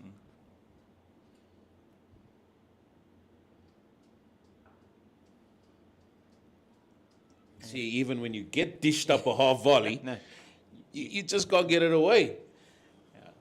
exactly. And it's a challenge out there, isn't it? Avi Mgujima's body language is telling you that as well. He wears his heart on his sleeve, Avi, and he's just telling you how difficult it is out there.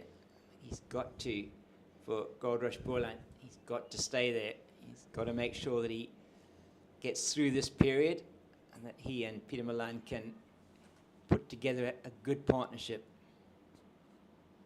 Mareki just loses his run-up yet again.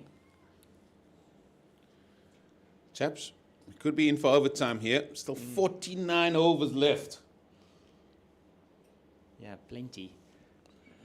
What do you put it down to today? It was a lot cooler today. Well, the first couple of hours, I certainly didn't have a lot of overs bowled in those first 2 hours from Goldrush Boland. It was particularly slow. I'll just get those numbers, what it was at lunch.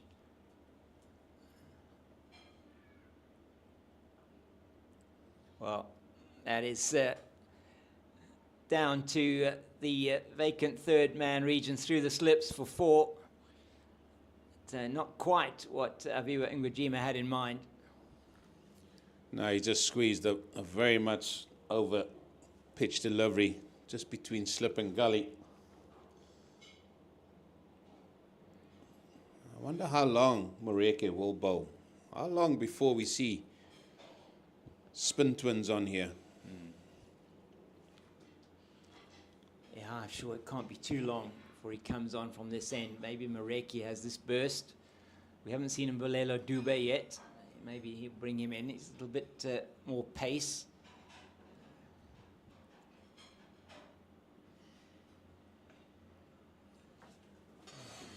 Possibly less control.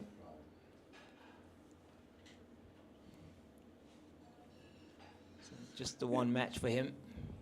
Yeah, he bowled 66 deliveries. What is that, 11 overs 11 in that overs, match? yeah. His run rate per over there is 3.2. That's what I'm looking at.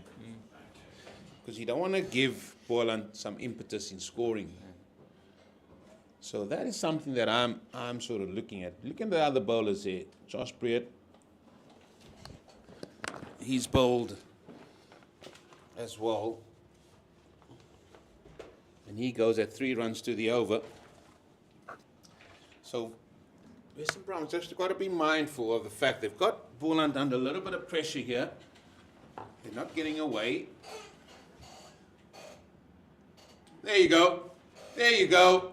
The pace of the delivery. And Peter Milan, he's got to go. Boland now in all sorts of bother here. 3 down for 32.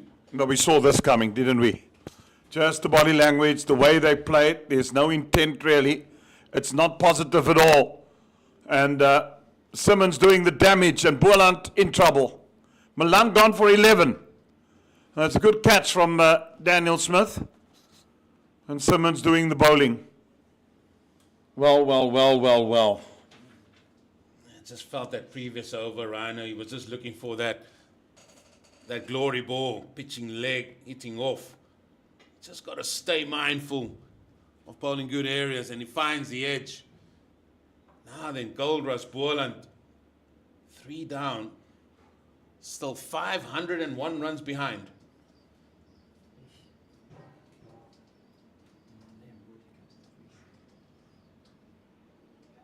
Yeah, and you get another wicket or two. Leon Botha in now, and Van Bresjes, and then it's trouble. Well, they're in trouble already.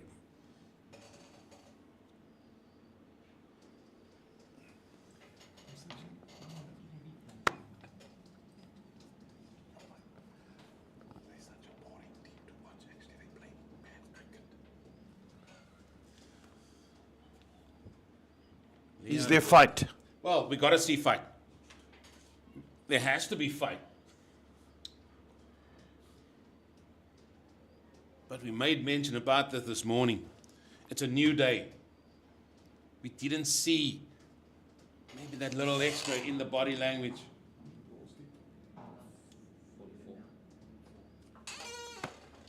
The body language was a big thing for me, and I just didn't see that spark to maybe get them lifted. And now look where they are. 3 down. And you got a youngster, men around the bat. Second slip comes in, that's Bedingham. Province on top. Now, Province are right on top here. They know they've got them on the back foot. They've been attacking, and they've made all the play. They've got the runs on the board. They've got Boland in trouble. And I said, just at the body language, I said 20 for 4 would be. It's now 32 for 3. Someone needs to show resilience, and that's nicely driven for 1 to get off the mark for Leon Botha. But again, you're the bowler. You're not unhappy about that. You got 2 slips. You got some protection as the in-out field, as we say. I mean, Western Province are just calling the shots here.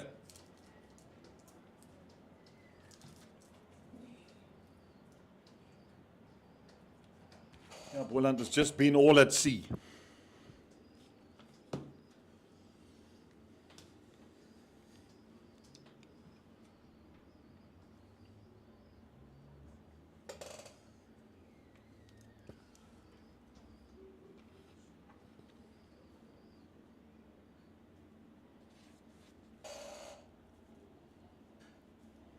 Well, you've watched a lot of cricket. You know I'm going to ask you plenty of questions. Jeremy Fredericks. Yes, sir. Is he bold? And again, we're not privy to the team selections and all those type of things. Peter Milan opened with Fortuin today. Fortuin's not an opening batsman. You ask for honesty, I'll give you honesty.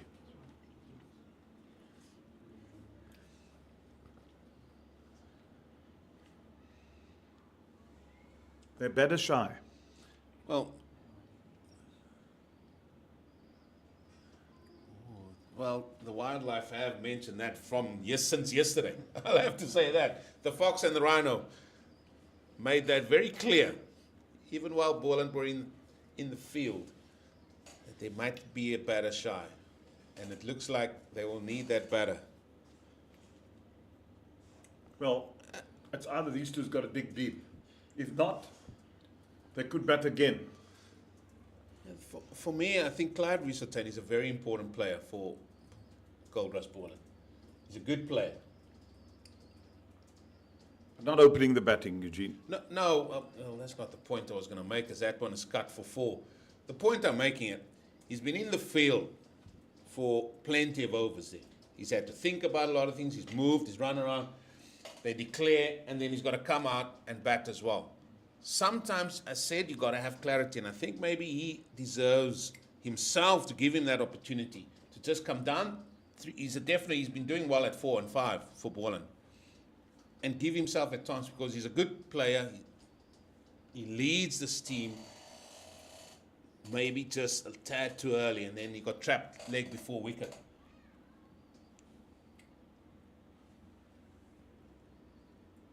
Yeah, it's just not been their day, yesterday and today. They got it wrong in the field. They got it wrong with their bowlers. Their planning was bad. Their execution was even worse. And now they find themselves backed against the wall.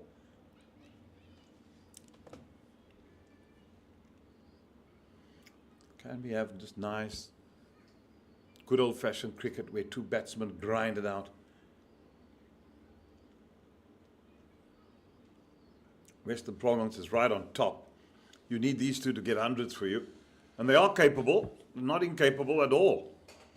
Yeah, you have one that is having a good season in Leon Botha in all formats of the game, red and white ball. Nakajima, yet to get going this season, I feel. And he needs one just for his own confidence. Because I think last year was a big turning point for him. He contributed continually well for the team.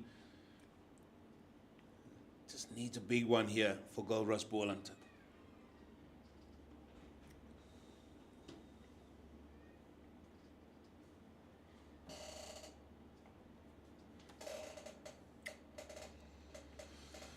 Men still to come here. Van Brissies, Van Berg, Dudgeon, Steenman, Manak.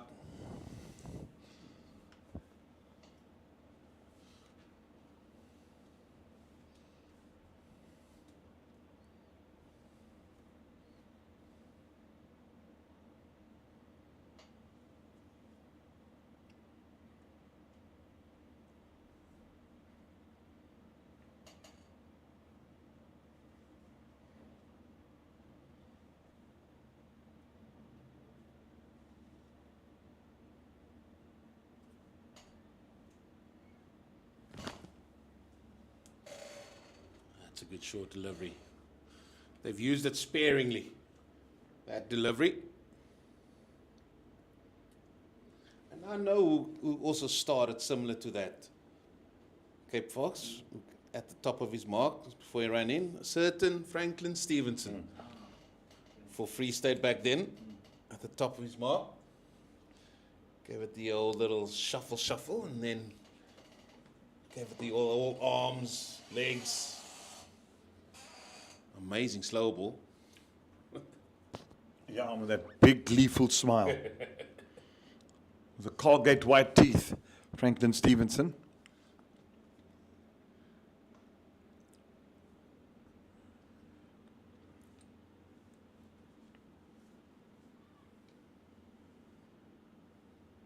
I must tell you a story about Franklin Stevenson. So in the Free State, working there, I played for a club called CBC, Old Boys. Lovely bunch of fellas. And we had to play a night game at Municipal's ground there. And the lights weren't all of the best. Oh, no. And it was a gloomy evening. And we played against Franklin Stevenson Club. I was down to bat at number 3. And I saw this and I thought, You knew what was coming. Yeah. And you had to see that white ball. There was no side screen almost, hardly. And that white ball coming at the top of that black hand.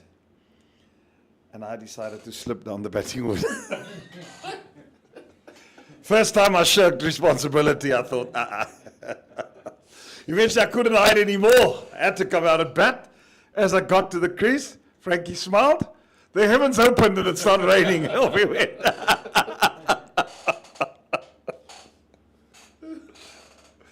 Yeah. You could smile too. What a nice man. Great guy. Great character. Absolute great professional he was. Saw him here. We were commentating at Centurion about 2 years ago and he was here. It was good to catch up with him after the game, have a good old beer and a catch up. He's at Barbados these days, at Barbados Golf Club. That's where he's the manager, I think, at the golf club. But he brought a bunch of youngsters here for a tour. But still the same Frankie Stevenson. Nothing's changed, man. Nothing's changed, man.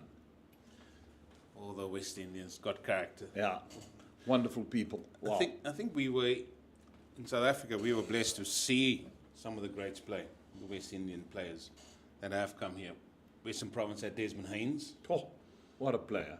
and some say he was also contributing to the Jacques Callas, the Herschel Gibbs. Yep, he brought those young H.D. Ackermans, Yeah, all of those H.D. youngsters. Ackerman as well, yeah. Yeah, Brought them through. Gary Kirsten, Aldin Baptiste at Eastern EP. Province. Yeah, Malcolm Marshall at the Dolphins. I mean, Sean Pollock just raves about him.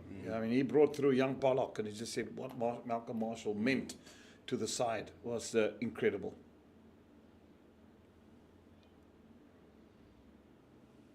Yeah, Shafiq raves about Aldin Baptiste too. Says what a great professional he was. Yes, but EP came to play Western Province. Ashwell was still playing there. It was a day-night game on a Wednesday night at Newlands. So obviously the teams arrived the Tuesday before. Are they going to try and push for 2? No, it'll just be the 1. And Ashwell knew that Bappy was the key to the success because he led that bowling attack. So his thoughts were, no, I'm going to take Bappy out the night before to a place called Cafe Sirens in Claremont. And Bappy came, danced the whole night away.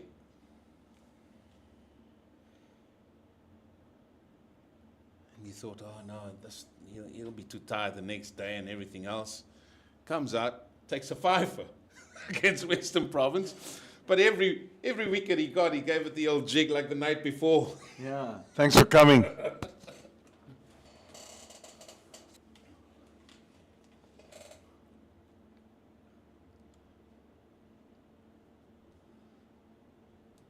Carl Simmons would not mind that. He's standing there thinking, he's going for it. I've got 2 slips. I've got 2 men on the drive. Something's brewing. Jeremy? Yeah, they've kept them quiet. They've done the hard work, Western Province. They're now reaping the benefits. Oh, you say something's brewing, that's cut away. Will it run away for 4 years? It does.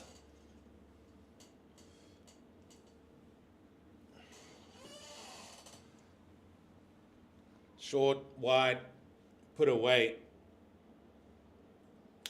45 for 3. It just looks like Kajima just wants to take the attack back to Western Province. Yeah, sometimes you got to fight fire with fire. You can't just, you got to stay in. It's important. You got to just wait for each ball, treat it on merit. It's a good ball, play it back to the bowler. Bad ball, dispatch it for 4. There's a bowling change again. Josh Breert now with his leg spin. Well, Neil have 14 minutes here, just till the tea break. I was talking to Lawrence Matris in terms of fixtures and where it was going to be, because he's in charge of all that. And he asked me if you retired as the coach at Claremont, because he says he sees the guys are making runs there now. He said, I must ask you. I said, I will ask you on air. He asked, is Eugene still coaching at Claremont? I noticed they're getting runs. Sorry, mate. Couldn't help myself there. Had a good old giggle. I said, I'll ask you. Got to remember that, I got a long memory. Yeah. I'm going to remember that. When you see him again. When I see him, the power of the mic, eh? The power of the mic. Just had to lay down a few rules. A little bit late though, but eventually the message got through. Now, a couple of youngsters coming in that, that fear of failure, they just play away, which is very refreshing.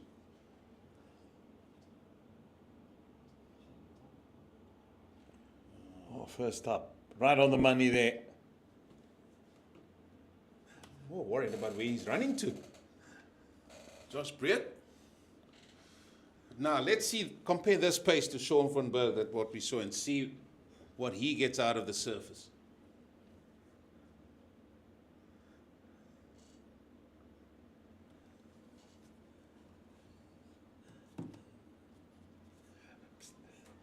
Lawrence.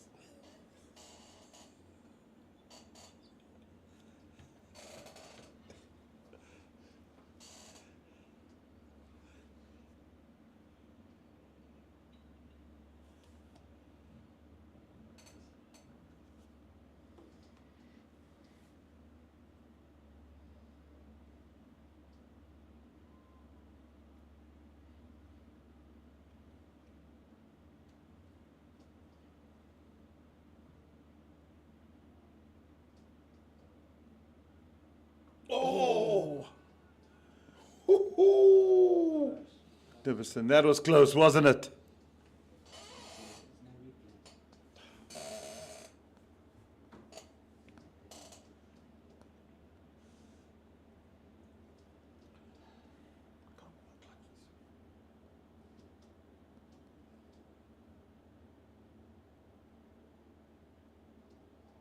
Lovely to see. Lovely to see. How old is this youngster? It's 24. 24? Good. Good. And this is one of the most difficult arts of cricket, to be a leg spinner. And I like his control thus far. I love the way he batted. 26. 26. You don't even know the age of your You players. don't have to know the age. Ah, come on. Cop out. Well, he's a young fella. Starts with a maiden. That's what you want. Beat the bat a couple of times. Well bowled, Josh. Weinberg boy. Another Weinberg boy. They breed them there at Weinberg too, don't they? There's such a lot of cricketing, good cricketing schools in that southern suburbs. Weinberg, Rondebosch, Bishop, Saxe. That's where you get all your club cricketers from, to come and play at Claremont and the surrounding areas. Strangely enough. Western Province Cricket Club. Strangely enough, we got a couple from Somerset College. Really? That's nice. We got a few from Somerset College, which is good. So we're getting them all over. Few men now that have come from the old Fishhook Cricket Club. Good old Fishhook. Some have come from Greenpoint. Yeah, the Watery brothers used to play at Fishhook. Oh. Heard some stories about Fishhook, yeah. There was a quick bowler who I saw at Nuffield Week then, which was the old which is now the Kaya Majola Week. Do you remember he played for Western Province as well? He was quick and fast. Craig Lilly. Remember him? Yes, I do. I do.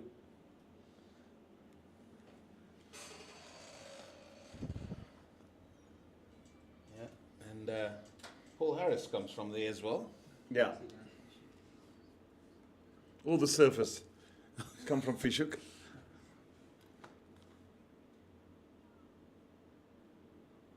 Arrow liked to surf as well. Oh, he used to come to practice with the surfboard on. He still had long hair.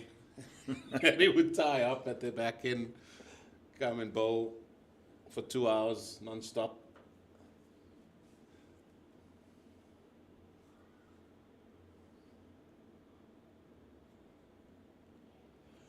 Yeah, then he went to the Titans, played for South Africa for quite a while, in Graham Smith's all-conquering side. Sure. Happy birthday, Smithy.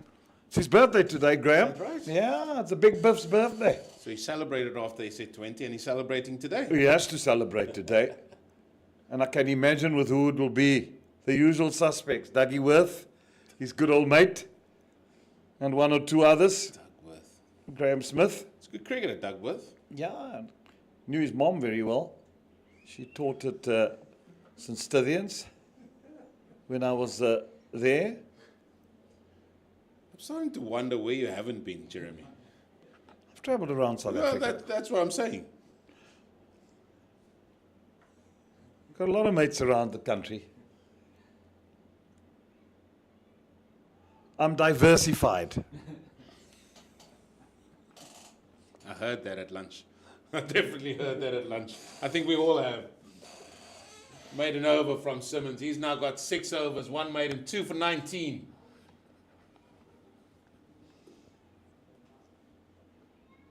I'm not one of those Cape Townians that just look at Table Mountain and don't see further. I've been around South Africa and I've met great people. I love Cape Town. It's a great city and everything, and I'll never give it up for anything else.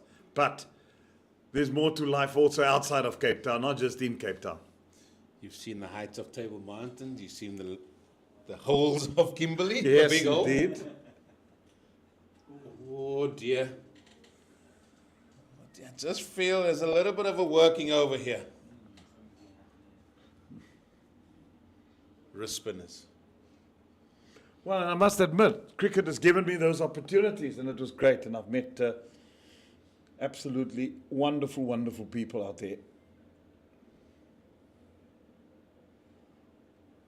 met a few suspects too, that we'll all do.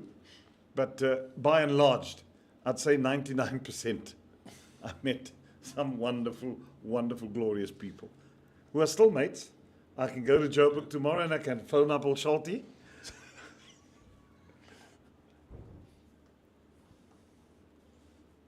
Kimberley, Bloemfontein.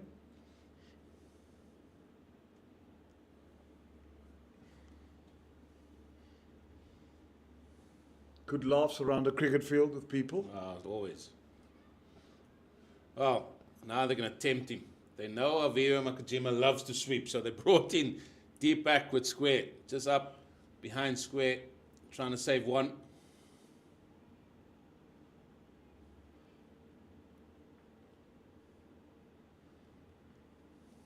Youngsters got it, eh? I think there's something. I like it. I like the swagger. I like the way he's going about his business. Joshy Brett, good to see.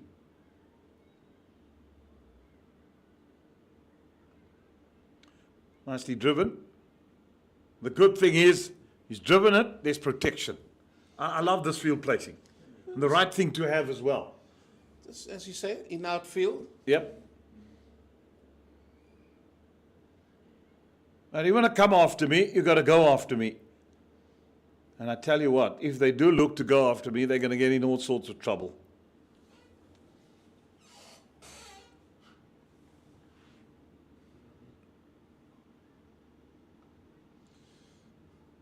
Yeah, he got called up to that high performance camp not so long ago, Josh Brett. Fortunately got injured there, but it was good to be amongst all those other players.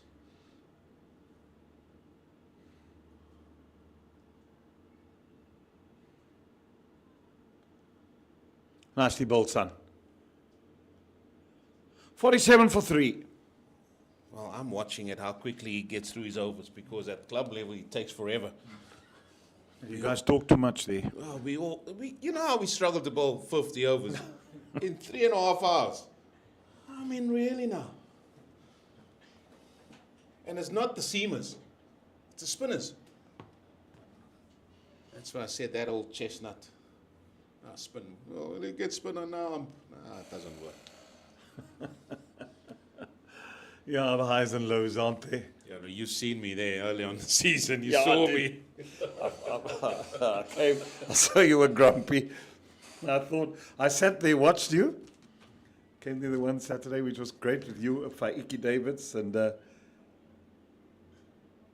One was smiling, one wasn't. yeah, Faiki was right on top, and could sit there for a couple of hours, and I thought to myself, rather you, Eugene, than me.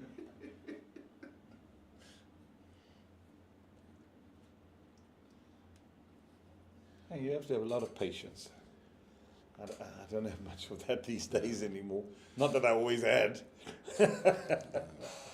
Well, this is where Leon Botha just needs to take his time. It's 3 minutes to go. Can he drag it out to make this the final over before tea?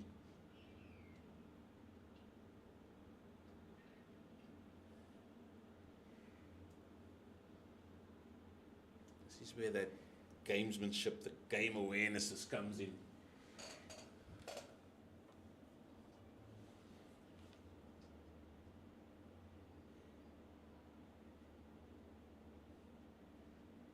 Carl Simmons, he's not even looking at the batter anymore. He just turns and goes back because he knows he wants to get another over in.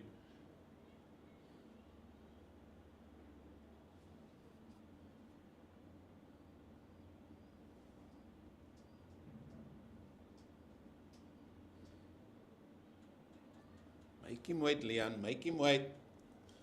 Look at the clock. Tie your shoelace.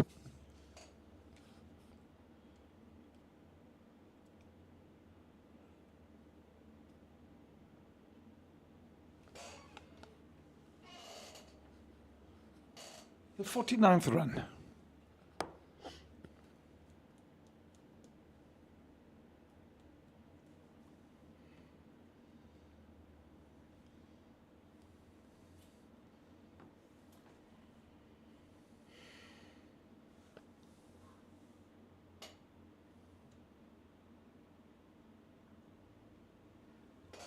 Oh, it's good fielding. That's a good piece of fielding.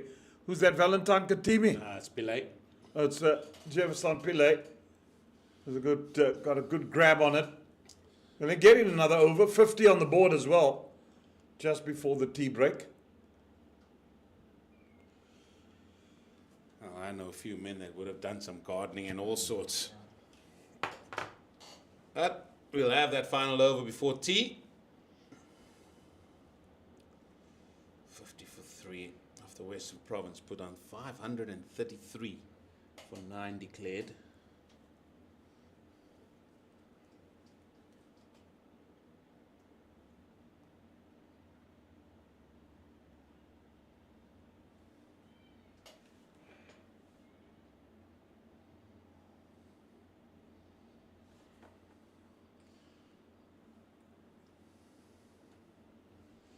This is good from Daniel Smith. He's bringing long off up. He realizes, listen, if you want to take a risk going over the top, go ahead.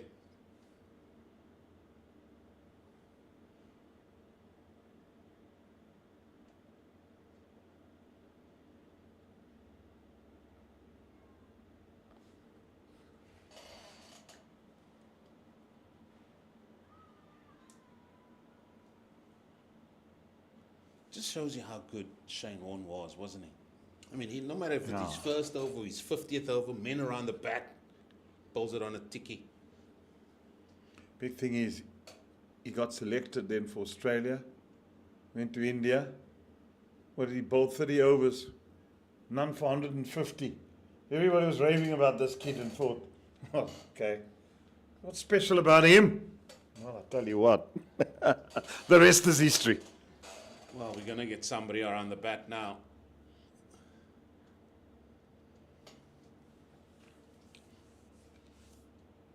Yeah, somebody that if you enjoy leg spin, you would have enjoyed watching Shane Warne. Yeah, there are two leg spinners to me, without a shadow of doubt, that I've seen live and that I have the tremendous most respect for. The one is Shane Warne, and the other one is Dennis Hobson. Absolutely. I reckon if there was international cricket, Dennis Hobson would have been phenomenal. And then there's another spinner who impressed me, and I thought the world of as well as he's beaten by that, Abdul Qadir from Pakistan. He was just masterful at his art. 1 ball to go before tea. More changes to the field. Another man goes into the grabbers. Bedingham goes into second slip. And to think that all three are not with us anymore. They were world-class leg spinners.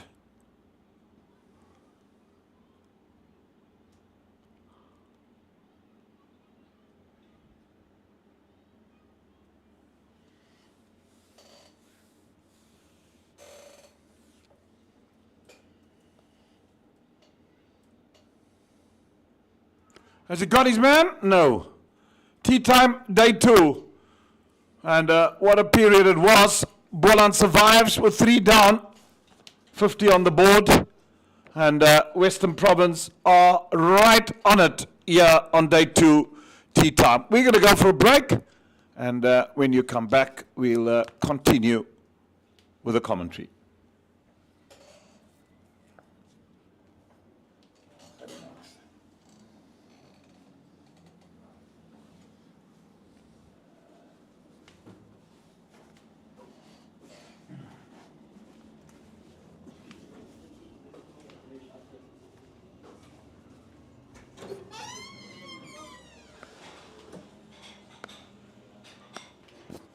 Sa lang dag.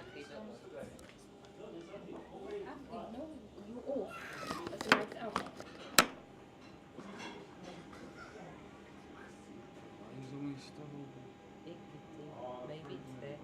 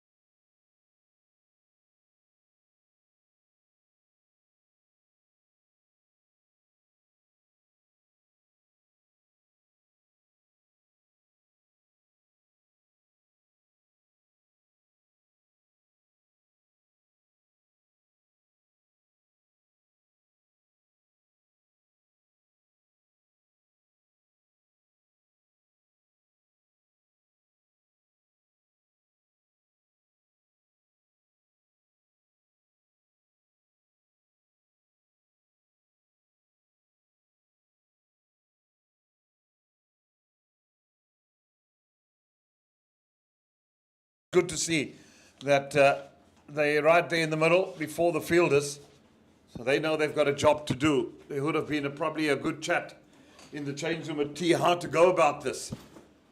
And the big thing you've got to say, we've got to be unscathed now until drinks. And stay unscathed for the next hour. And just plan session by session, minute by minute, ball by ball. Concentrate, do the hard work. But Western Province are right on top at the moment, James. Well, a lead of 483 at the moment, with Boland in all sorts of trouble. And another wicket early after tea. We've seen wickets fall with in the first over of sessions quite frequently in this match already. But Botha and Mgijima, they just have to keep batting.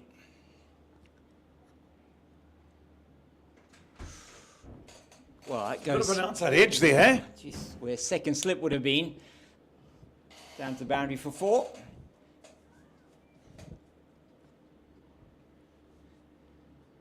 And got away with that one. Leon Botha. Just lunging forward. And then when you're lunging that far forward, there's no weight behind the ball. So you're playing with the arms, and the chances of getting the outside edge, we don't have the privilege of giving you a replay, which I wish we had. So important to have replays so that we could just have a look at it again. Unfortunately, we do not have today. Such an important tool, especially when you're commentating and talking about something. Don't have a second glance at it.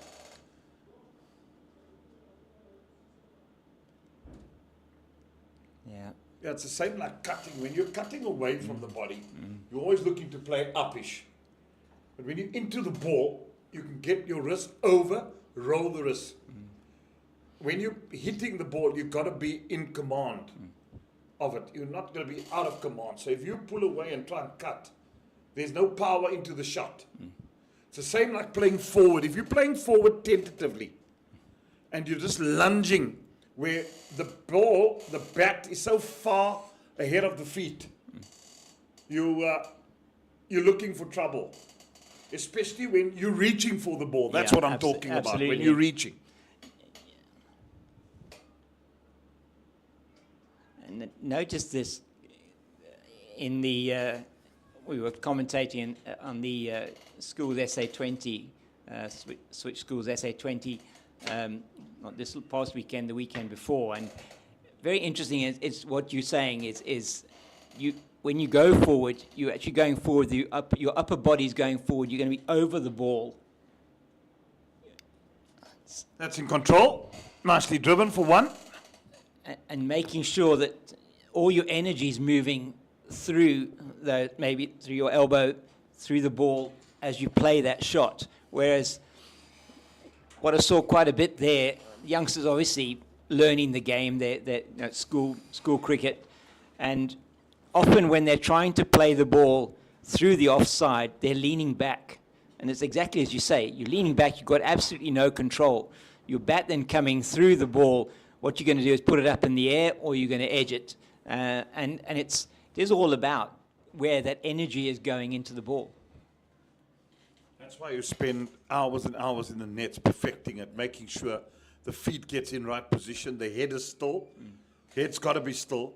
And then there's some batsmen like Herschel Gibbs and these type of guys, Brevis, and then their hand speed, Stubbs, their hand speed to the ball is so good. Because sometimes where they lack in certain things, the speed to which they get to the ball is so quick. It's not everybody that has the ability with hand speed to a ball, and sometimes you can get away with it. But if you're a conventional cricketer, it's important that you get everything behind it.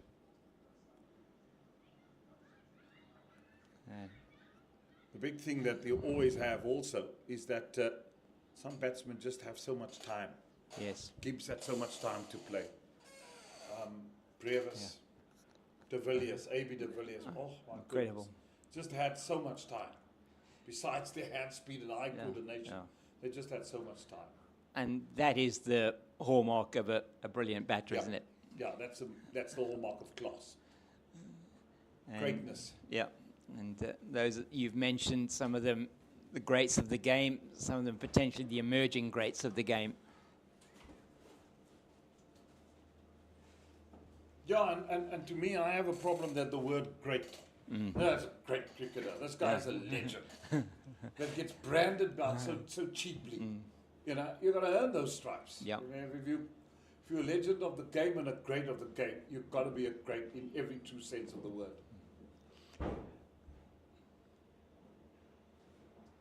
Yeah, I could not agree with you more.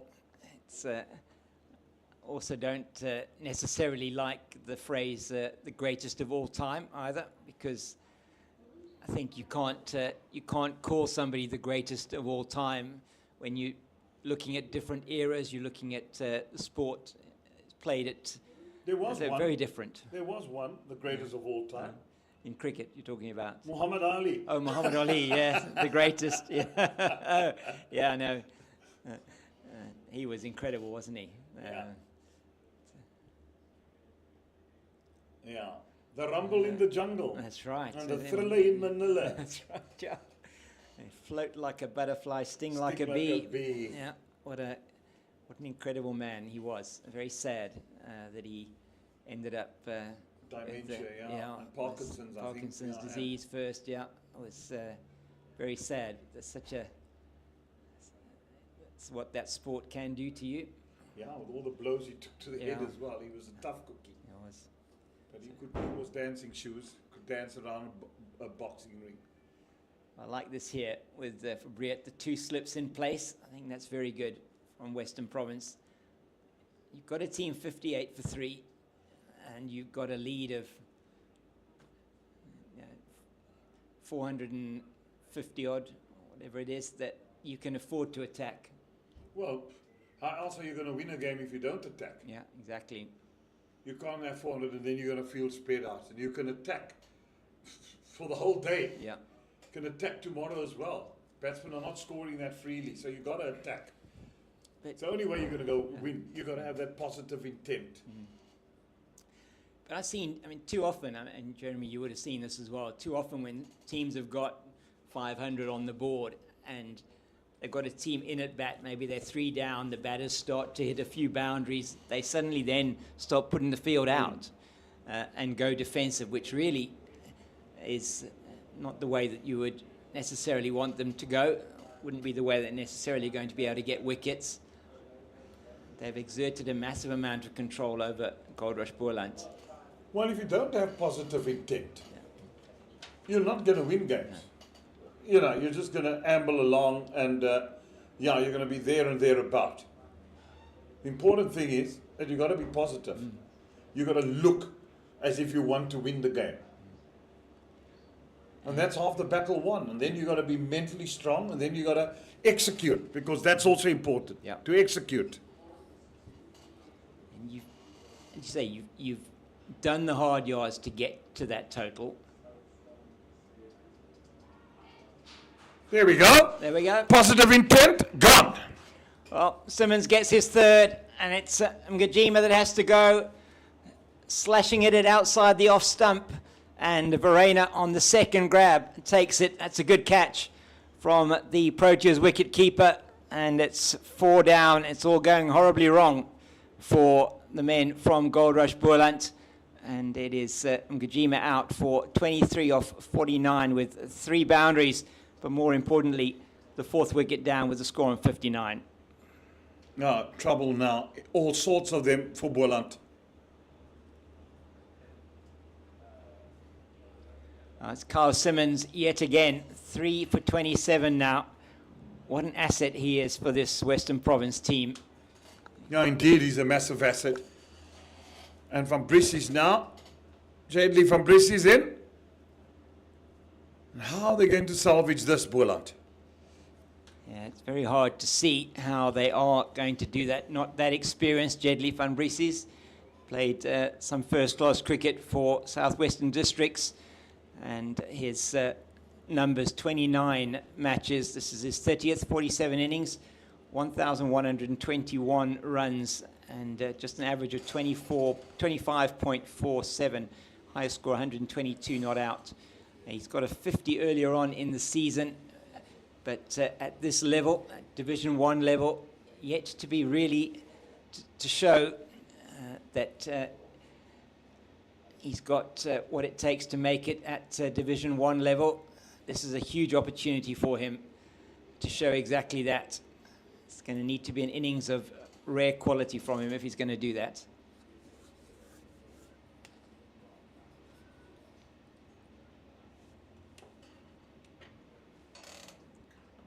I just want to say to you, it's really a pleasure yesterday. Working with you. You've really got much better. Keep it. It's really doing well. Thank you.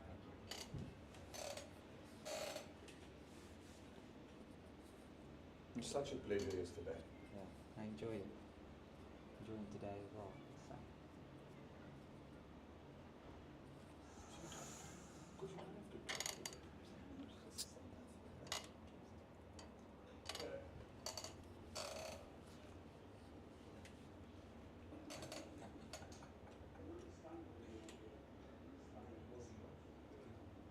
So. Yeah, it's not easy going. I know when you're back against the wall out there in the middle, it's not easy at all. You just wonder, where is the next run going to come from? Oh, that's very attacking. A bit of a misfield to get him off the mark. He's going to come back for a second.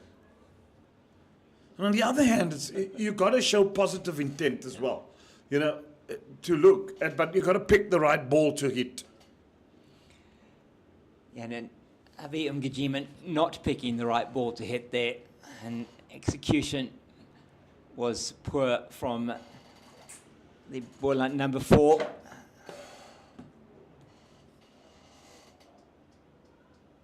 Oh, it's nicely played.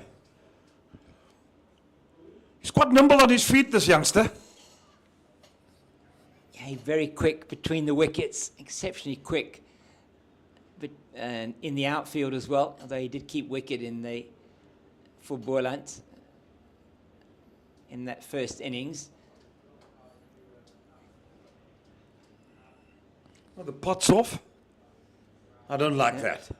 No. Well, they've taken Katime now out from, he was under the pot there. I'd have still kept him there because I still think there's one or two that could still spit. But they've moved him from silly point to a short mid-wicket position. Yeah, I'm with you. I think definitely for Leon Botha, I think you want him to be defending, you want him to be coming forward. I think he's still learning his game at this level as well. So you've got two relatively inexperienced batters at the wicket now. You want to put them under as much pressure as possible. If he goes for the shot, that's absolutely fine. Because we saw earlier, he was lunging at one, which got the outside edge. Yeah. And the man at silly point is very off-putting. You just get one that just could come from the bat onto the pad and spill up into the air, and it will give the chance where Katime was. So I don't think I would have really changed taking Katime away from under the pot.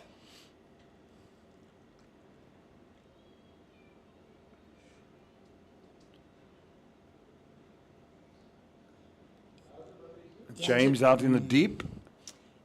It's very interesting what the fielding positions they've got here on the square. You've got Tsepo Mareki in at a shortish extra cover, and then behind him, you said, John James, who was diving to try and cut that one off, is almost in the same line as Tsepo Mareki. It's something I haven't seen before. Maybe just slightly to his, slightly behind him.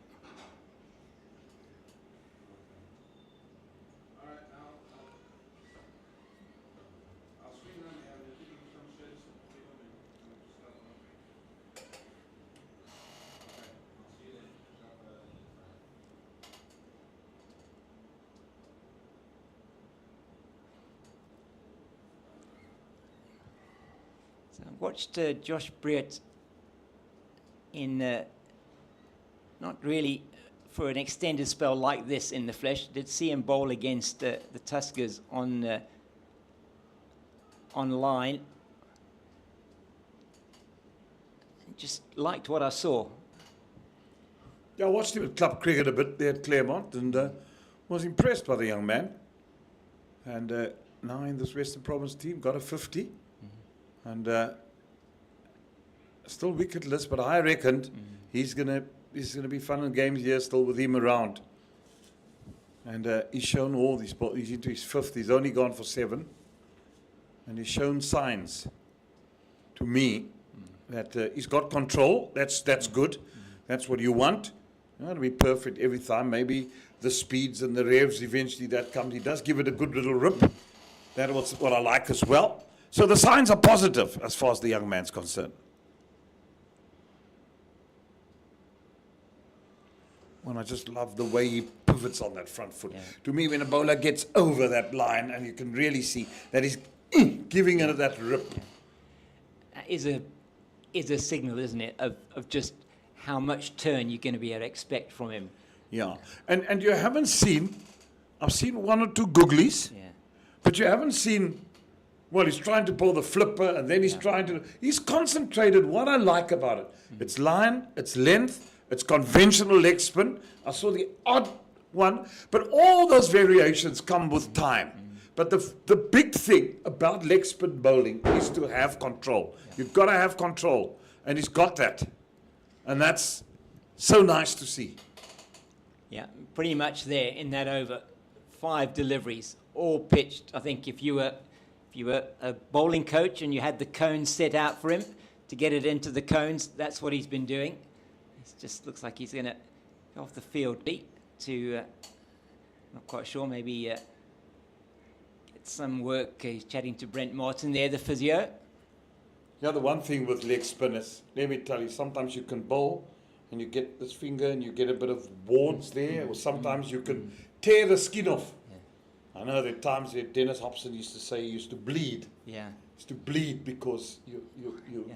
and you can't also have a lot of plaster on your bowling hand when you're bowling. So it's all a bit of management because you really rip that ball. You're turning it, so it does tend to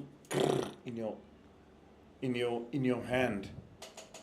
Yeah, and with- especially when you hear the ball doing that sound, you know it's ripping and turning. with that the seam there on Yeah. your fingers. Yes. It makes it, and you've got to have that seam in there, because otherwise you're not going to get the turn. Yep.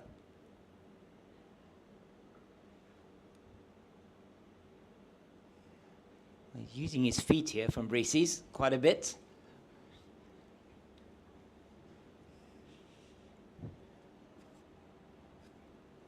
Jeremy, you mentioned Abdul Qadir earlier Yes. on. It was interesting because his name came up in a little bit of a search I was doing. Wasn't him that actually did get a wicket with his first ball in Test cricket. It's nicely played. It'll run away for 4. It's good stuff. Good control from Van Breesy's there. He just paddled it round the corner. I think the key to that was he didn't try and hit it too Yeah. hard. And so I was just looking, I'd managed to remember 4 of the 5 names of South Africans that had taken a wicket with their first ball in Test cricket. And started way back in 1905-06 with A.W.E. Vogler. I think they called him Bertie. Yeah, Vogel. Vogler, yeah. V-O-G-L-E-R. Yeah. And probably got the pronunciation wrong. Nicely bowled. Then we had to wait 109 years for the next one. Dane Pitt, got Mark Vermeulen in Harare against Zimbabwe. 109 years. Yeah, between Wow. those two. Bold, son, bold. Oh, I love it. Yeah, This is good stuff. I just love to watch Carl Simmons bowl. And when he's on song, there are few better left-arm spinners in the country. Certainly, we've got the stocks of left-arm spinners really good in South Africa. Yeah, Muthasamy comes to mind immediately. Yeah. Simmons, right. He's bowling so well today. Carl Simmons, he's bowled 10 overs, 3 for 34 on a maiden. So Dane Pitt then, the second one. Hardis Viljoen was the third.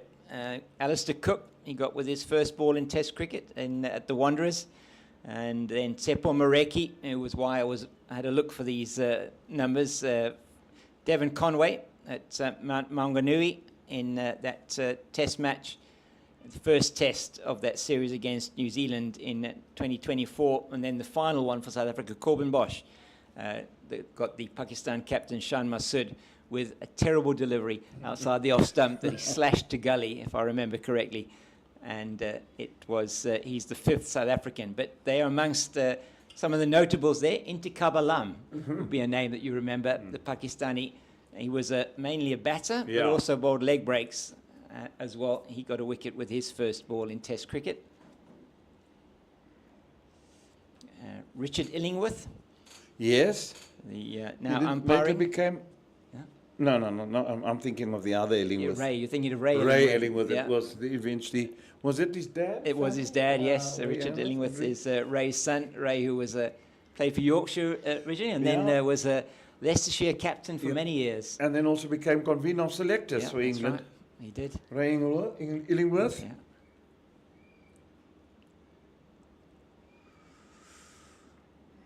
Oh, this is good from Josh Briett. So other names that will be more recent names. Nathan Lyon was one of them. Shamar Joseph of the West Indies, and then from the 1940s, late 1940s, Keith Miller, the Australian. Keith Miller, yeah. Oh, Was a spinner as well, Keith Miller. Was he? I think he was Quick. right on fast. Yeah, Fast, yeah. but he was also an all-rounder. One of the I'm thinking of other Keith. No, he was more batsman. Keith Stackpole. Stackpole, yes, was a batter. Yeah, yeah.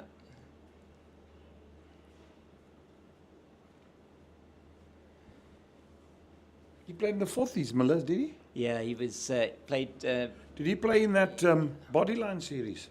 I'm not sure because Of he Bill was. Jardine when he was captain.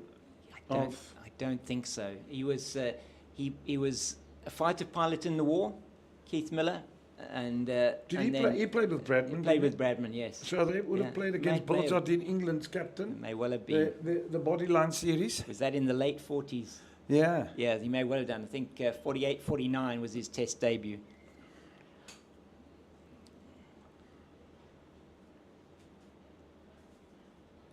No, they played on uncovered pitches. Now you can imagine.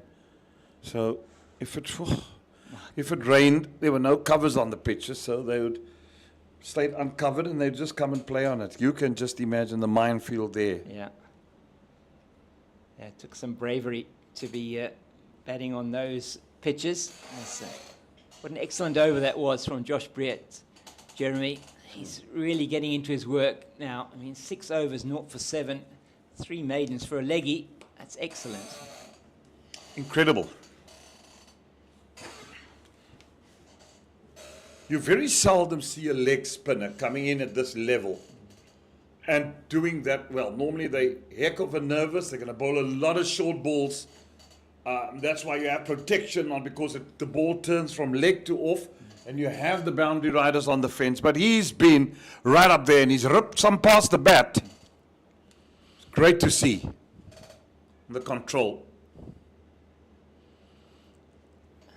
Yeah, I'm not sure why they've taken the man out of silly mid-off or silly point now.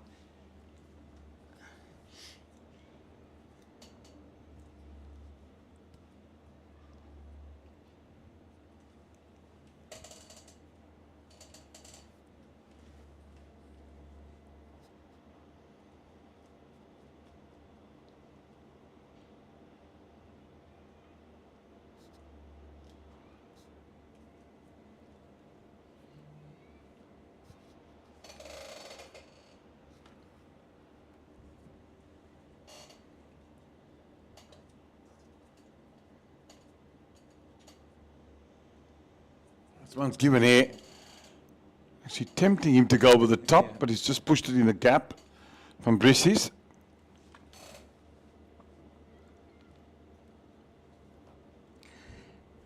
So I see they've brought Dame Patterson in here to man short 45 on the leg side to maybe try and negate the fact that Van Bressis wants to play that sort of little paddle down to the leg side. But I'd be quite encouraged if he plays that paddle off me, because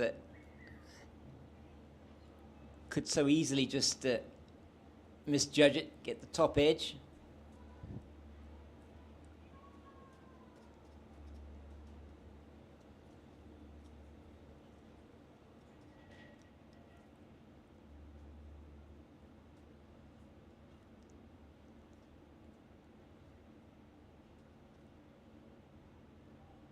Oh, there seems to be quite a puff of dust also there on the length where Simmons, and that's not good signs for batsmen when you see a puff and you see the ball kicking and turning.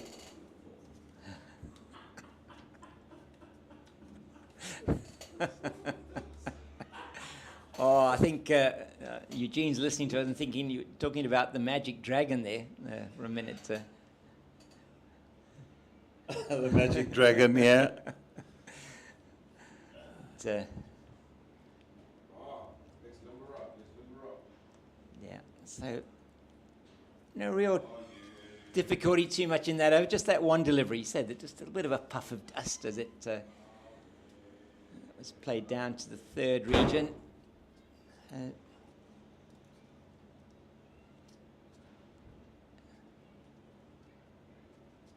What you don't want to see here is Province taking their foot off the gas. Yeah. Well, they're well in control at the moment. And it doesn't look like it because I'd let these spinners bowl all day. They're not getting them away, can't hitting them. And they know that Boland's got to make the play. Yeah. So while the going's good, you can continue with the spinners. Nice little break for your quickies. Later on, you can say, right, come back, boys. Have a go, have a flutter. Bring us the royal flush.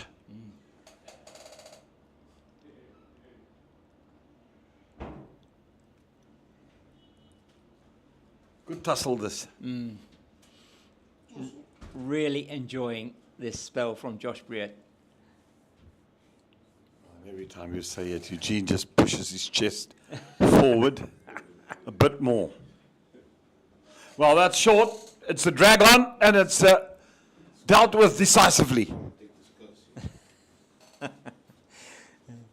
Well, yeah, just a touch of the bat from the two batters together. So from Reese's does manage to latch on to the rare bad delivery from Josh Breert.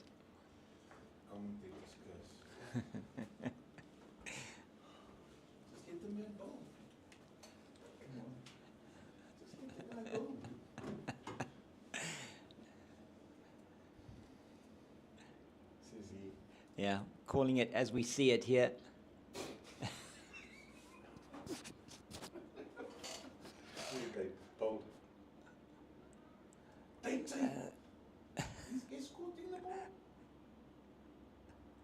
Is that Katimi?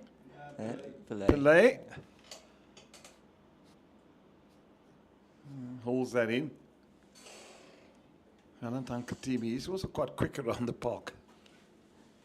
Yeah, Jewish and Pillay not quite as much of a greyhound over the outfield.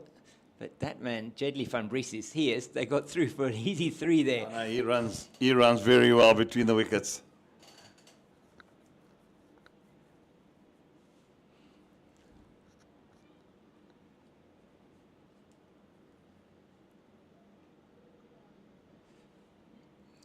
I'd love to see a 100-meter time chart for the Boland team and see how far Jedley van Breeses would be ahead of some of the other players. 20 meters. So, he is incredibly quick.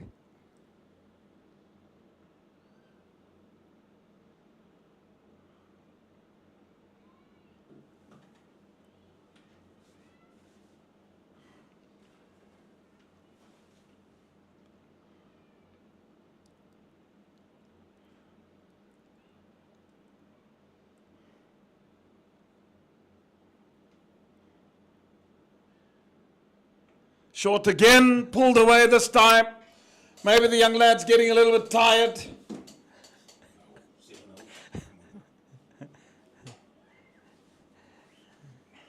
Young. And 77 for 4 as I have a welcome break and allow the giraffe to return. Yeah, and Giraffe was doing some browsing there while he had his break. Didn't manage to get a couple of those 5-minute naps in though. Shame. It's called doing some prep work. There we go. It's Monday morning, or it's Monday Yeah, it is. today. It's not Yeah. morning anymore. Apologies. No. 79 for 4. The Wildlife managed to get another wicket in their column. That of Avia Makajima. Carl Simmons, 3 for 37. He's been good, hasn't he? Yet again, Carl Simmons.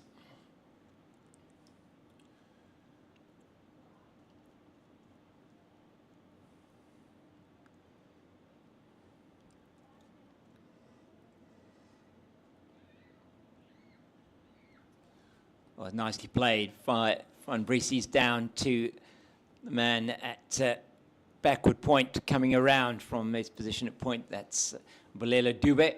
Haven't seen him bowl yet, and we may well not see him this afternoon if the spinners continue to make inroads into this Boland batting lineup. They've just gone a little bit more defensive here, Western Province.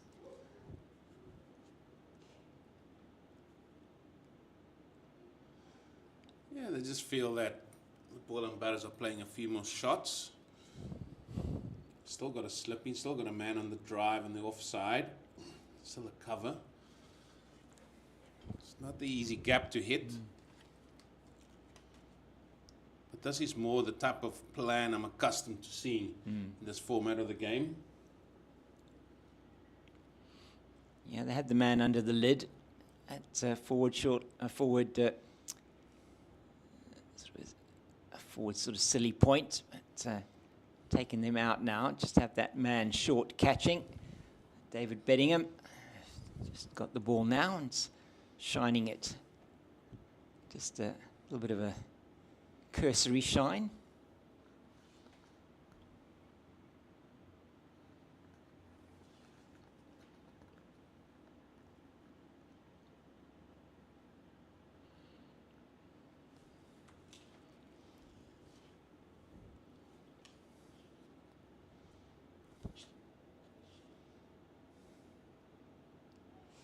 He's a busy player, is Jedley van Briesie's. Yeah, he is. I sort of nicknamed him the Breeze. Yeah.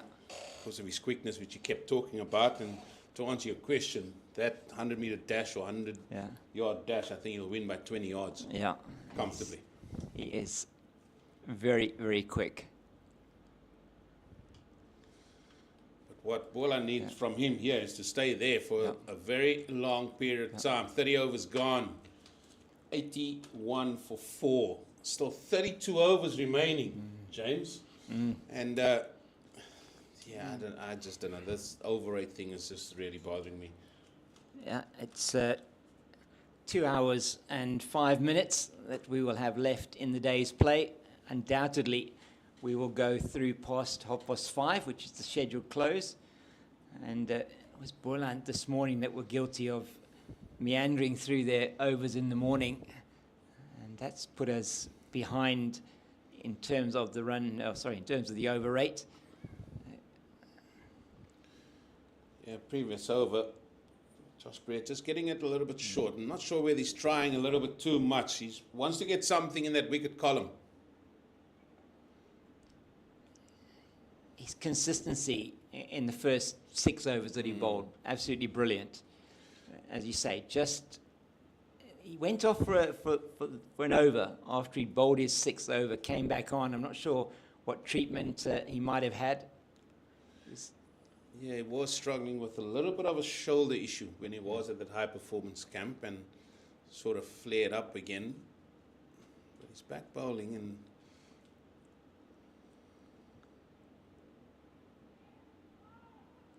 let's hope for his sake that it is not going to be anything that's going to keep him out of the team, and potentially with that match next week against the Titans. no, I think he's all good. once you have a long break like these players had and you come back, just getting back into bowling again.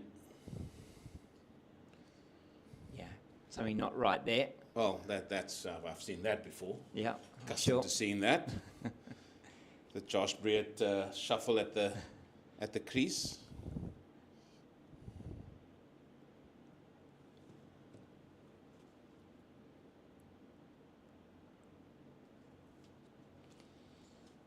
Wouldn't mind seeing Dube coming on. No, Just to change it up, change the tempo of the game.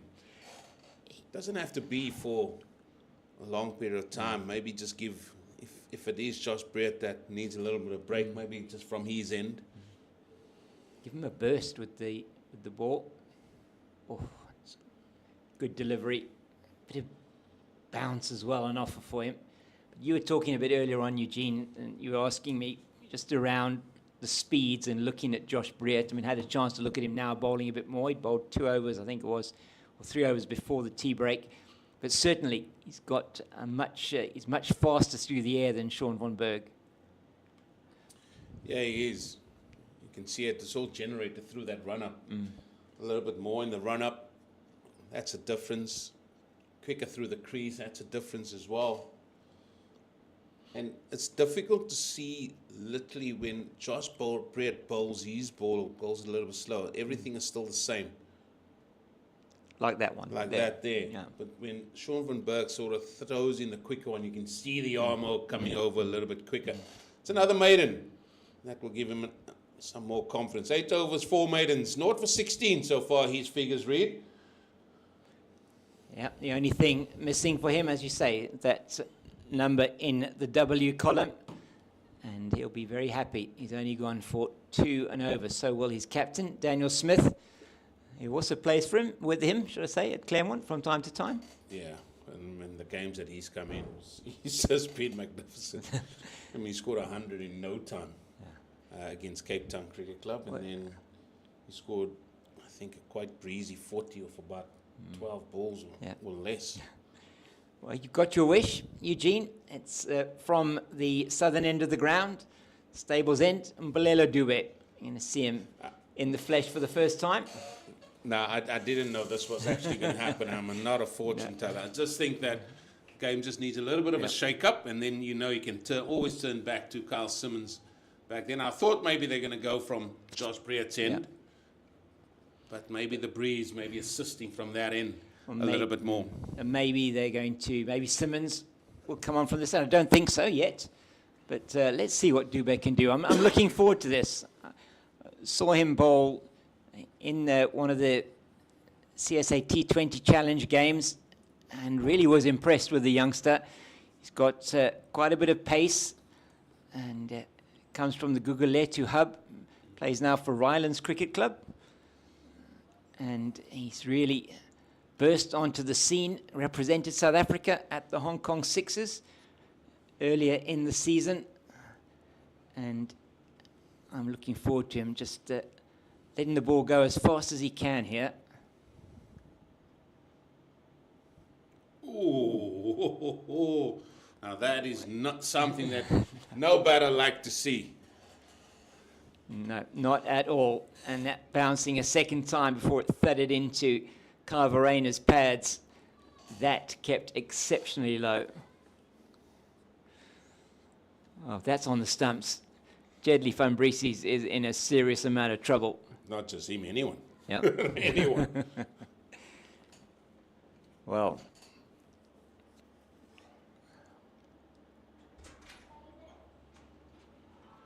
That's height. yeah, just hanging on the back foot, short of a length. But it was, as you say, that one just bouncing up a little bit more. Does have a little bit more pace. He's just going to get into his work, and I'm sure we'll see him cranking it up a little bit more. Not a tall man. No, but he definitely bustles in, doesn't he? Doesn't he? It's good to see. A lot to be able to work with here. This action as he gets to the crease, very similar to, looks a lot like Tsepo Mareki when he comes into his gather and bound for me, but in his run up, a lot like in Kobani Mokoena. Well, to you, Wildlife, I've seen most of this 31 over so far. And Western Province haven't resorted to the short ball tactics that we saw in the first innings from Boland. Even a fella like Dube coming in, trying to hit a good line and length outside that off stump. Yes, he got it inside half of the bat there. Well played by Fabrices. And this is the difference. Just the planning. Oh, for yeah. me. Planning, execution of those plans.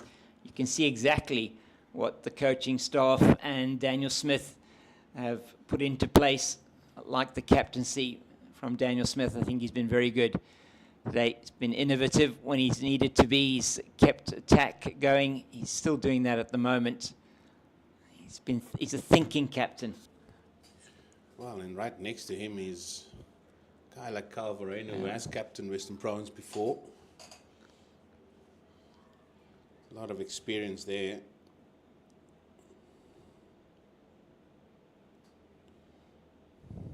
Yeah, just straying onto the pads, and Lambert are not going to miss out on that one. Just into the leg side. Important for the Boland batters to keep that scoring rate ticking along. Just some news elsewhere. I was talking about Ngobani Mokoena. He's got 60 not out of 80 deliveries with Ethan Bosch, 60 of 84 as the Dolphins have recovered. In fact, they've just lost a wicket now. Ethan Bosch is just been caught at long on off Caleb Seleka, but Ngobani Mokoena still there with a half century to his name. I would say what a find he's been, but we've seen so much of him at youth level. To me, it's not a surprise seeing him and how he has progressed at the senior level. Not at all a surprise, No. certainly. And yeah, people may have said a breakthrough in that Paarl Royals team, just really starting to show through the promise that he had at under 19 level. And he certainly is one for the future, you feel. Excellent temperament, really great young man. And to chat to, very humble, and really that's what you want. Works hard. It's good to see. And doing the job there for the Dolphins with the bat this time. And we know he can bat. That's excellent from him. As Carl Simmons, as I thought might happen, does come on from the northern end of the ground, the Nederburg end. He's going to be bowling to Fabrices. Nice. So elsewhere, just drinks at the game between the Titans and the Tuskers. Titans going along merrily there, batting at just under 4 to the over, 219 for 2.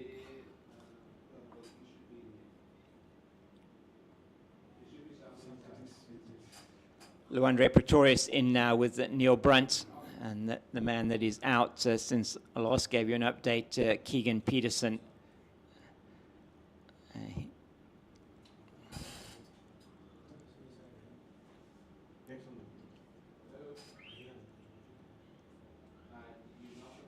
And the Warriors are putting together a bit of a rearguard action there with Dwan Olivier and Patrick Kruger in reply to 305 from the Lions. They're 146 for 6 now.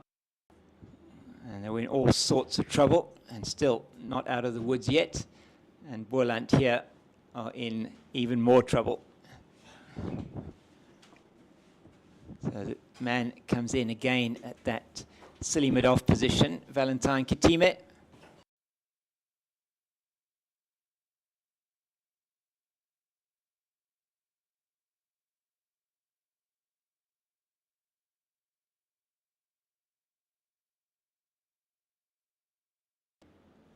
little bit shorter from Simmons, and plays it over the head of that man in that short silly mid-off.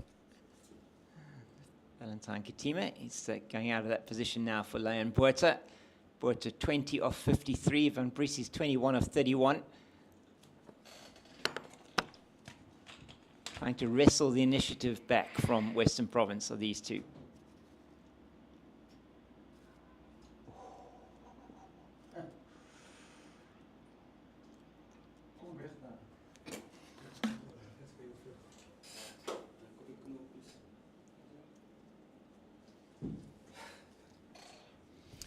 One trip to the Asian countries. One trip to the Asian countries and this happens. Well, there we go. Simmons finishes very good over, just a single off at 85 for the loss of 4. Partnership now worth 26 between Van Briesies and Botha, and Van Briesies has 21 of those. Not a typical Leon Botha innings this, Eugene. No, it's needed. Let me tell you, this innings is needed. We know that he can certainly bat, can Leon Botha. At his highest score at first class level, just 45 not outscored this season against the Dolphins here in what was a not a very good first innings performance, if I remember correctly, by Goldrush Boland. So just making his way in first class cricket.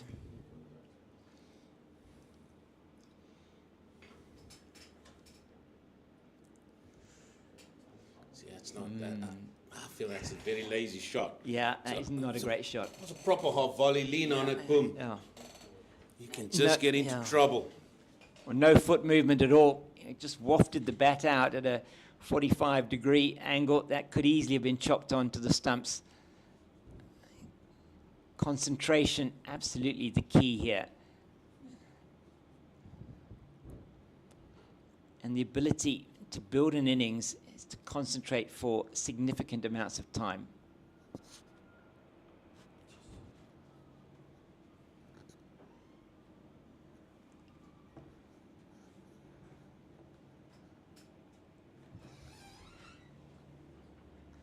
And this is where probably a senior partner would be just coming down and having a word with him.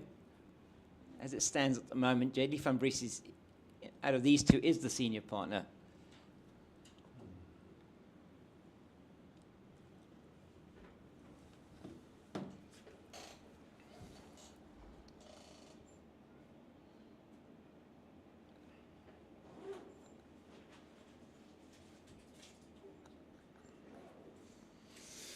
Well, these two know they've got to stay in. Yeah, Who's next? they do. Sean van Berg. Yeah, He can bat. I think he's got 100. he's got a. I think he's got a couple of hundreds actually, 500s at first class level. Couple of 5, I should say. Yeah, he's got. So he certainly can bat, no question about that. He can hang around. We have seen him being susceptible to the short ball as well.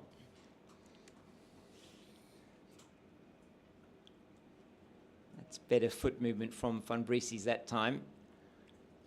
I'm enjoying this because this is what, and I've alluded to it so many times, first class cricket, it is about, you've got to work hard to get wickets.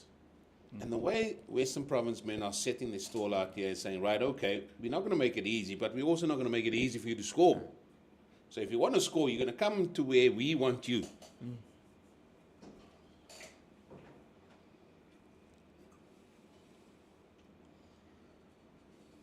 Well, as I say that, Okay. they've gone now to a 5-4 leg side field. Yeah. So now, unless it's a double bluff, the plan seems to be clear. Expect a couple of short ones from Dubé. And the first one's dealt with well by Van Briesies.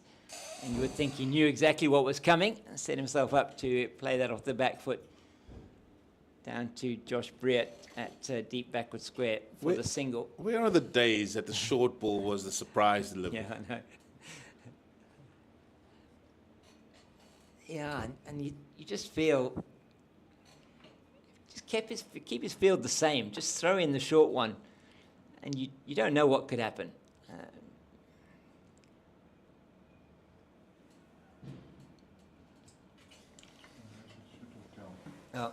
Too wide down the leg side. Leon Botha does have a go at that, and perhaps the Western Province team won't be unhappy that he did have a go at it. Could have only got himself into trouble. It's 86 for 4 at the end of 34. And Simmons will continue with his new spell from the northern end of the ground, the Niederberg end. Got one to turn and bounce in the previous over.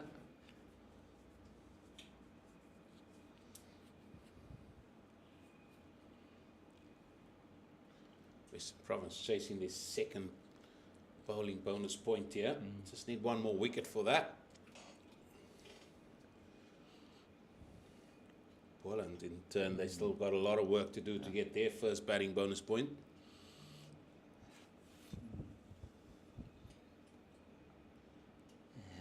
And they, before this match, we've been speaking about this quite a lot, in a very good position on the log, sitting third there with just less than a point behind the Lions. 3 points ahead of the Dolphins. The Dolphins now, I say, putting up a bit of resistance there, but with that wicket of Ethan Bosch, I'm not sure what they're going to end on, but over 250, so they've already amassed 3 batting bonus points. And what looks like it will be a drawn game, potentially there. Oh, got hold of that, has Jedley van Briesies. It's a couple of bounces over the boundary for 4 at a straightish deep mid wicket. And he goes to 26. Just a little bit too full from Carl Simmons on that occasion. Well, what the shorter players do so well is play the cross-batted shot. Going for the slog sweep, the hard sweep, executed it well, gets 4 runs for it.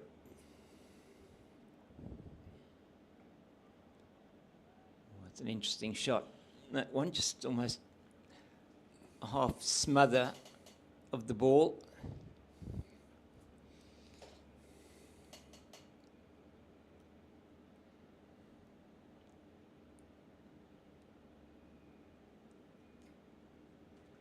Short cut away. Man in the deep. And they just come through for the single. Dane Patterson out there on the boundary. Oh, he's just grazing. Yes. He's just be grazing out there. Just tell me when I'm bowling next, Skipper. I'm ready. I'm ready to go. always ready to go. Ooh, Len Boyter going back to that, playing it, that one with a straight bat, getting away with that as well. It's the end of the over, 35 gone. It's 91 for 4, and it's time for the players to have a drink, the umpires as well. And with the score 91 for 4, deficit is 442 is what I make it. Still plenty of runs to get for Goldrush. We'll be back with you in a couple of minutes. So 5 minutes. I think it's going to be 5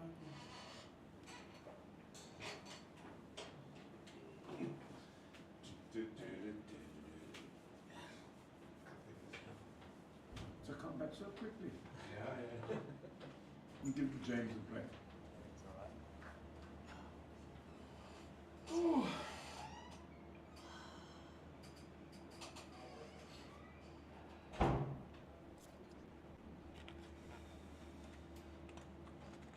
It's a long day.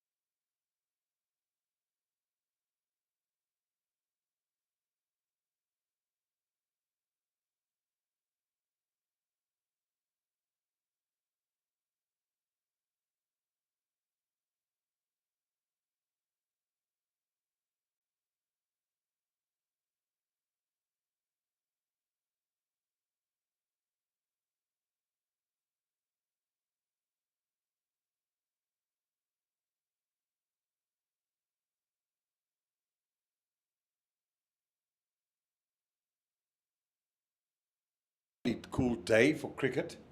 Weather's been pleasant. The players have certainly enjoyed it, but Western Province, they'll be the happier of the lot thus far. But these two have put on a nice little partnership from Brissies and Botha, and they know there's a lot of batting to do. They can do themselves a lot of favour by going tonight to the end of the day's play, not out, both of them. They know now the next hour is crucial. Back to the next drinks break.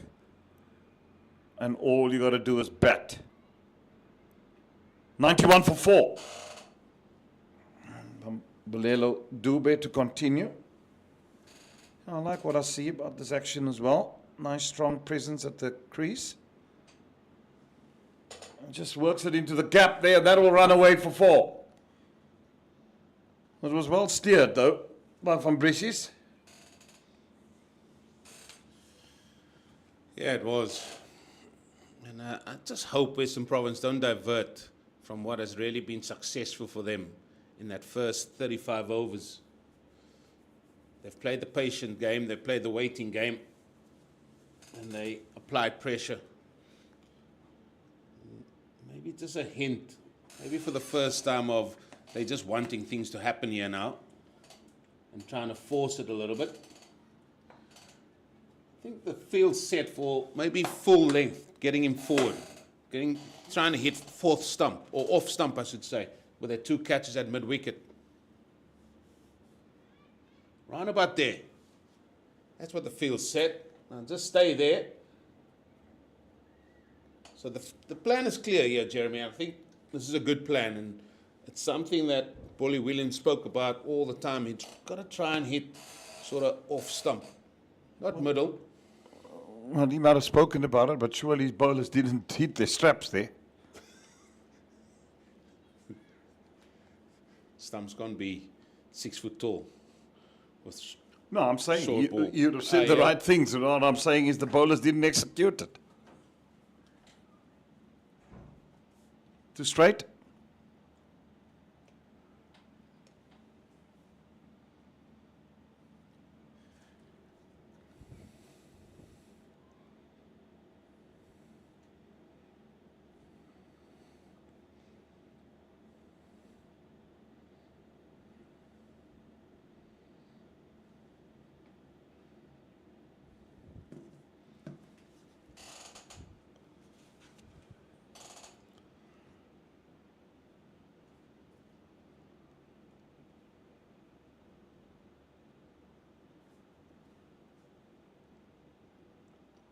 Oh, that's where he goes. Oh, It was a good delivery. Dug that one out, but that was right in the block hole.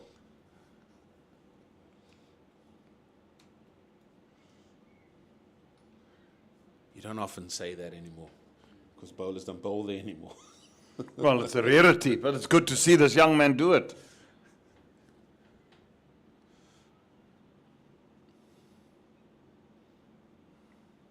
It's such a vital ball, even in T20 cricket. Yeah, but I've seen guys miss their lengths by much in terms of trying to bowl it. Experienced campaigners can't hit it because they don't practice it. You're only going to get perfect if you practice bowling Yorkers. I'd rather see practicing Yorkers than, I don't know, the slower ball bounce or I don't know what else there is. It's good to have a lot of ammo.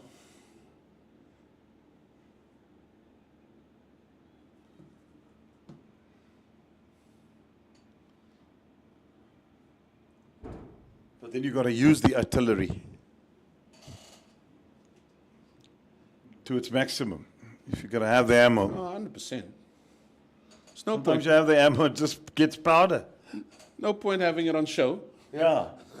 It's like having a QI10 in your golf bag, not using it. It's just there for show. I prefer hitting a 3-wood. Why have you got a QI10? Glad I don't have one. Well, there's few that it's just there for show. It's like me, my lob wedge is just on show.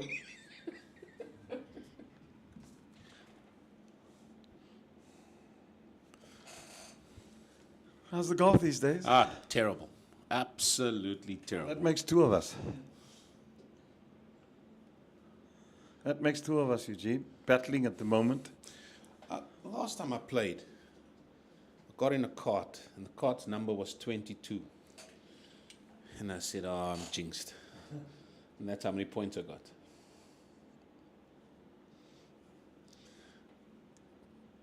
But you always see the... I'm superstitious. I'm yeah, sorry. you are far too. You always see the darker side of life. Instead of seeing... You never look on the bright side. You start off from negativity all day long. And the fox and Oh, yes. Oh, there would have been trouble. and the fox and myself just try and keep you. But You're far too. Excuse me. You're far too superstitious. Excuse me. Yeah. Let's just see a 3-6 leg side field here again to seamers. Then we'll get you going. then you'll start. It's just that time of day where the rhinos are just chilling, finding some shade, and just letting the day go by. That is where you are. 10:05 in the morning, you're a different person.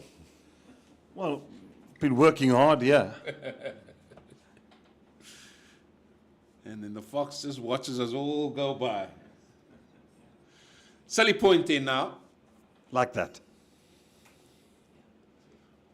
Katimi there, under the pot.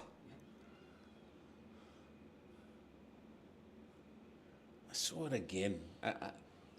Just a little bit of a video clip how Neil Mackenzie went in so close to Ricky Ponting at Silly Point. No helmet, no box. Kaya Mtini was bowling. Bowled a half volley and he hit the thing straight into Neil Mackenzie.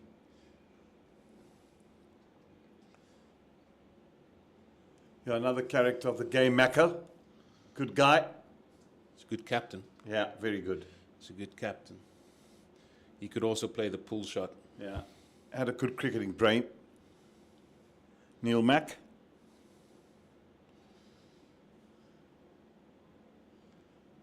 Like the way Van Breeses uses his feet, don't you? Quick feet. Allows him to get into good position to play that cut shot. Another over comes to an end. That's over number 37. 25 overs to go in the day's play. Goldrush Boland, 99 for 4.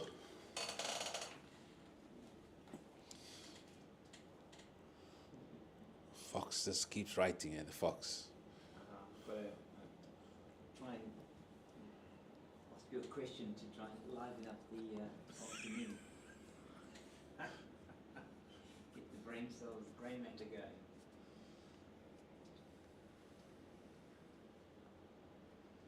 Dubé to continue.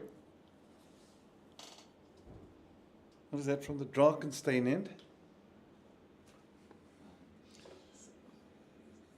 a whole lot of different names for it.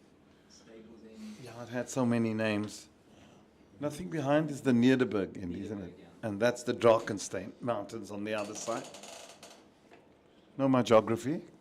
North-south. Again, not too bad a delivery that was. And Van Breeses comes back for 2. That brings up the 100 for Goldrush Boland. Yeah, they needed that, but the job was far from done.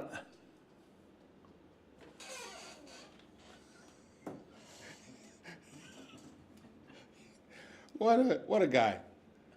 Yeah, no, he's Dane Patterson.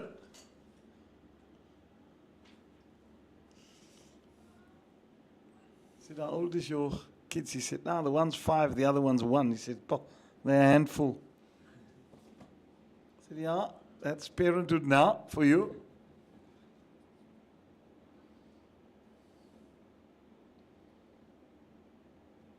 Is he going back over to the UK? Was he?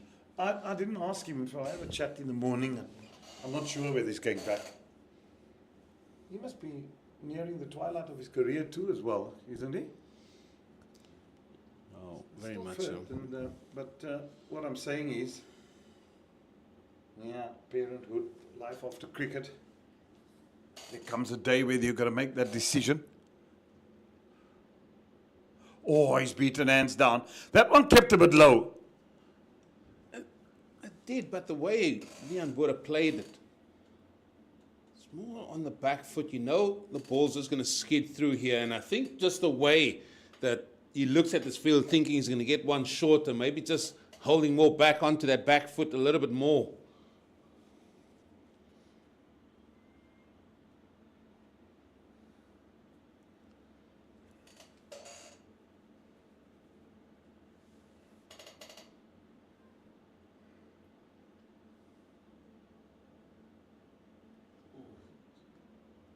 He's done well to stop that, Sean James. Of course, he's very, very close in there, and the reason why he's so close is this ball is beginning to die in the surface.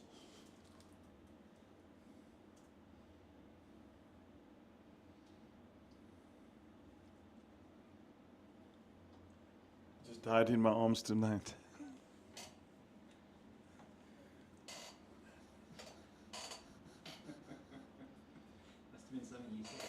Must have been something you said. Must have been something you said. Oh. That'll be 4. Don't even bother. Well played. Bit too short from Dube, and he just angled the bat in that direction. Did he from Brissies?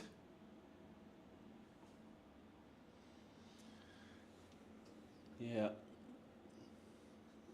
He's played this nicely, and he showed how he can just utilize the pace of the delivery at times as well. He moves to 37. He's looked good, hasn't he? No, he has.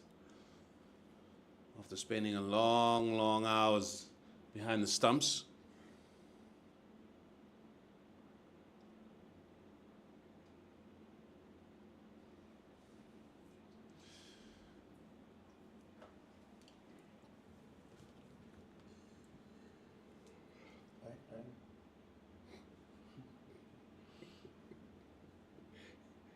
Stop catching me like it.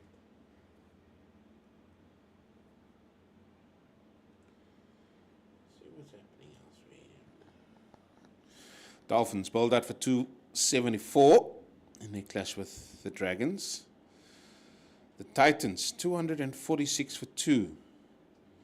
And the way they're going there, they've only faced 61 overs. They just want to bat once there, so they're going to be pushing for 500, maybe even more. The Warriors 169 for 7. It was an uphill battle there. And you must take your hat off to the Lions. Say, well, they've recovered. What did they get? Almost to 300? 305. Wow. What did Bjorn He got his 100. Okay, well played, son. But we've seen this so often from the Lions this season. They do find a way of getting themselves out of trouble, they do. 95 for 6. To get to 300, that's good. Can the men from Boland also do it? They would have to. They would have to. And the only reason why I'm saying that is because there's so much at stake here, Jeremy. Lots at stake. They're not out of it by no feat of imagination. And that's why I was so disappointed the way, I mean, they just like 3 points being second on the table. And I was mightily disappointed by the way they went about their business yesterday. I must admit. Because I really thought there just should have been more urgency trying to rattle Western Province. They had them at one stage, as I said, 112 for 4 at lunch. And then after lunch, it was just, I don't know whether it was a brain failure or a light bulb that just went out. But there was just no planning. Nothing.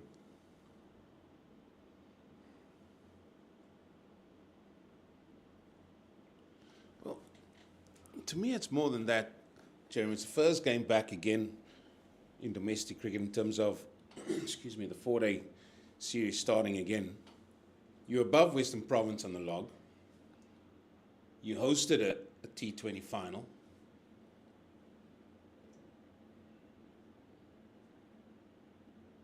and you should be in a better position. You should come here and just ooze that confidence. 50 partnership, now of 93 balls in 63 minutes between Van Brieses and Botha. And much more of this is going to be needed for Boland. And we spoke about the Windies in the 80s, and that's how they came. They played with a swagger. They came out here, and they were a difficult side to play against. Then you look at the noughties, where Australia were unbelievable side, difficult side to come to play against. And now, yes, we're talking about international sides. You can also talk about, we spoke about the Mean Machine, what made them good. And I just think that Boland were in such a good position on the log. They were playing some good cricket. And we just never got going in this game. And now they're behind the 8th ball a little bit. They've got a lot of work to do to just get back into this game. But it does seem as if Dane Patterson is now changing ends from the Nederburg end, going from the Drakenstein end. Should we also call it, you know, we're so quick to say, and we know that the West Indies dominated and Australia dominated. But under Smith, we also dominated world cricket. We also had 6 to 8 glorious years where we were right on top there. You know, no, I'm just adding that to the conversation. It shouldn't be forgotten that we also dominated world cricket in Test cricket. No one beated us. Yeah, and he's got an unbelievable record as a captain. Brilliant record. It's his birthday today as well. Biff? The thing is Boland were top above Western Province. And you should come here with that confidence. I hear you. I'm with you too And on that. And that's probably where the disappointment comes in. Not just the way they went about their business yesterday. Wasn't good. Period. Full stop. Ditto. From ditto to pato.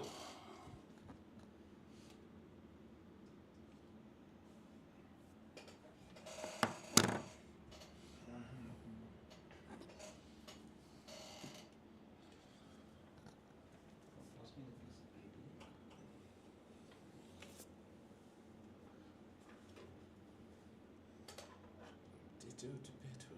Pato to ditto. Ditto. Ditto. Not much cricket happening elsewhere in the world. Looks like it's a day off. Don't play cricket on Mondays. It's recovery day.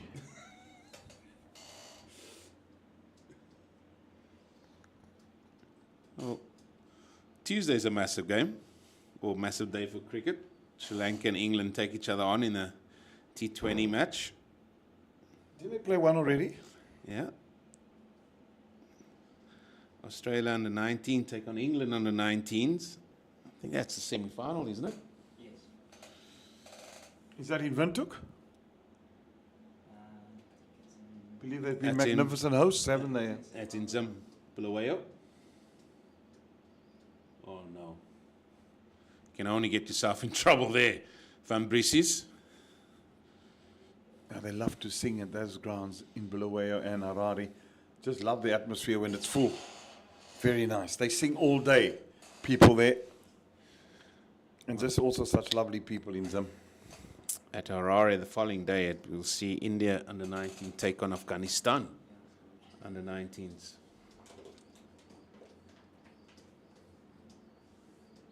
The pity about South Africa.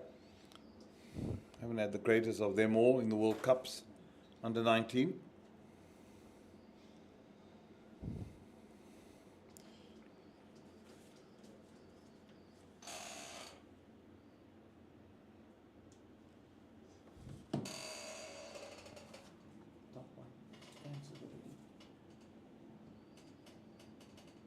Yes, it will almost be.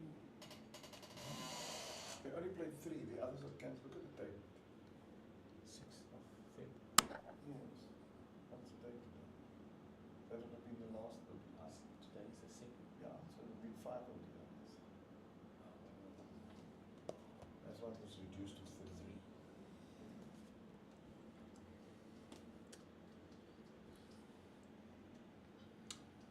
South Africa would have played 5 T20s against the West Indies, but it's been reduced to 3 due to the fact that South Africa left. They arrived in India today, South Africa. They start their campaign on the 7th. No, I'm lying, on the 9th. But the 7th, the World Cup starts officially. Yeah. T20 Men's World Cup in India. And then there's also, isn't Pakistan touring here, women's cricket? Yes? Yes, they are. Starts on the 10th, I think. Starts on the 10th. Looking forward to that as well. Watching our ladies in action. Wear black as well in order to stand positive against GBV, gender-based violence. Shouldn't happen against women at all, or to anybody in that, on that matter of fact. We need to be supportive, and a true gentleman does not impart violence on a woman. Never, ever. So we need to protect our ladies at all costs. They're valuable people. Well, the birthday boy, Graham Smith, Yeah. he got handed the captaincy at the age of 22 and 82 days. Youngest captain ever. Youngest captain ever. He's captained South Africa in 109 matches. Won 53 of those, lost 29, drawn 27, with a win rate of 48%.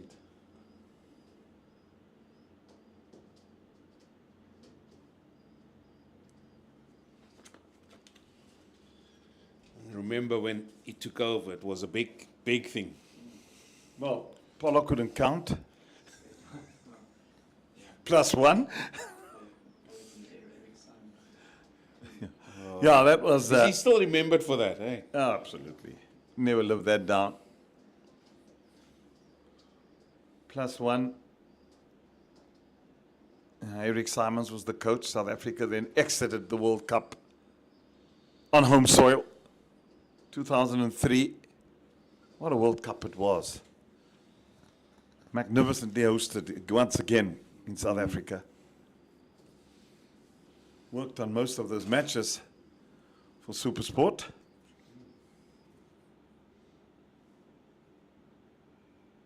The razzmatazz and the dazzle.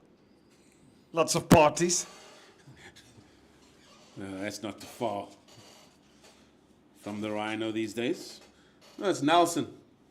Get my feet off the ground here.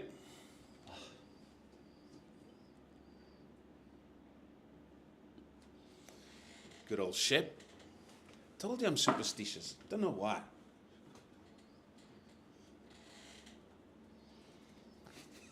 Worry about you at times. I worry about myself.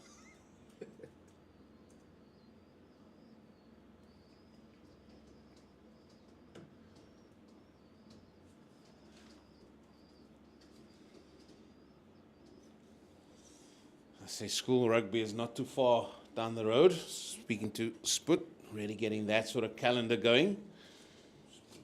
Johan Smith.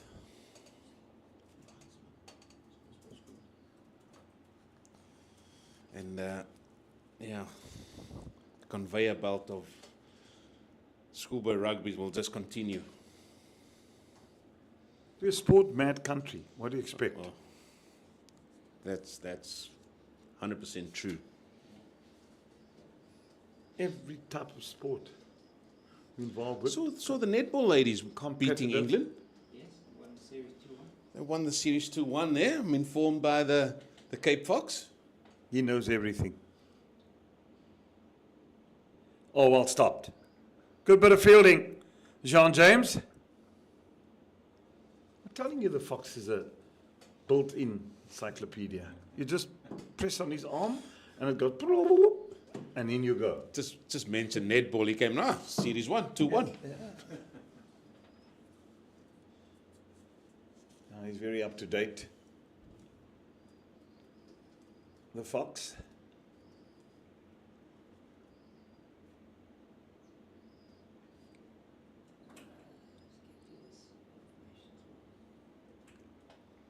What What are we going to do without him?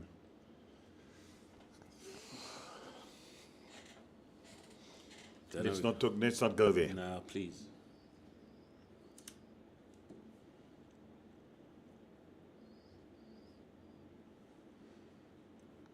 Even you did some research on his research, and you came back and said your research is 100% correct. Yeah.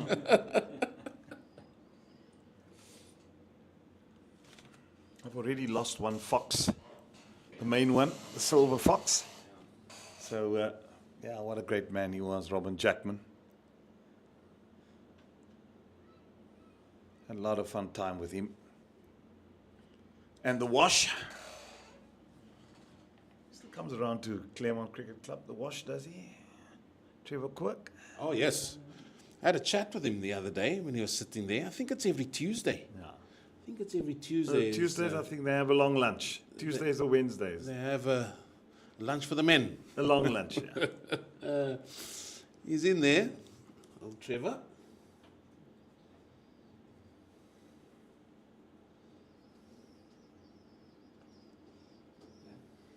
Some more information, Graham Smith. I would give this to you, but your eyes might not be. Sorry, my writing's not great.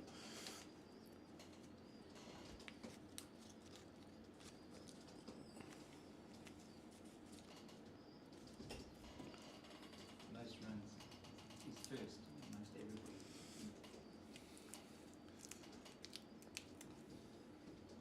So Graham Smith scored 8,659 runs in 193 innings, that test. The captain.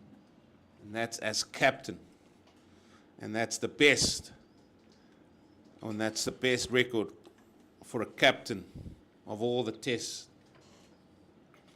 sides playing cricket. What was his average? 47.8. Yeah. He, at one stage, he had an average of over 50.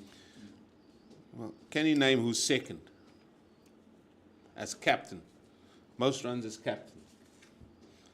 Graham Smith, he's first, 8,659. I'll give you his stats.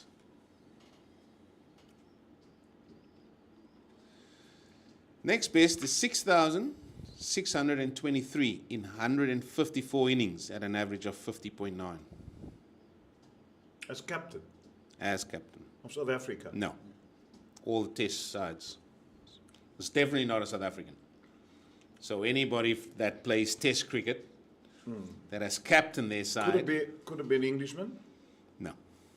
There's an Aussie. It could have been an Englishman, but it's not an Englishman. Oh, okay. I mean, Alistair Cook must have been right up there, thinking of him. Cook must be an Australian then. Would have been, what's his name? Tubby? Mark Taylor? No. Steve But Ward. before him, Before him, Alan Border. there you go. Yeah. He's not well at the moment, eh? Yeah. He's, yeah. AB? Ponting's third on the list. So look at where Graham Smith actually stands in world cricket. Yeah, sorted company. No doubt about that. And he was inducted into the Hall of Fame, I see, as well, and well deserved. But just I think what he brought is that fight, that bulldogish. Yeah, and what I liked about him, about Graham Smith, and that's why I have so much respect, he took the fight to you. He didn't wait for the rest of his team. He was right up there. When it needed to be fought, he was in the trenches. He was there to load that barrel and say, right, come. He never shirked responsibility, and that is why I have tremendous respect for him as a captain of South Africa, because that's exactly who he was and what he was. And then he put up his hand at 22 and said, well, I want the captaincy. He didn't say, oh, no, give it. I want it. They gave it to him. Kudos to the selectors and whoever took that decision too. And he had a golden period in South African cricket.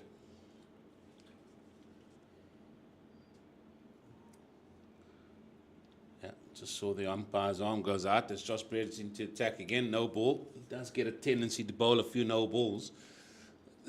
the thing that helped him, I think, as well was his stature. He was a big fella.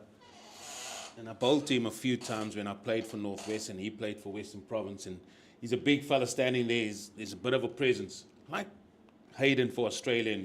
Yeah. It's in the air, and it's gonna a bit of work to do for the fielder. Yeah, he's gonna hold it in. They'll get two.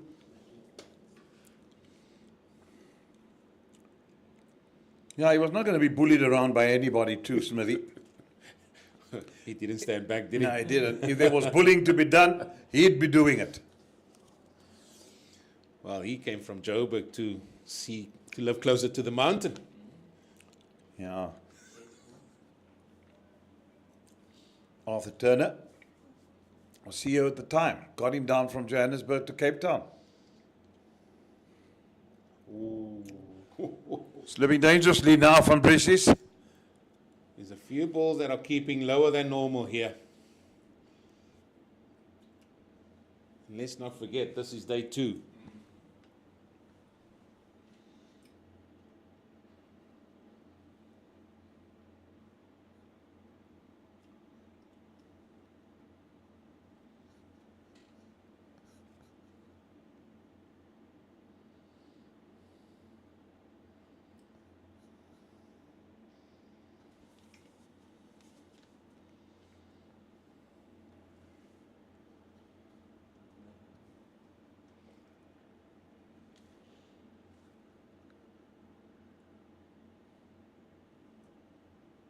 This is in the air. It could be out. Oh dear, gone. Wow, wow, wow. From Bracey's, why? 5th wicket, and Boland 115 for 5. Well, he got away with a couple of balls before that went down to 3rd man. Yeah, he wanted to hit the ball again to that deep mid-wicket boundary area. Just ended up top edging it. It was a good catch taken by Carl Simmons.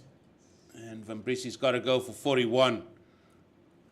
5th wicket fall for 115 now for Goldrush Boland. The patience that you need to have to play at this level. You can't just be dashing off and trying to hit the ball all over. He looked so good. And it was just the last couple of overs that he started to get everybody's nerves on end here in this commentary box. And now he perishes.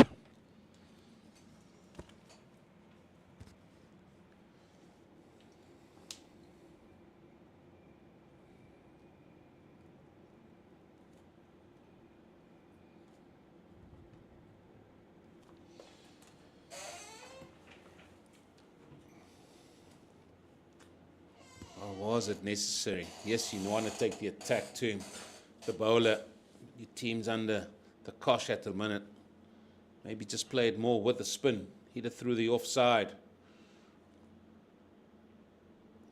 But Josh Breard gets one in the wickets column there now. And this will only just give him more confidence as a leg spinner. Sean van Berg is making his way to the middle. Work to be done.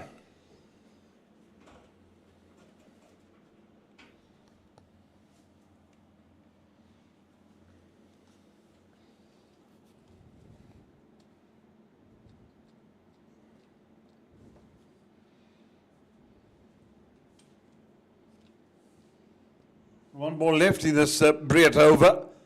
He's got his first wicket too. Is it his first in David? No, it's his 5th in first class cricket. His 5th wicket in first class cricket. But I think it's 5 of many to come. Now, here's the difference already for me. The top 6 for Western Province. 4 men getting 50 or more. And one of which got 200. That's just the top 6.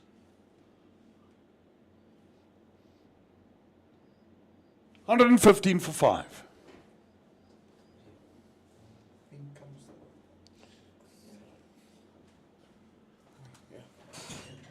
Eugene departs. Enter the fox.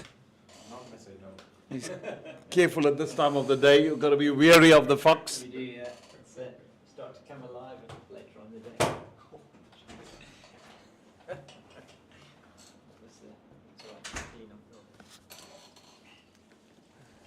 Welcome back, Foxy. Thank you very much, Rhino.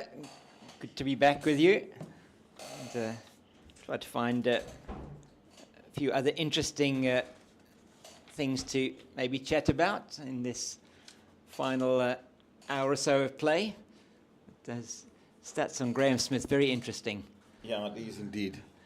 And And I think sometimes we as a country don't give our greats the credit that they deserve. Yeah.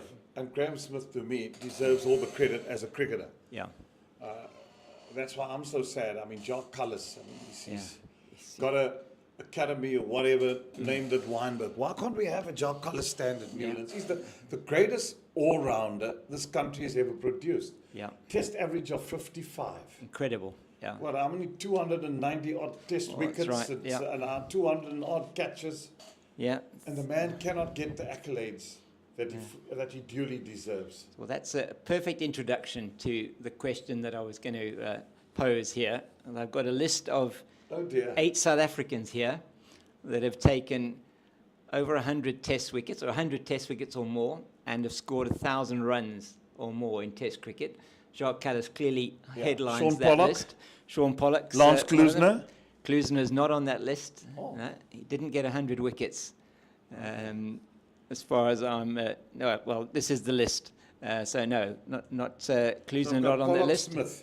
Pollock is Pollock Cullis. Callis, yes. Pollock and Callis are 2 of the 8. Nicky Bouyer. Yeah, Nicky Bouyer, he just makes it 100 wickets. Yeah. 1,312 runs, very good. Some players that you would think are more bowlers than they would be batters, but have been around long enough to have got over 1,000 runs. Oh, question being asked there. Umpire not moved. Was there maybe a scratch on that? I think if there hadn't been, it would have been sent back to the pavilion. Marco Jansen? Not yet. Not no, yet? No. no. Okay. Got to go back now. Well, there's only one player prior to isolation that achieved that. Mike Proctor. No, he only played in 7 test matches. So it wasn't, unfortunately, didn't get that. But he was a player in that era, but he started his career before that. But he played in his final test match in 1970. Hang on now. I got to think now. Yeah. That team wouldn't have been Tiger Lance. No. To the best of my knowledge, became a preacher thereafter. Was a Peter Pollock? no Peter Pollock. Oh, not, no, sure. Yeah, he was an out-and-out bowler. They again beat it. yeah. Oh, what a good delivery. Became a preacher. I mean, Teach Smith didn't play. He became a No. pastor, but he didn't Yeah. play international cricket. Not Peter van der Merwe either. No, it was a right-arm medium pacer and lower middle order batter for South Africa. Not Pat Trimborn? No. Dear. Well, let's go to the more recent ones. So Sean Pollock was next on that list, started his career next. Jacques Callis straight after him. You got Nicky Bouyer, who was straight after him. And then 4 players, 2 of which are current players, and 2 of which have retired. One in 2019 and the other one in 2020.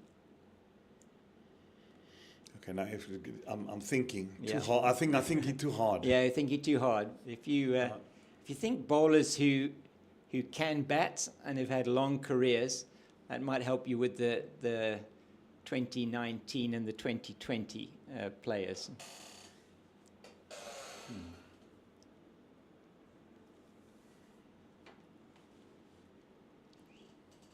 And they're all not all are quick, eh?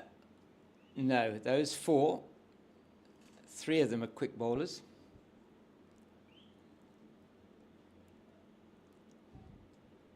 Suddenly hit a blank. But don't give me the answers. I yet. won't. No, we'll carry on. You'll think about it as Yeah, we go yeah, along. Yeah, I'll think That's about it. yeah, and that's one in the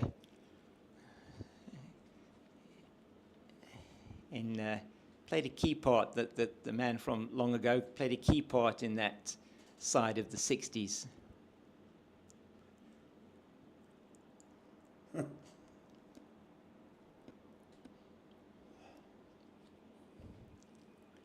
But there are some greats of the game on the list from elsewhere in the world. Ray Illingworth, who we were Yeah. talking about earlier, he's on that list. Sir Garfield Sobers. Yeah, he'd he's on that definitely list. be on that list, indeed. Richie Beno is on that list as well. There's plenty of players who would be the greats of the game. Imran Khan.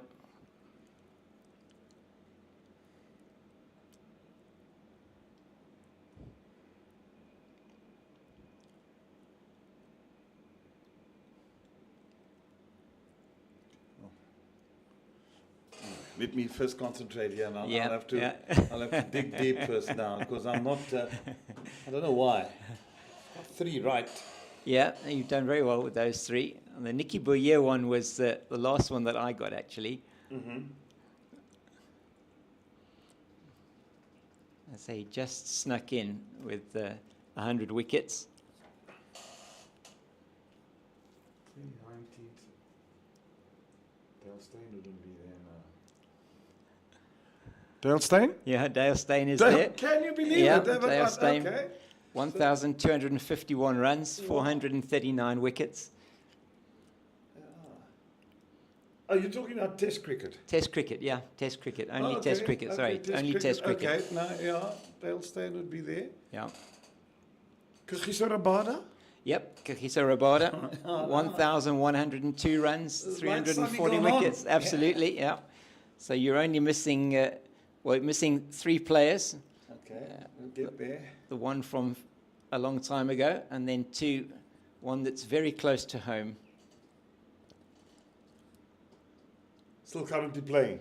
No, he finished playing Test cricket in 2020. And there's one who's currently playing. Okay.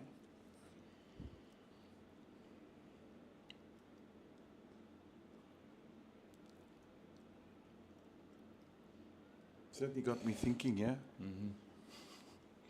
Well, I won't give you any more clues, otherwise I'll give it away. So, No.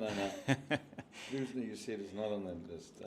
so those of you that may be watching and interested in that as well, just you can also have your guesses. Unfortunately, we can't see what if you might be commenting on the comments on YouTube, but I just find some of these things fascinating. How just the history of the game is so I would amazing. have thought that Yeah. Dale Steyn and Yeah. Rabada, I would have thought, yes, he can hold his own with the bat. Vernon Philander? Yep, Werner Philander, very well done. 1,779 Yeah, runs, 224 wickets. Yeah. Very close to home, Vernon. And one more, the most recent, made his debut in 2016 for South Africa. And they're still playing for the Proteas. Keshav Maharaj. Yep, Keshav Maharaj. 1,334 runs, 218 wickets. Very good. And then the one that played in the 60s, did he play 60, 70, you said? He did, yes. Eddie Barlow? No, Bunter not on that list. Bunter I don't not think he got 100 wickets. This Okay. player, long career, 1955 to 1970, 2,516 runs, 123 wickets.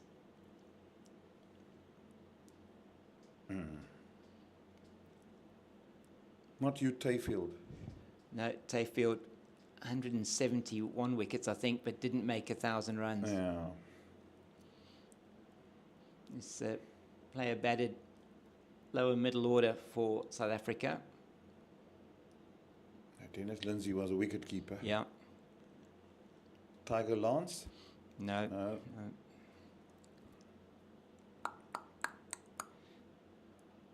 Jackie McGlue was an opening batsman. And didn't play through until the 70s.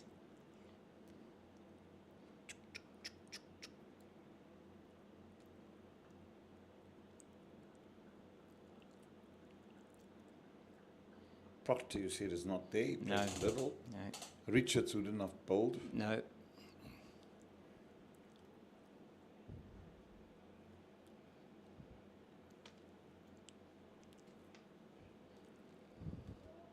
Wouldn't be Rice. He came afterwards. Yeah, didn't play Test cricket, did he? Yeah, no. Unfortunately. Played one test, I think. No, he Yeah, didn't he play didn't test play, cricket. no. It was the 3 one-day as That he was went right. to India after Unity. Yeah, what a brilliant player he was. Again, he squares him up a little bit there. Patterson. He's doing well here. Dane Patterson, look at those figures. 8.4 overs, 0 for 8. He's just incredible. Yeah. No, you got me there. Now you got to take me out of my misery. All right, I'll take you out of your misery. Trevor Goddard. How could I not think of him? Trevor Goddard. Yeah. Yeah. All right. 7 out of 8 is not bad. Very though. good. That's very good. 7 out of 8 is very good. Trevor Goddard is Yeah, I forgot about him. probably Yeah, the he became the leading- preacher. That's That's right. right. Yeah. Yeah, Trevor Goddard. Yeah. Wow. That's driven. I'll get a couple there. And it'll run away for 4.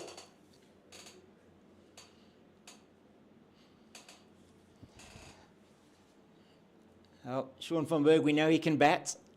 He's got 5 first-class hundreds to his name, and if ever Goldrush Boland would need him to get a 6th, it's going to be in this innings now. If they're going to salvage anything from this game, doesn't look possible though, does it? No, it doesn't. But you know, cricket's a funny old game. It is. Big thing is that we're going to go to 6 o'clock again tonight. So if these two can survive until the close of play, they'll feel that with half the team back in the hut, and after this, it's only bowlers to bat. Because Yeah. I'm afraid that you're into the tail then. They lose a wicket now. Not that the others can't bat, but it's going to be a tall ask. Botha has become almost scoreless, I think, in the last half an hour or so. That partnership of 56 with Van Briese's. Van Briese's got 41 of those. And Botha just gone into his shell.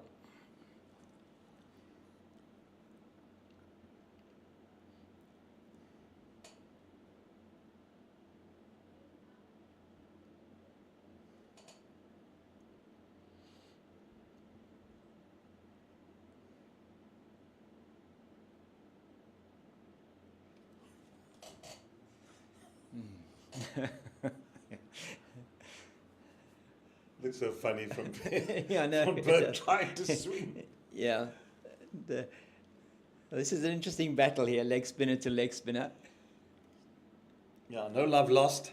No. And Josh Brett won the battle earlier on today, getting his first class 50. Well done to the young man. Shared in a very good partnership with Kyle Verena.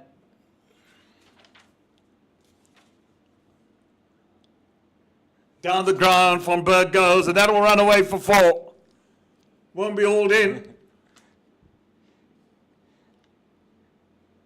As with his bowling, Sean van Berg, simplicity there, just stands and delivers. It was overpitched.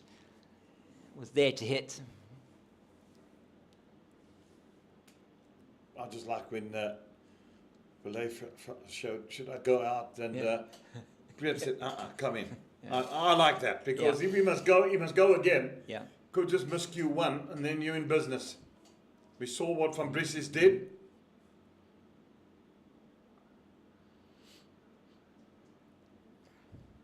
Yeah, I'm with you 100%. Yeah. Otherwise, you've got that delivery that then gets him off strike, Yeah. and that's not what you want. And you've got so many runs to play with, 408 ahead. Yeah, it's Everest still for Boland to climb.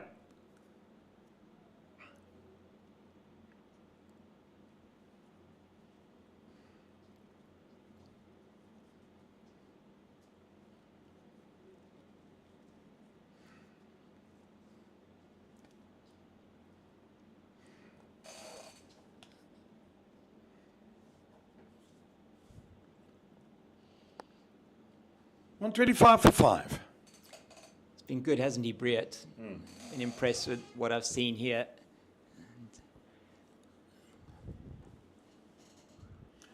Drinks break, it will be. And we also just have a breather.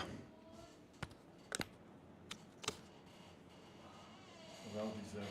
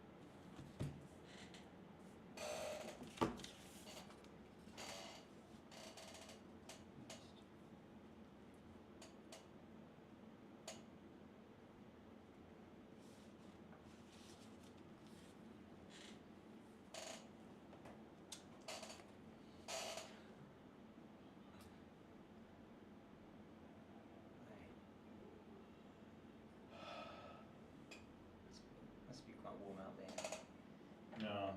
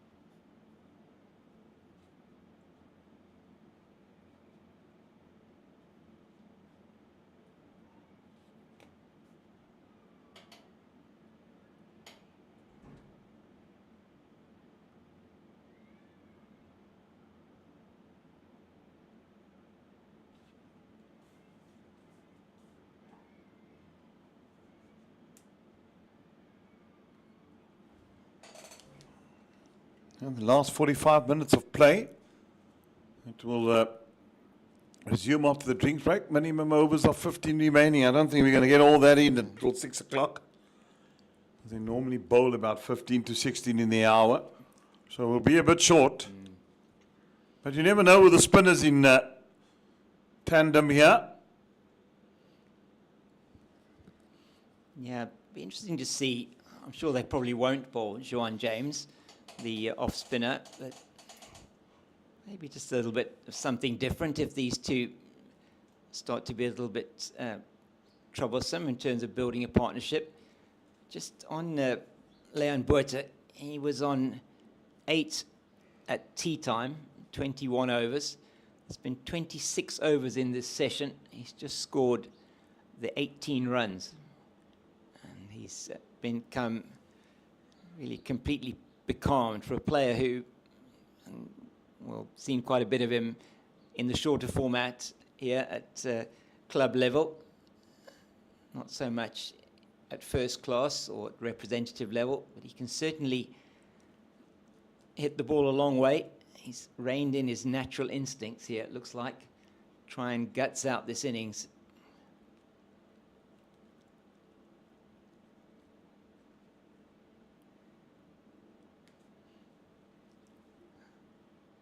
Elsewhere, Jeremy, it's the Titans are forging ahead against the Tuskers. And just a couple of minutes ago when I checked, Lwandle Pretorius was on 98 of 70-odd deliveries. And they were 312 for 2.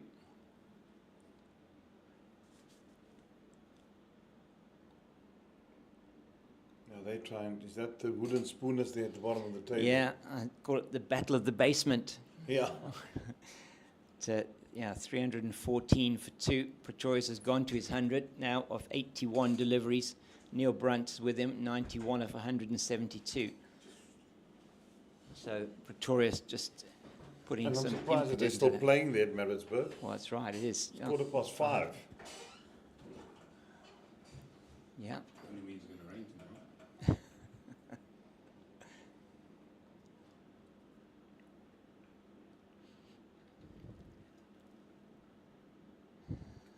As you say, that is not normal for that for them in Maritzburg. That was early start there as well, 9 o'clock, and yeah, they're going to be putting on game. They'll probably end at 5:30. 5:30, yeah, if they can get there. The Dragons 24 for 1 in their reply to the Dolphins 274. What's happening at St George's Park? Warriors 198 for 9, they were, and they are still 198 for 9 in reply to the Lions 305. So maybe a little bit of a recovery there, but still well behind in that game. So it looks like a result is quite possible there. Yeah, that's the last thing you want there to be a result in context of what's happening here as well, for Boland's sake. But the Lions win, they go top of the pops. Yeah, they will indeed. And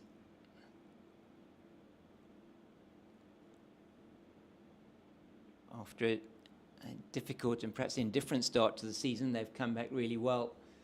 And they've come back from almost positions where they were down and out. So Connor Esterhuizen, Delano Potgieter and Bjorn Fortuin have been brilliant in the lower middle order for them. You'll be pleased Luto Sapamla's taken 4 in that game. Well deserved.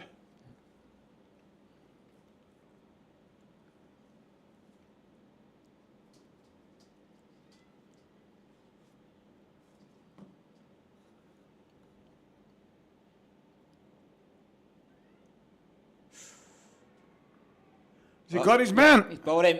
Yep. Neck and cropper. He's gone into his shell and he's been castled there by Patterson. Just looking to defend, and Dane Patterson, there you have to say, that's just reward for him.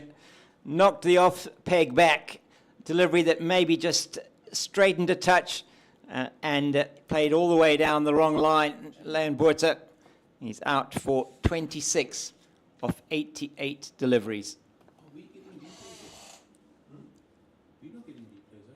I keep telling them. No replay. Haven't had one replay.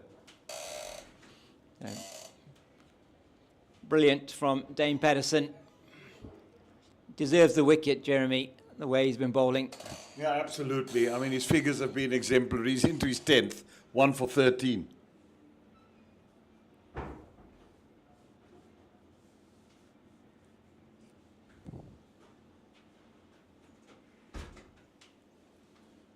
Keep telling him he's not in place. Apparently there's replays shown on the YouTube. What does it help us? No, exactly.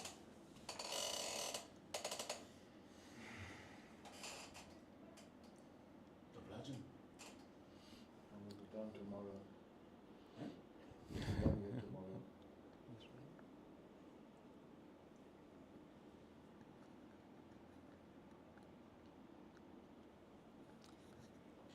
Yeah.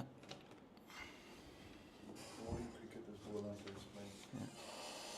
Yeah, Keith Dudgeon coming out to the middle, and his numbers 78 matches, 93 innings, 1,472 runs, an average of 19.3, 650s, no hundreds. 88 his highest score. It's going to be a monumental effort here. If we keep on talking about partnerships, well, the top 6 is gone.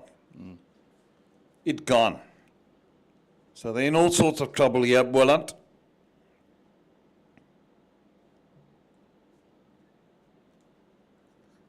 Western Province have executed their plans almost to perfection. They knew exactly what they wanted to do, and they've done it brilliantly. 10 overs, 7 maidens, 1 for 13. The wicket maiden for Dane Patterson. And Pacers bowled well up front. Carl Simmons, excellent in his spell, brought on early, got the wicket of Gavin Kaplan, big wicket of Gavin Kaplan. And he's been backed up by Patterson, been backed up by Briett. Certainly enjoying himself out there, Josh Briett. He is, isn't he? And why not? He must think this first-class cricket is an easy game. You know? 50 and a wicket. It's all happening. Yeah. Not going for many runs. It's doing a good job for his team here.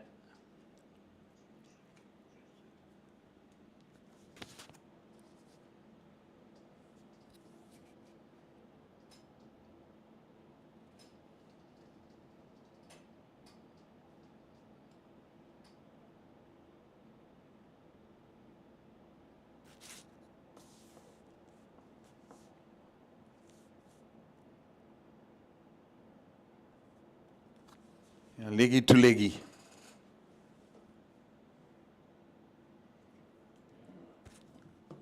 Wouldn't he just love to get Sean von Berg? Yeah, wicket? I think he's relishing at that fact. Can I get him? We lose 5 overs.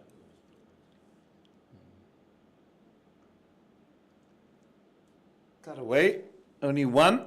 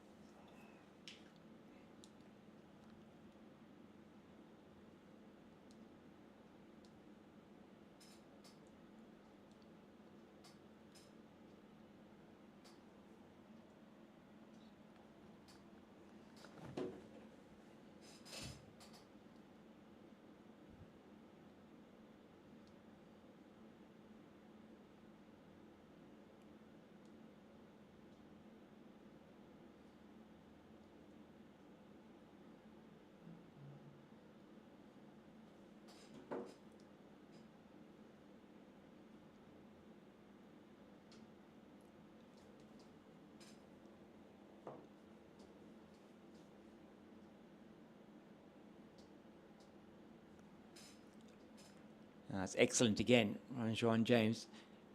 It's been really good to see Western Province. They've been good in the field. Energy's still been there. And you can just see the fielders are on the front foot. Yeah, they've been good all round. Batting, bowling, fielding. That's what champions are made of eventually, in time to come. They will know.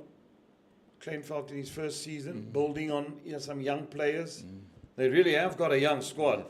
Briett, Katimi, John James. Who else is in this team? I mean, Daniel Smith, Daniel I think, Smith. 23. Yeah. Still very young. Mubulelo Dube, Yeah. youngster. So there's a lot to build on. Yeah. Rome wasn't built in a day. No. It's,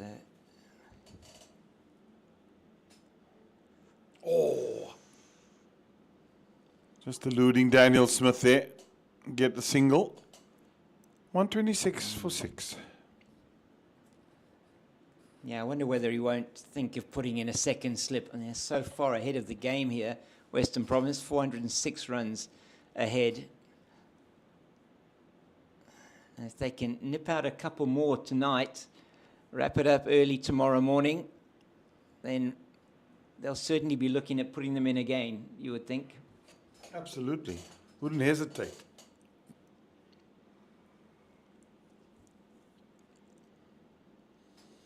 I think the giraffe is just having a little 5-minute before he gets on the air. We just hear that. Yeah. The back. So,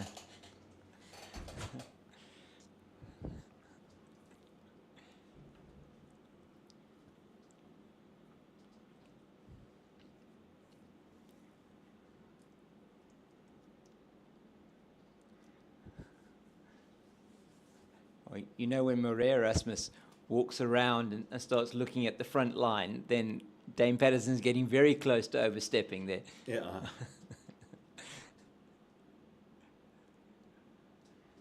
I just love the way he does that. That's just a classic of umpiring move. That he's also just telling the bowler, "I'm keeping an eye on you."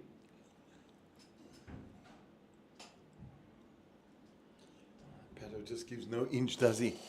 Dane Patterson is gun barrel straight.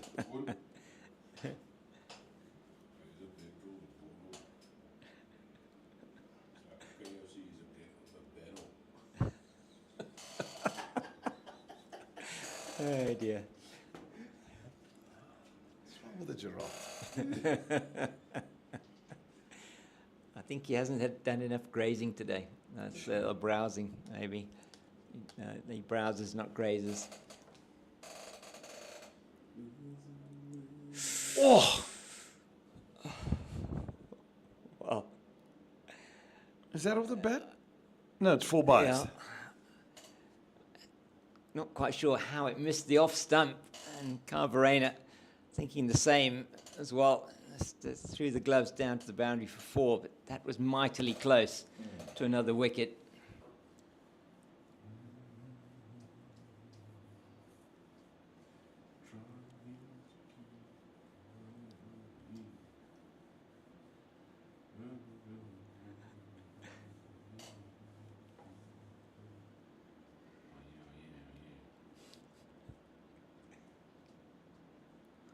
I don't know if Eugene was listening when I posed those questions to you, Jeremy. I'm not quite sure if I could try my luck with him as well. I think you should. I must admit, you gave me headaches. It gave me headaches, those, but You did well. You got 7 out of 8. Oh no, is that what he was doing on the laptop?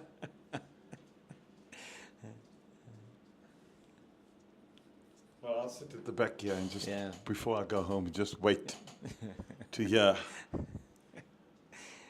from the good man. Yeah, it's, 2 more balls in your spell here, Jeremy. Comes to an end for the day. It does.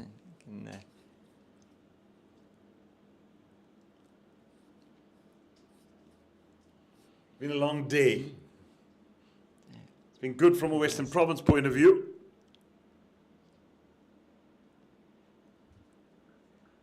Yeah, they've been on top of this game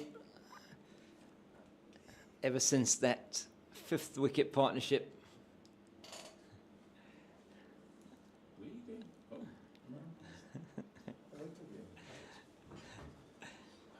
Staff was just so worried where I'm going to. Yeah. Not allowed to even go to the to the bathroom. Need your reassuring presence here, Jeremy. That's what it is.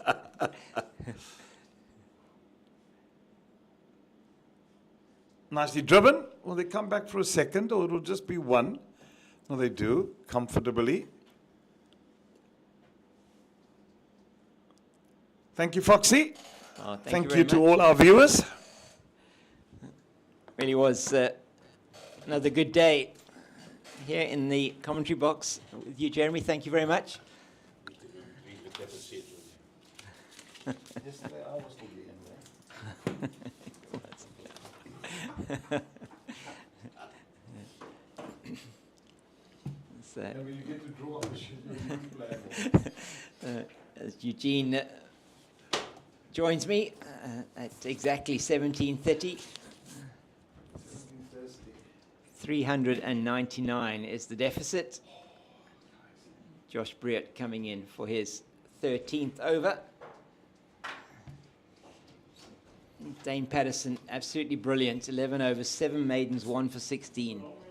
Eugene, he's done what you were asking for all day yesterday from the Boland bowlers. Well, just going to say again, they've just applied pressure and they've played the better cricket. Out of the 2 days so far, and I will say that quite comfortably, they've played the better cricket out of the two teams.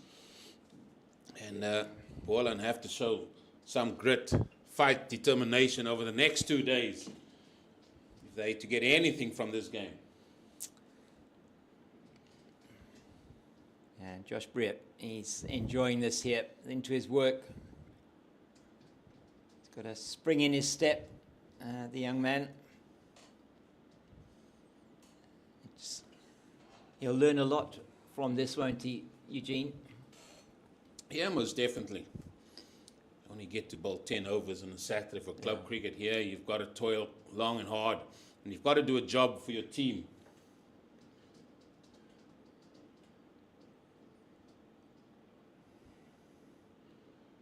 That ball just seems to race away. I mean, it just kept going and going and going, and went all the way for 4. It looked initially as if Carl Simmons was going to catch up with it, but as you said, just down the hill here in front of us, and the outfield is excellent here. Rupert Bailey's done a brilliant job. Down the hill, breeze behind the ball, just kept going. That was well met by Keith Dudgeon, his first boundary. Don't even think he hit it that hard. No, it didn't look like it, did it? It just seemed to speed up as it came towards. Probably an optical illusion, but certainly raced down the hill.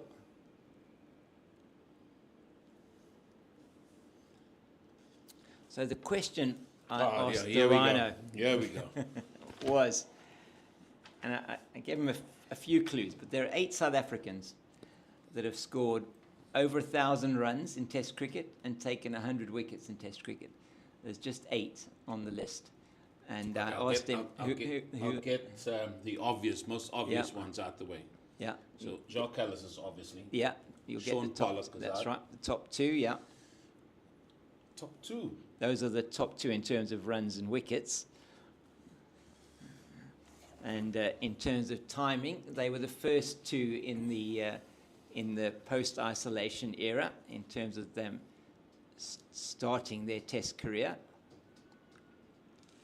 That's I'm going to throw another seam out there.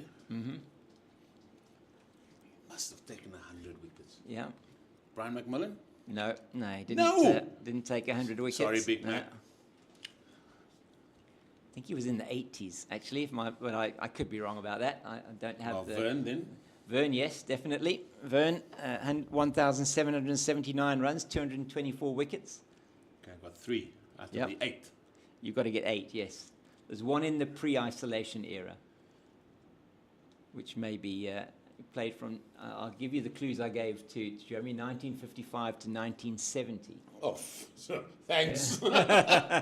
Didn't even think about cricket then. But work on the other ones That's first. got to We're gonna be. get back to that. Well, that has Yeah, got to yeah, be. yeah. I'm going to go and have a crack at that Yeah. one. 94 in the 70s. Yeah. Right, I need to just leave me. Yeah, I'll leave you with that one. Leave Yeah. me that Do one. the more modern ones. There are More modern two ones. current players on that list. In Test cricket. Yeah, in Test cricket. So you've got 3 so far. Simmons back into the attack, replacing Dane Patterson. Has Michael Jansen scored 1,000 runs yet? No, not yet. No, and I don't think he's got 100 wickets yet. either. We might have scored 1,000 runs. I don't think he has actually, but Missing a few spinners, aren't I? you're missing 2 spinners. Yes. And are the spinners still playing? One of the spinners is still playing. Yeah. Jeremy's done well to get what, 6? You got 7 out of 8. Yeah. Oh, You got all the all the modern ones. Yeah. How's it going, Fox? Is he getting there? He's got 3 so far. Yeah. He's got Sean Pollock, Jacques Cullis, And the Vern. and Vernon Philander. Yeah. He also struggling like I did. Yeah. He's got. It's the pressure, you see. It's the pressure. I've got to commentate on the game of cricket and have my brain functioning to try and answer these questions. It's these mental gymnastics late in the day. But, anyway, Carl Simmons, he's towards us. He's also been good today. That's just going to be the single. Dane Patterson, he's now grazing with the sun behind him on the boundary in front of the main grandstand.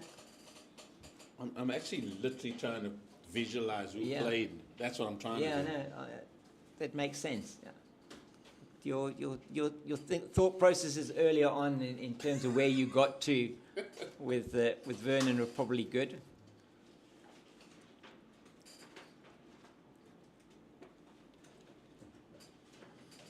If you told me you got over 100 wickets, that was probably an easier question.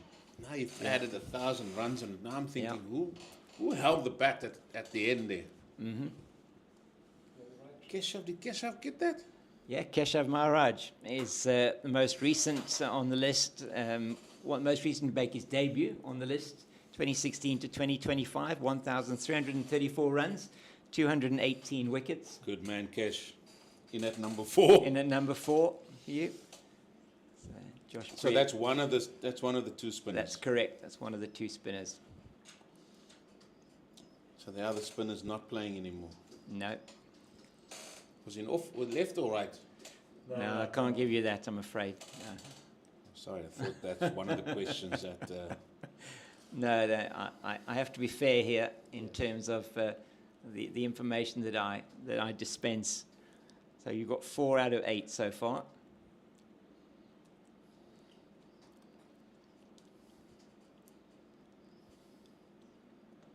It's in the air. It is over the head of Javishan Pillay. 1 bounce and over the drop-in pitch for 4. And Sean von Berg at this stage, he's trying to win the battle of the leg break bowlers. Well, that's a good shot. Just over the top. Low risk.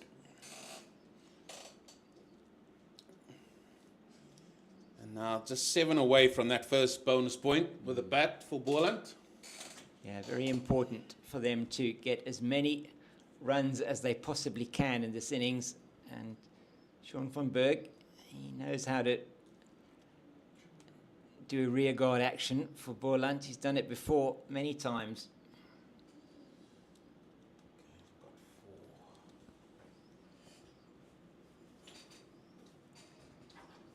Just simplicity, letting that one go.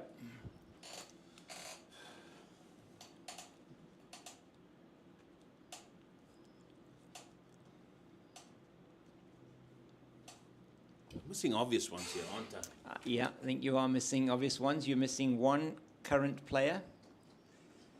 There's, and you're missing. So I'll give you the what I gave to Jeremy. The 1 player that you're missing, 2004 to 2019. Played his last Test match in 2019, and there's one current player who made his debut in 2015.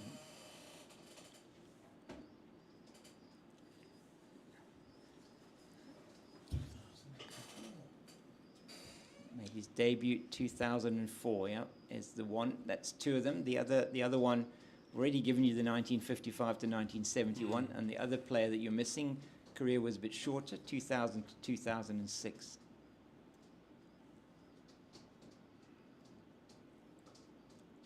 Cut away, and just the single.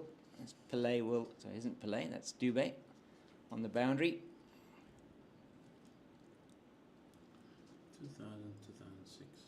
That would have been when you were playing.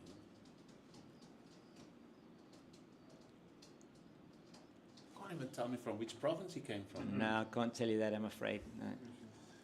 Don't like this game. Because I'm stuck. Happened to me too. Yeah. 50% is not good, huge. I have to say that. 50%. 4 out of 8. It's not Oh, good. you're getting there. You're getting there. You got time. That's you've got until the end of the day. About 20 minutes or 19 minutes left. So 47 seconds. Briet. Oh, he beats him outside the off stump. Excellent from Josh Briet. 14 overs, 1 for 36. He's done his job in keeping pressure on from his end. Just 2.6 runs per over. Something tells me. Did Dale Steyn get 1,000 runs? Dale Steyn, 1,251 runs, 439 wickets. You have got your number 5. Just need 2 more to beat the Rhino. That's all I'm looking So for. you need 2 more to equal the Rhino. You've got a current player, and then you've got a player who played between 2000 and 2006, played Test cricket for South Africa. And then, did he get the 1955? No, he's not even attempted that one yet, the 1955 to 1970 player. So Dale Steyn is the one that went to 2019. Correct, 2004 to 2019, made his debut in Oberge against England, if I remember correctly. And I'm missing 1 spinner. Yep, missing 1 spinner and 1 current player to get you to 7.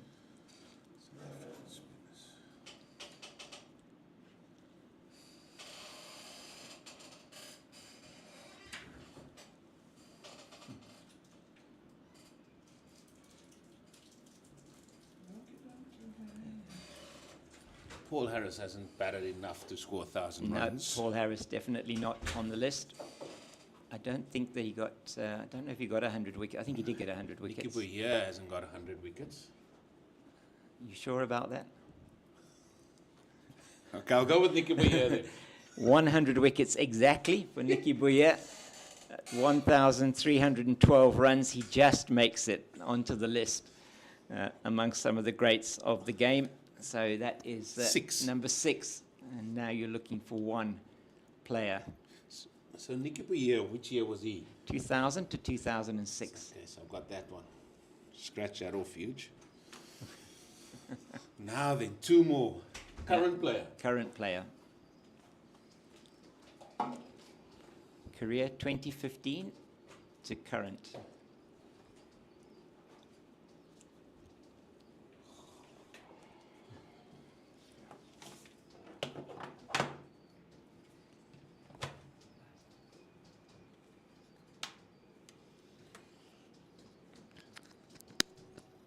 Well, that was a maiden over bowled by Carl Simmons. 19 overs. 3 for 52, his figures now. 144 for 6. Boland have got it all to do. Yeah, And it's so been- much more.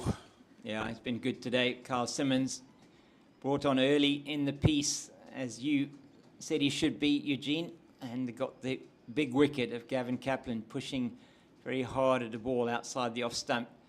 Caught well by John James in at short extra cover. This current player has got me stumped. Because I'm trying to think who bowls 2015. There can only be one. And that is, Has he scored 1,000 runs? well, He may have done, if it's the one you're thinking of. Not our premier fast bowler, is it? What would his name be? KG? Yeah, Brian Charles Rabada, 1,102 runs, 340 wickets. My job's done. I've beaten the Rhino. You equaled the Rhino. You equaled the Rhino. 7 each. Now, that one's... well caught. Really well caught. At deep backward square. That's Dane Patterson out there. What a catch from the big man. And Keith Dudgeon is devastated with himself. He's given it away. Sweeping into the leg side. And the 7th wicket is down. Josh Britt gets another. My, oh my. It's all happening here. 7 wicket gone. Another bowling bonus point goes to the way of Western Province. And everything they've done so far in this game has been sublime. Now they're fielding. And that man, Pato, he got the biggest cheer. And rounded it off with a swan dive as well. Well, Boland in danger here of potentially not even getting to that batting bonus point. You feel that they would, or they should get to 150 as Imran Manak comes to the crease. He can bat, Imran Manak. He's going to need to bat. He's going to need to bat long as Keith Dudgeon makes his way disconsolately, it has to be said, off the field. Top-edged the sweep, and he played it with such force that it did carry. Good catch from Pato. Excellent catch. Excellent catch by Boland in all sorts of bother now. They still trail by 389 runs. Well, it's as tall as the Groot Drakensberg Mountains are off to our left-hand side. I think it's 3 times the height of those, the mountain that Boland has to climb here to get anywhere near where they would think they could even save the game at the moment.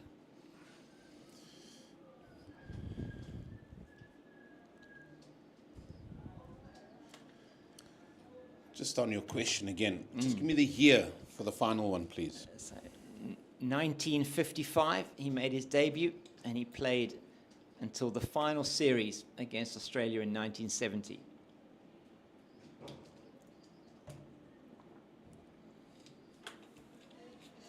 Hope he's not checking his phone. No, the judge's decision's final here. I haven't seen him check his phone or put anything in there. Hasn't asked Siri either. No, I tried to play it fair. Well, Josh Britt, 2 for 36.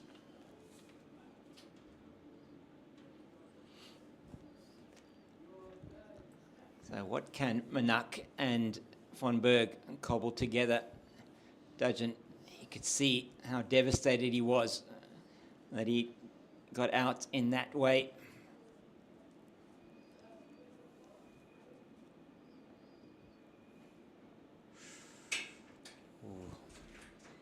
Just tempting him there, Josh Britt, tossing it up that little bit more. May I ask if this guy is a seamer or bowler? Oh, seamer or spinner? He's a seamer.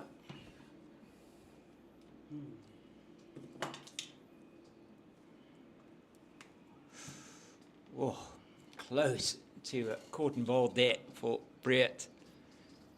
Pillay tidies up behind.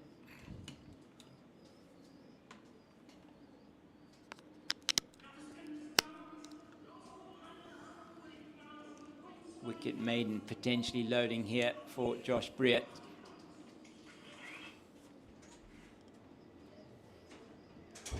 And it is indeed a wicket maiden. 144 for 7 after 55 overs. Just 11 minutes left in the day.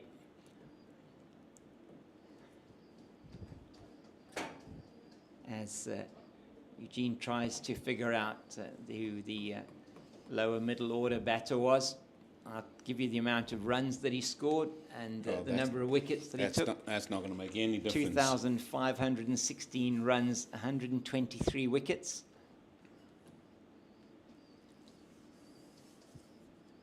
And he was a seam bowler. Buntable seam. He did indeed, I'm going to go with Eddie Barlow. but he didn't didn't play enough Test cricket, unfortunately, to get that many runs and that many wickets. Well, I'm struggling. I'm happy with my 7 out of 8. Right. Okay. Well, I will then put you out of your misery, if you like, as I did with Jeremy. And this man, he became a preacher later in life. It wasn't Peter Pollock. It was Trevor Goddard. He was the first South African to score 1,000 runs and take 100 wickets in Test cricket, and the only player in the pre-isolation era to do that. Oh, that certainly got me going. Yeah, I thought it was a nice, interesting one to finish off the day. Just get the grey matter working. You see, it was working overtime. There we go. Oh, it's Oh. gone. He's gone. Another wicket. 8 down now. Manak has to go back. And it's just Well- a procession at the minute. Well, he hasn't got a run on the board, Imran Manak, and that is very good captaincy as well from Daniel Smith. He takes the catch that sends the Boland number 9 back to the dugout, and it is becoming a bit of a procession now, as Glenton Stearman will be the next man in. Man who got a very good 70 in their last game against the Lions to save them from what would have been a defeat. But can he do it again? Very difficult to see as Simmons gets his 4th. Well, as I said, to me, what's going to stand out is the approach of Western Province compared to that of Goldrush Boland with ball in hand. And you can see the difference, not just by the amount of wickets they've taken, not just by the reduced score, but they've just been patient, they've built pressure, they've kept the run rate under 3 and over, Yeah. and they've not getting Boland to get away, inching or eating into that deficit. And it's just been, I don't want to say lackluster from Goldrush Boland. I think they're far better than that, and they're far better than what we've seen here over the first 2 days.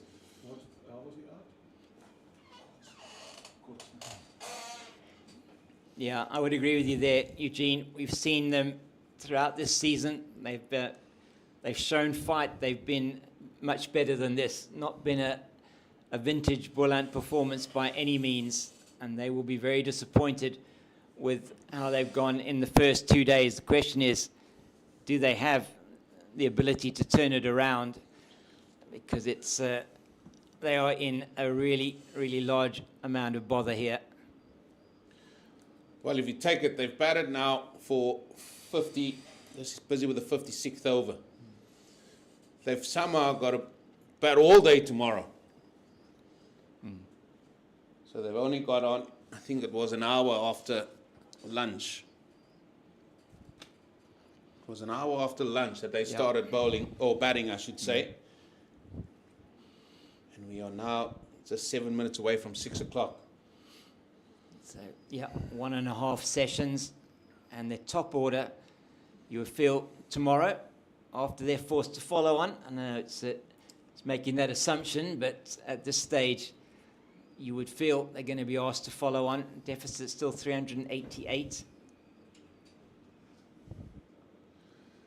Well, if there's a big deficit, I, for one, will be extremely surprised if that's not the case, because, as you said, session and a bit. So you haven't been out there for over 100 overs. What can these two men with bat in hand muster up here for Boland?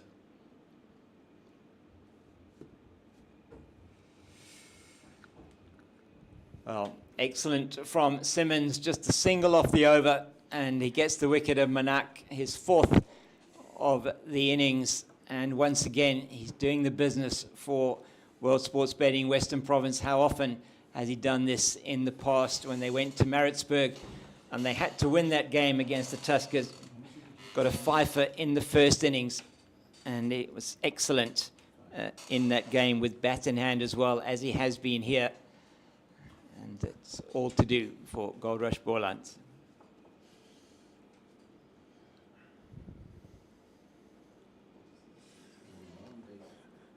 Looks like tomorrow warm-ups will be down at the nets Yeah. for one of these two teams. It's normally the case when you realize, oh, you're going to have to bat all day, set your stall up. Other teams will come with a small Yeah, it is it's going to be a day of attrition potentially tomorrow. Other teams can leave players in the van. Wow. They've been excellent today, World Sports Betting Western Province. They have dominated the game today. They dominated after the first session yesterday when they lost 4 wickets and had, it was 112 it was on the board. I may have been wrong there. Let me have a look at that. Yeah, you said 112. They got to 131 at lunch. That's right. And that session we said was probably even because they lost the 4 wickets, but they'd scored at a very good rate. And after that, it was all Western Province.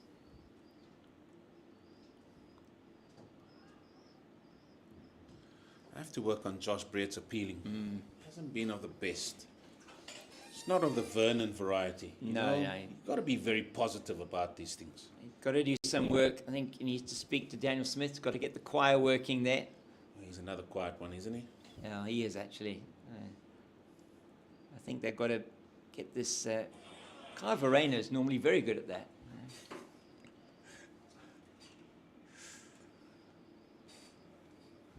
Von Berg, just ticking that into the leg side. I reckon for that final over, which it will probably be 1 over still left after this one, we could see a whole host of men around the bat. Well, now they're bringing in the man at that silly mid-off position, Valentine Kitime, under the lid for Clinton Stearman. 4 runs for Goldrush Boland to get a 1 batting bonus point to go with their 2 bowling bonus points.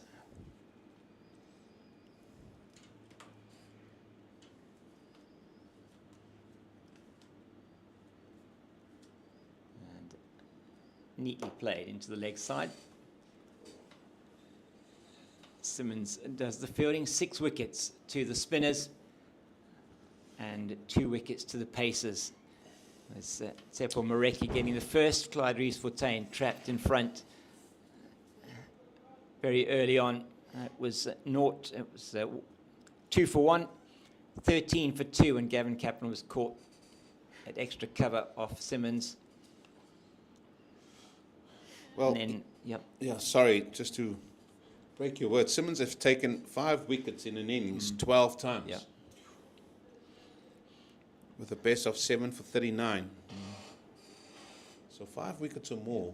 He's taken 12 times. So, I mean, who are we to bet against him? He's sitting on 4 at the minute. He's going to be bowling that final over. Yeah.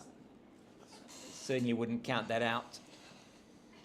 And he's going to get another 5-wicket haul as it's the end of the over from Josh Brett. We're going to end 4 overs short. In fact, Western Province have done a very good job in getting that back from where it was. Thought we might end up a lot more overs short.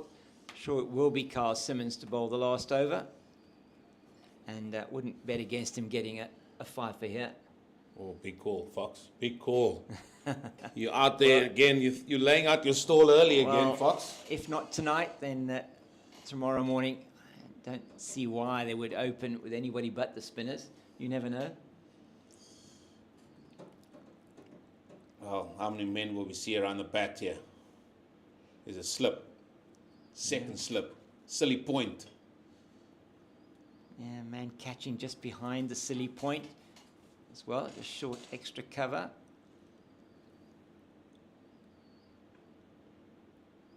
It's played into the ground to that man. He's in there, Jivishan Pillay. At that short extra. David Beddingham, Daniel Smith in the slips.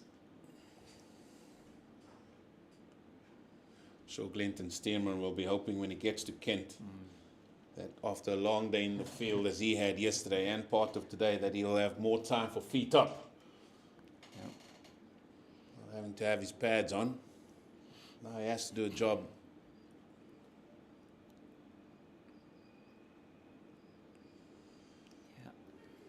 defending resolutely into the offside. This will be the last over. 6 o'clock just come up on the scoreboard. So just running through that again. 32 for 3. It was 59 for 4. Ngajima out, Milan out when the score was on 32. 115 for 5. Ambrisi's giving it away. Top edging a slog sweep. And well caught by Simmons at mid-on. 125 for 6. Lamborta cleaned up by Dane Patterson. Excellent delivery, just straightening away from the right-hander. It's once again into the ground to play. 144 for 7. Dudgeon caught on the deep square boundary by Patterson. Very well caught off the bowling of Briat. And then Manak caught by Smith at slip off Simmons. 145 for 8. Last ball of the day is wide outside the off stump. It's the end of the day's play. Here it's 147 for 8. Carl Simmons ends with a maiden.